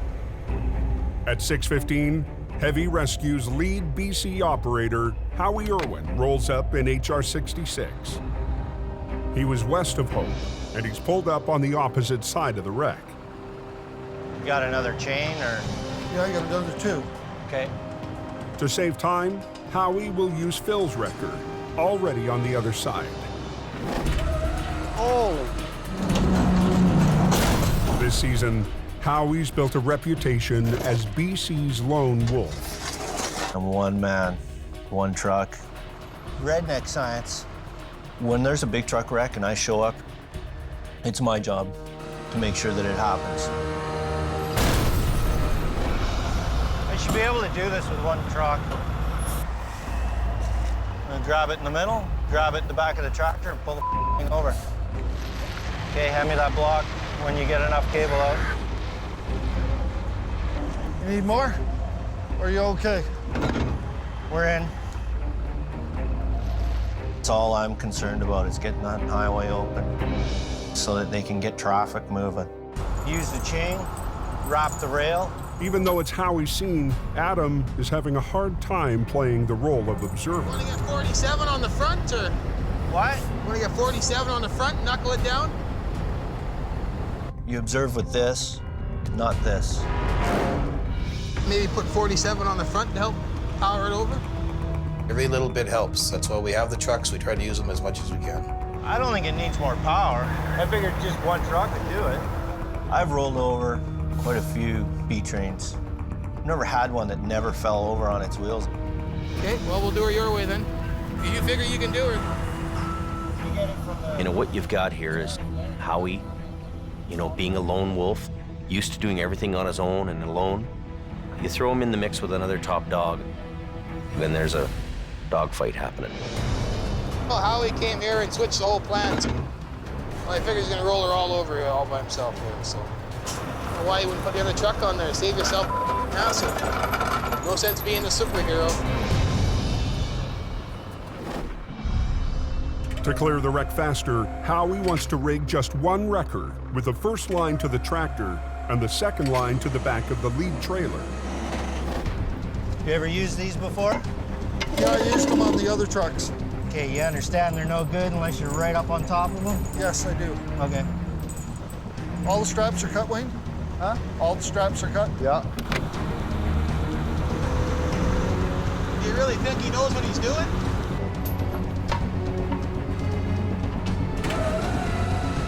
Try it. Okay, here we go. Keep going. Keep going. Come on, you little...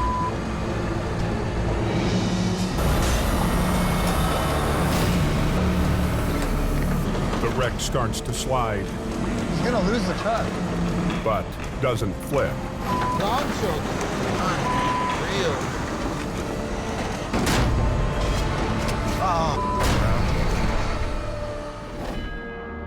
Just 45 minutes away, up near the top of the Coke, This is truly insane. Were you guys recommend chaining up for a smash, or they're a box got in or before?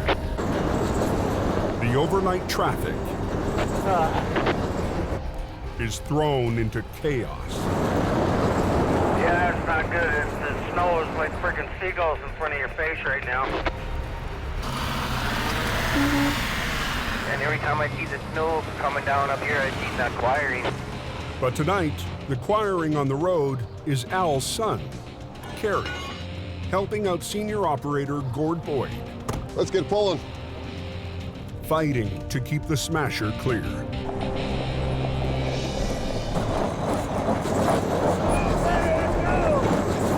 Up near the summit, the steep 8% grade takes its toll.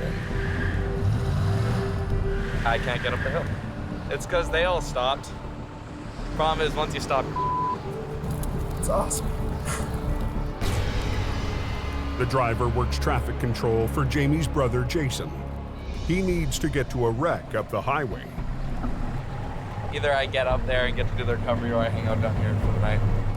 Anyone wanting to head towards the Coke, I would suggest taking another route. Back down the hill and pull one up. Backing up down the hill that night in a snowstorm. Just another day at the office. Gord takes pity on the competition. Just stay with me, yeah. Let's go some fun. I don't like this.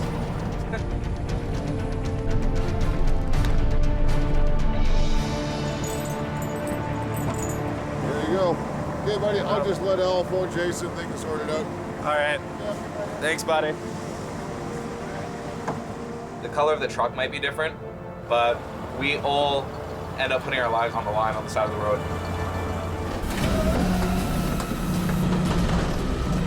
Long shoulder.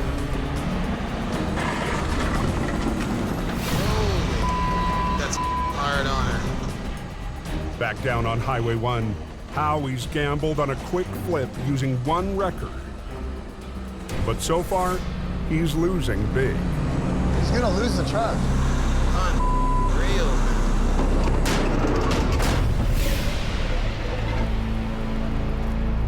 The wrecker should have enough weight to flip the empty trailer. You didn't cut all the straps, right? What? You didn't cut all the straps, I have right? no idea. Something's holding it in place. I know there is. I asked those guys, did you cut the straps? Yeah, we cut the straps.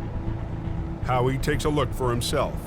Oh, that's why the problem is. Some of the straps are still holding. Anytime I show up at a wreck and it's still restrained to a flat deck, climb up on top, cut them from the top. That way the trailer can pull away and lay down. All right, just a cluster again. Adam's not waiting for Howie to cut any more straps. Spin her around, let's get her backed up there. He pulls the salvage crew's backhoe into service to help the Peterbilt pull over the rear trailer, Gotta get over more if you can. and then positions Wayne and Truck 47 to tackle the front of the tractor. You bend that over, so you're gonna go. Yeah, I know. All this iron sitting here, we're not using it, so. Phil, we definitely wouldn't do it this way in Alberta, would we? Nope. We'd have the road open by now, I can tell you that much. Are you kidding me? Hey, what is going on here? We got 15 minutes to get the road open because the highway guy is bitching. We got 3 people here trying to come up with ideas. Well, when you listen to somebody. Lumber everywhere. Wow. Yeah, the whole highway's blocked off, eh? Hey, what's going on here? You got 15 minutes to get the road open because the highway guy is bitching. You go, 3 people here trying to come up with ideas. well, why don't you listen to somebody for a minute? On Highway 1, just outside of Hope, heavy rescue is struggling to clear a wrecked lumber truck. Traffic's been stopped for almost 3 hours.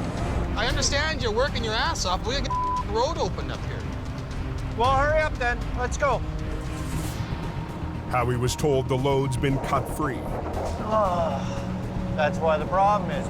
but some straps are still holding bundles of lumber. Bend that over, so it's gonna go. Adam stepped in to add more muscle. I'm just gonna kick my blocks out and back up 3 feet, okay? And then hook it onto that chain, and that's it. We'll start pulling. Whatever. Let's go. I'm used to being one guy, one truck, showing up and doing it. Hey, Phil, got a big chain? Right on the back corner, right corner of the truck. If I'd have shown up, nobody else had been there, cut everything from the top, front to back, that thing had been on the ground in 20 minutes. Just go through the wheels like they did there. Yep. Oh, there you are.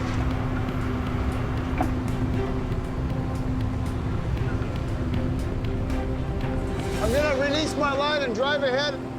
You should too. The B train slid during the first attempt. Now it could come down right on top of the wreckers. I don't want this truck falling over and landing on my truck. Is he ready? Yeah. Okay. But Howie's confident his wrecker is clear. I don't understand why he's not moving his truck ahead. Hey, look at that.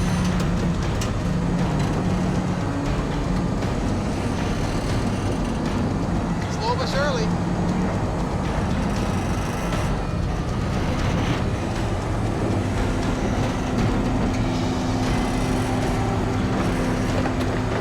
Come on, old girl. Keep going. Keep going. There it goes. Now he's so close, he's gonna hit the. How come you don't tell him that? I tried telling him that. He's gonna hit the truck.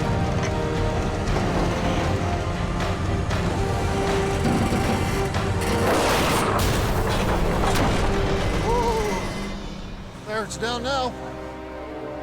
Did it hit the truck?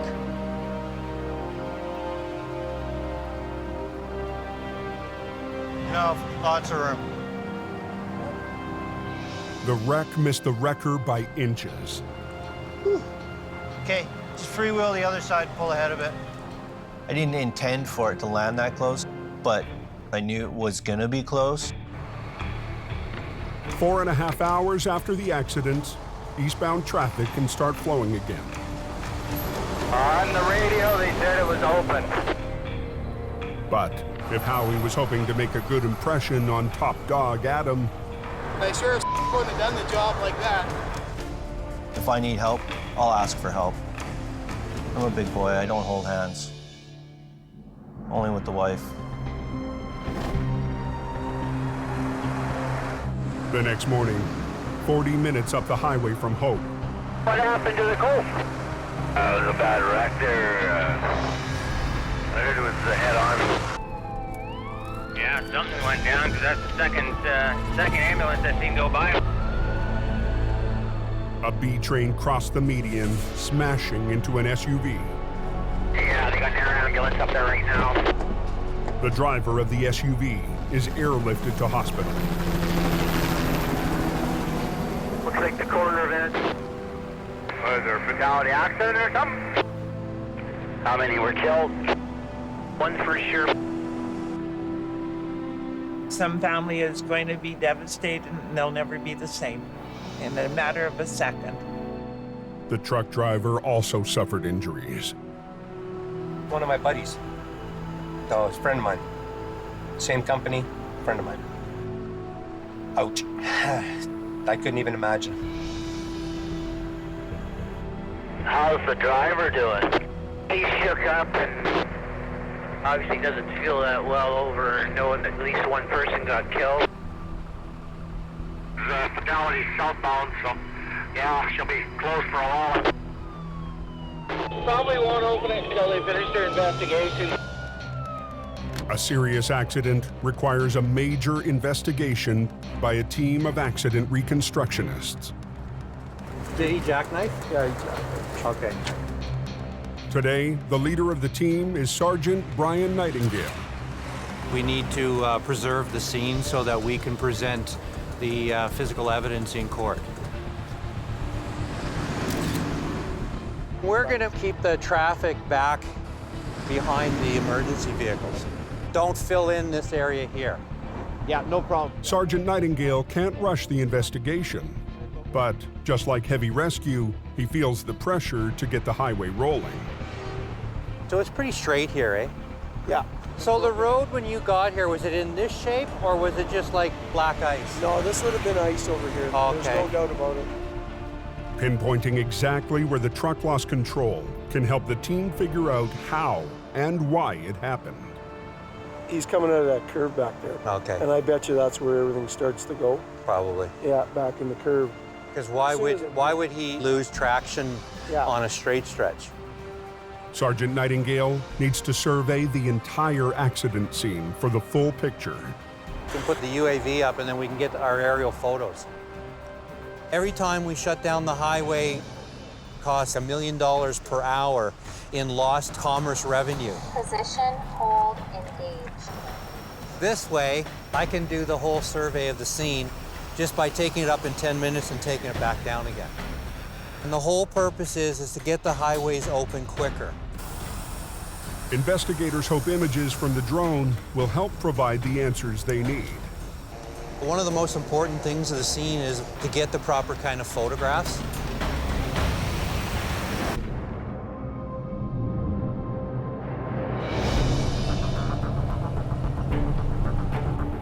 In northern Alberta, Have you been up the Conklin Road before? I know I haven't been.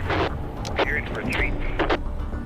Adam's back in the oil patch after 10 days home in BC. He and Colin are heading to Old Conklin Road, 3 hours north of Lac La Biche. They have a gravel trailer rolled over. Just a trailer for far as I know. Yeah, okay.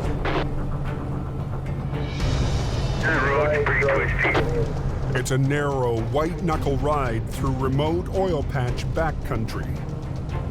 Pickup coming at you, Colin. No, I heard him. 58 empty body drop. If you know there's a wide load coming, you better start finding a space to get the hell out of his way. The trucks are hauling loads of gravel, used to extend roads over the muskeg into more remote oil fields. 35 loader pickup. These roads are narrow. There's protocol on them. Your record kilometer 31 to behind. Every kilometer, you need to call out where you are, what kind of truck you are. You gotta be careful. You gotta watch your speed. That way, you know, two vehicles don't smash into each other. I'm calling straight on the 97 corner here. Just watch yourself. Recovering a loaded trailer will be tough enough. Yeah, we're here. But on this narrow road, it'll be almost impossible.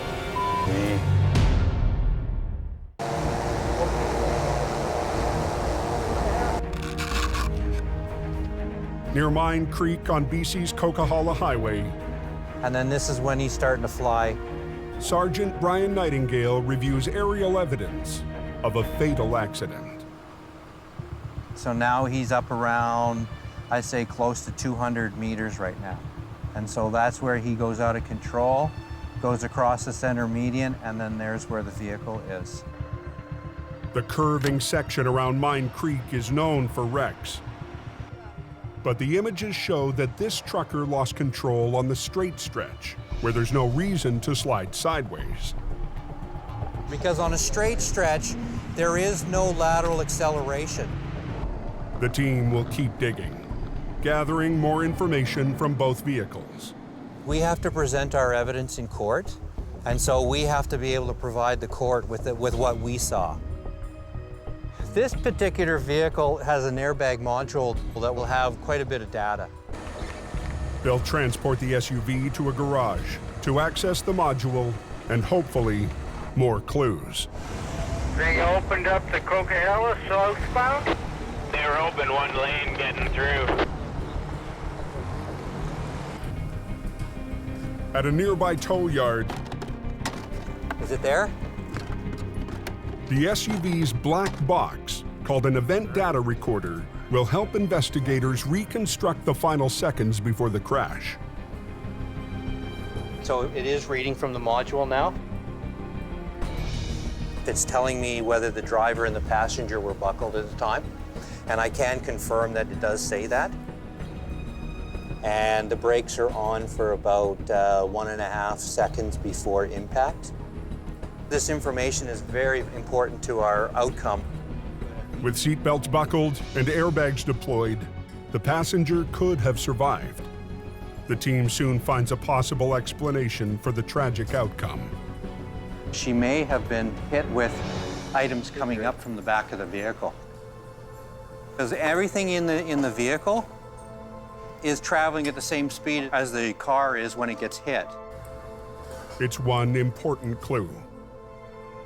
Once they retrieve the recorder from the truck, the investigators will work to form a complete picture of this tragedy on the highway.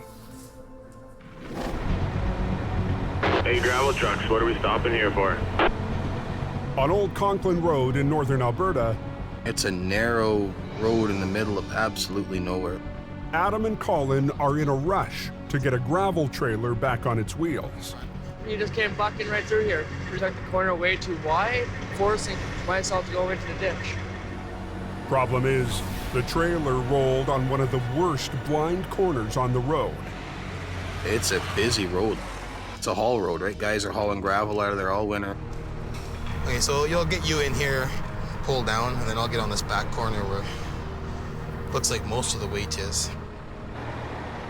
But the heavy gravel is loose and will shift during the pull. Wrap that around one more time, make it shorter, you know? Right down here. Today, swamper Jamie McKelsey is helping Adam rig. So you don't tear the axle out. Oh. So you'll rip it right out of these bags, right? Pretty cold, you down at 97. Slow right down, guys, slow right down. We're on a dangerous road, narrow roads. Just gonna get this done and be on our way. Get your truck on the other side. It's a haul road. We can't have it closed for very long.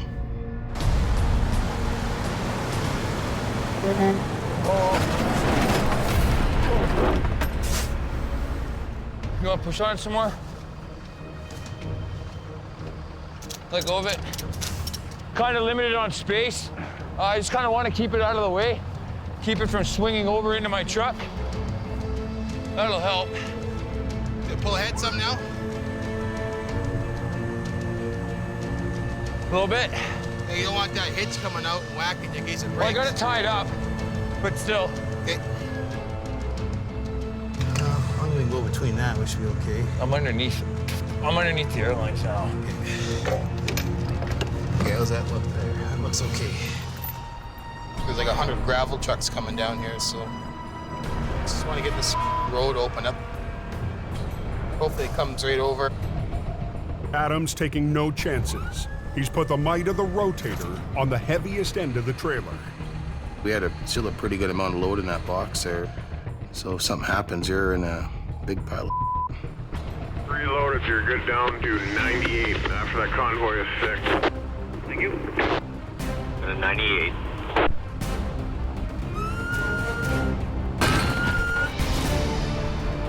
Yeah, go ahead, yeah.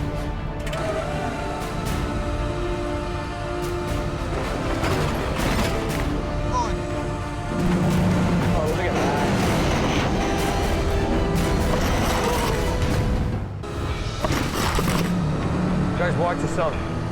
On a remote road in northern Alberta, Come on, Adam, pull that thing over. heavy rescue is fighting to pull over a loaded gravel trailer. Are you be okay there when it comes down? You have lots of room there when it comes down? It's tied up. Okay. But Colin's running out of room. If he stops to reposition, the trailer could topple. The gamblers are going to turn this thing back upside down again, and we're going to be back to square one.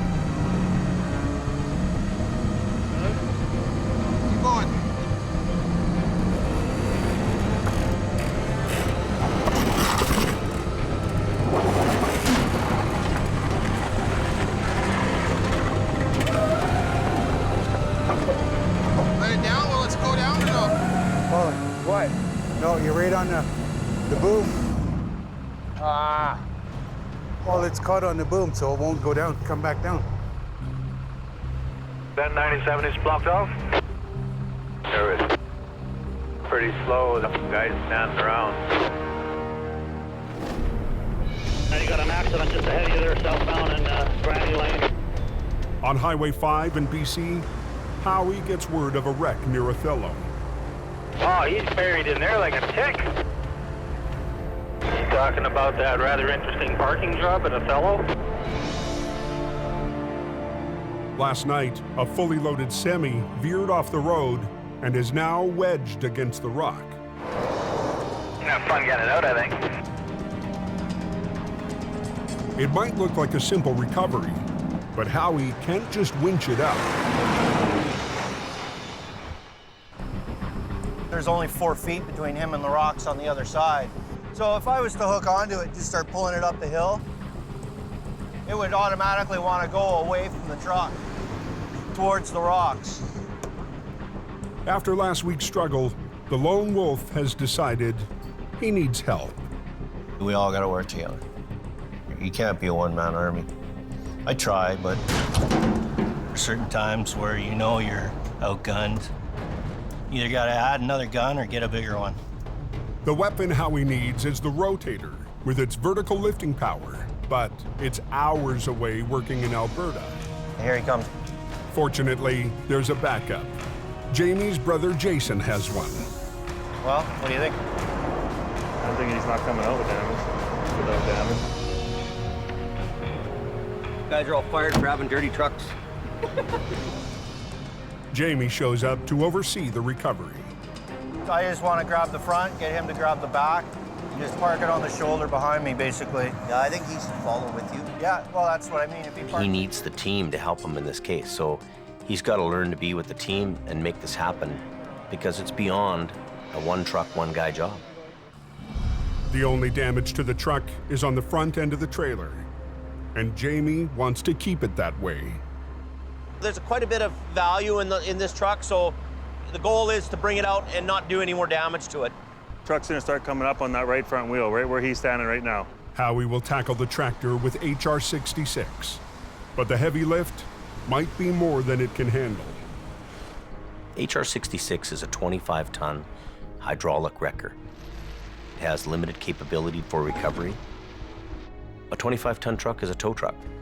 This is really two rotator job. To lift this whole unit up and bring it on the road like this. Jamie and Jason have worked major recoveries together with both rotators. So let's go up high. It's the perfect setup for lifting a semi straight upward and onto the road. Wow. Problem is we don't have a second rotator here. We're just gonna have to work with what we got. They don't want to damage the undercarriage or the fairings, which improve wind resistance.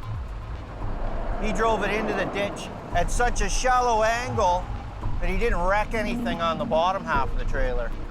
I got to get it out of the ditch without trashing it. This much of a side pull, I wouldn't be sticking out too far, right? Yeah. All right, here we go.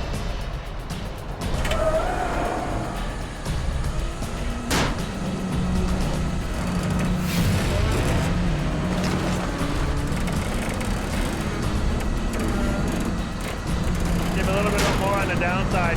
Keep it level. There you go, yeah.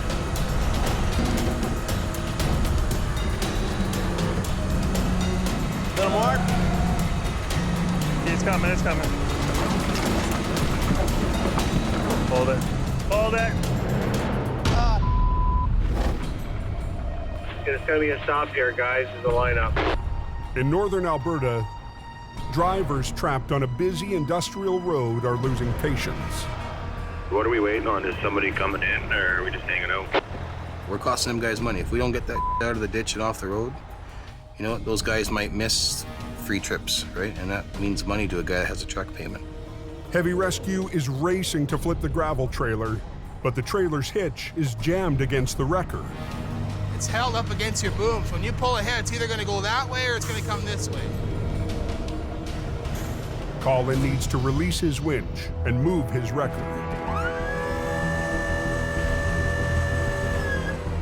My fear is when you pull ahead, it's gonna go down again. Freewheel and go ahead. Go easy on the clutch, you'll just meter it.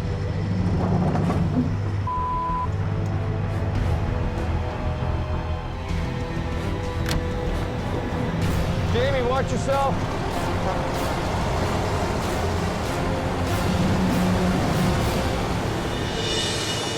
Okay, hold there. Is he hooked up? Are you hooked up? Just about.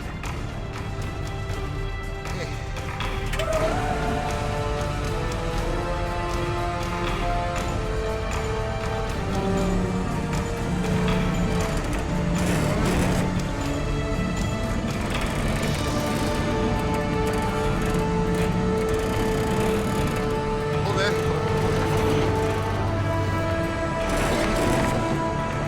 There we go.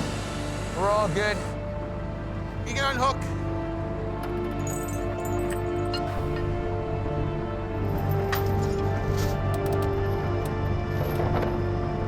Okay, get this rigged up, get out of here.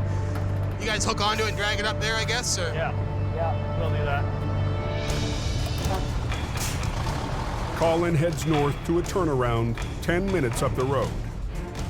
Trailer's out at 97. Gravel truck's just gonna back up to her and get it loaded up. And she'll be all open up here in a couple minutes, boys.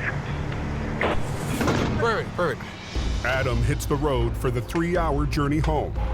D-Record 96. Get it down. But just as the gravel truck gets on its way, Now he can't go up the hill. It's stuck. it's trapped right in the blind corner. What the? Here we go. Put in gravel convoy 97. Watch your back. Watch your back. Traffic backed up for 40 minutes, guns it for the open lane. 97 for 6 empty heavy and 2 left. They might need a tug there and spin it out.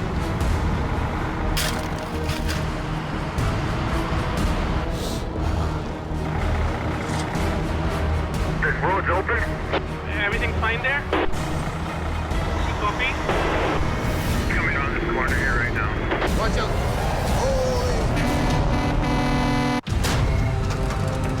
Hold there. In Alberta, heavy rescue has pulled a gravel trailer back on the road. And she'll be all open up here in a couple minutes, boys. Perfect. But the truck hauling the trailer is now stuck on a blind corner. Here we come. 97 for 6 empty heavy and 2 left. Just keep coming. Coming on this corner here right now.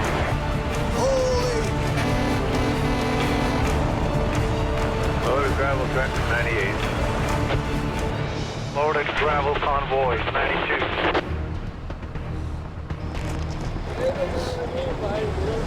No, I know, eh? They don't give it.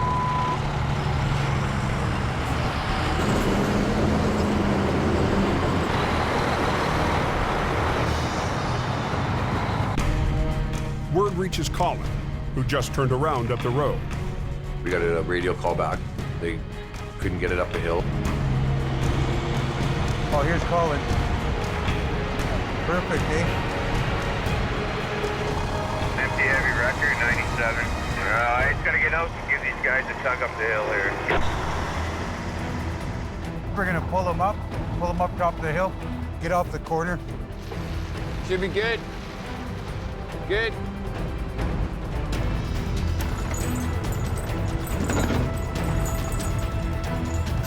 Give me that.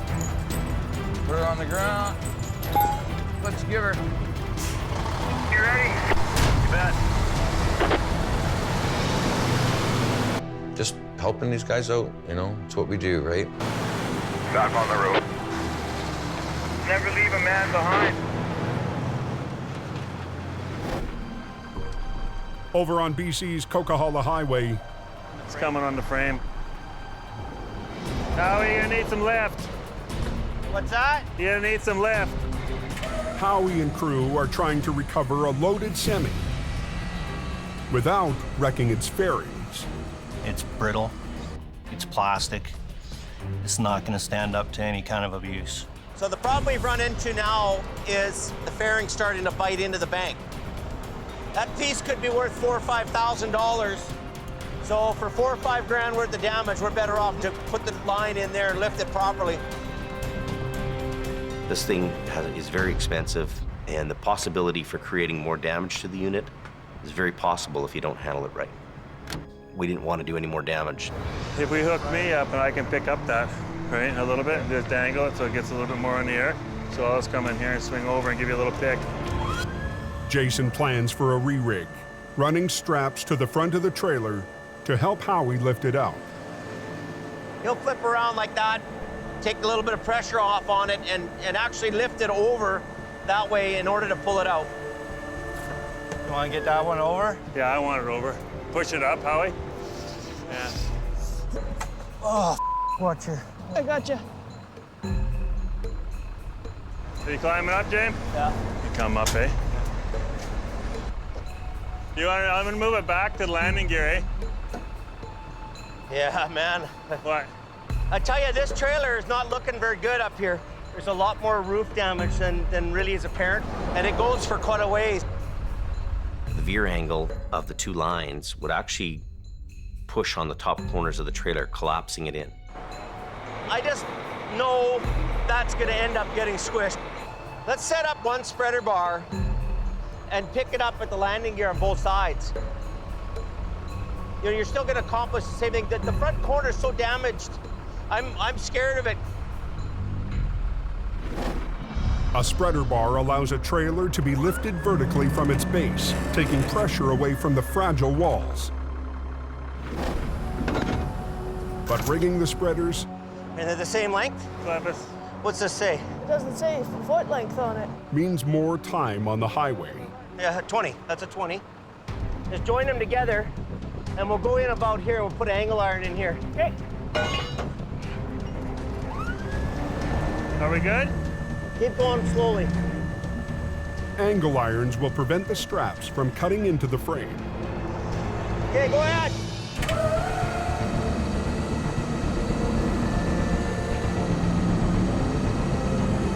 Easy, Howie. Coming out. Turn the wheel to the right a bit.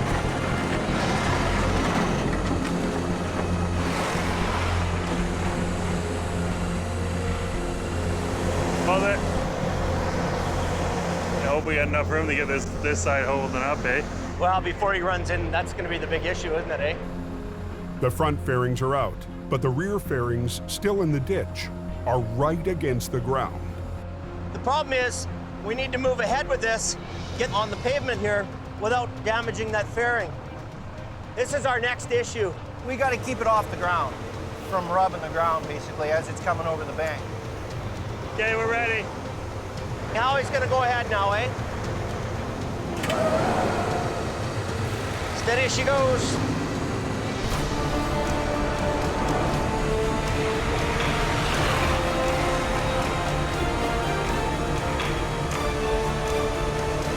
Keep going.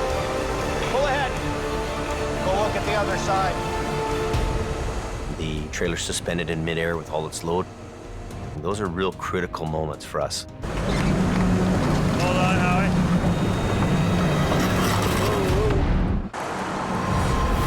Watch yourself. You want to be in the hammer lane. Heavy rescue is wrestling a loaded semi out of the ditch. Hold on, Howie. Whoa, whoa. But the trailer's fairings keep biting into the slope. Go look at the other side. You got a 40-foot section of plastic hanging down there that's not going to clear, and it's just going to tear all of it off. And that's a big bill to repair. Then I'm going to move to the back and move over, and then go right in front of my outrigger and then swing right over onto the road. Roger. He's going to grab the back of the trailer behind the axles. As I'm winching it out, he's going to swing with it. Keep it level with the back end of the tractor. So we're gonna park it right here. You good? Yeah. Okay. Good. It'll be a test of teamwork for Howie and Jason to free the grocery truck. What we really need here is these guys all to work together and be the dream team and make this happen. So it's a matter of him watching me and me watching him, making sure that we're together. There's some stress on here already, eh? Now it's gonna release. Tag her in, Howie. Let's give her, see what you can do. Watch me, Howie. Yeah. Brakes off. Slowly, Brett. Slowly. Okay. Slowly.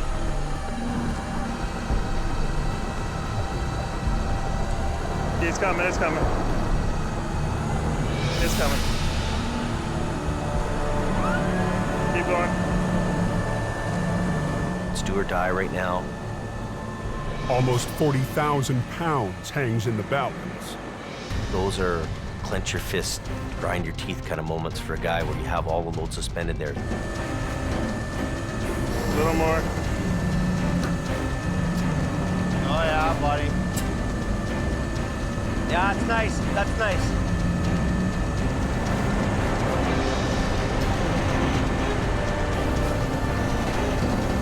Yeehaw! That's good, Howie. Yeah, that'll do it. Woo-hoo. It's all on the road now. That's it. It's nice when they're successful. We just lifted a fully loaded trailer out of a 4 or 5 foot ditch down here without any further damage. Making the right decisions, we come out with a happy ending. And a lesson learned for Jamie's lone wolf. When you're dealing with major incidents, major recovery work, team is the answer. That's room for us fat guys to get by. You have to work together to score the goal. Can't just be one guy carrying the ball all the way down the field.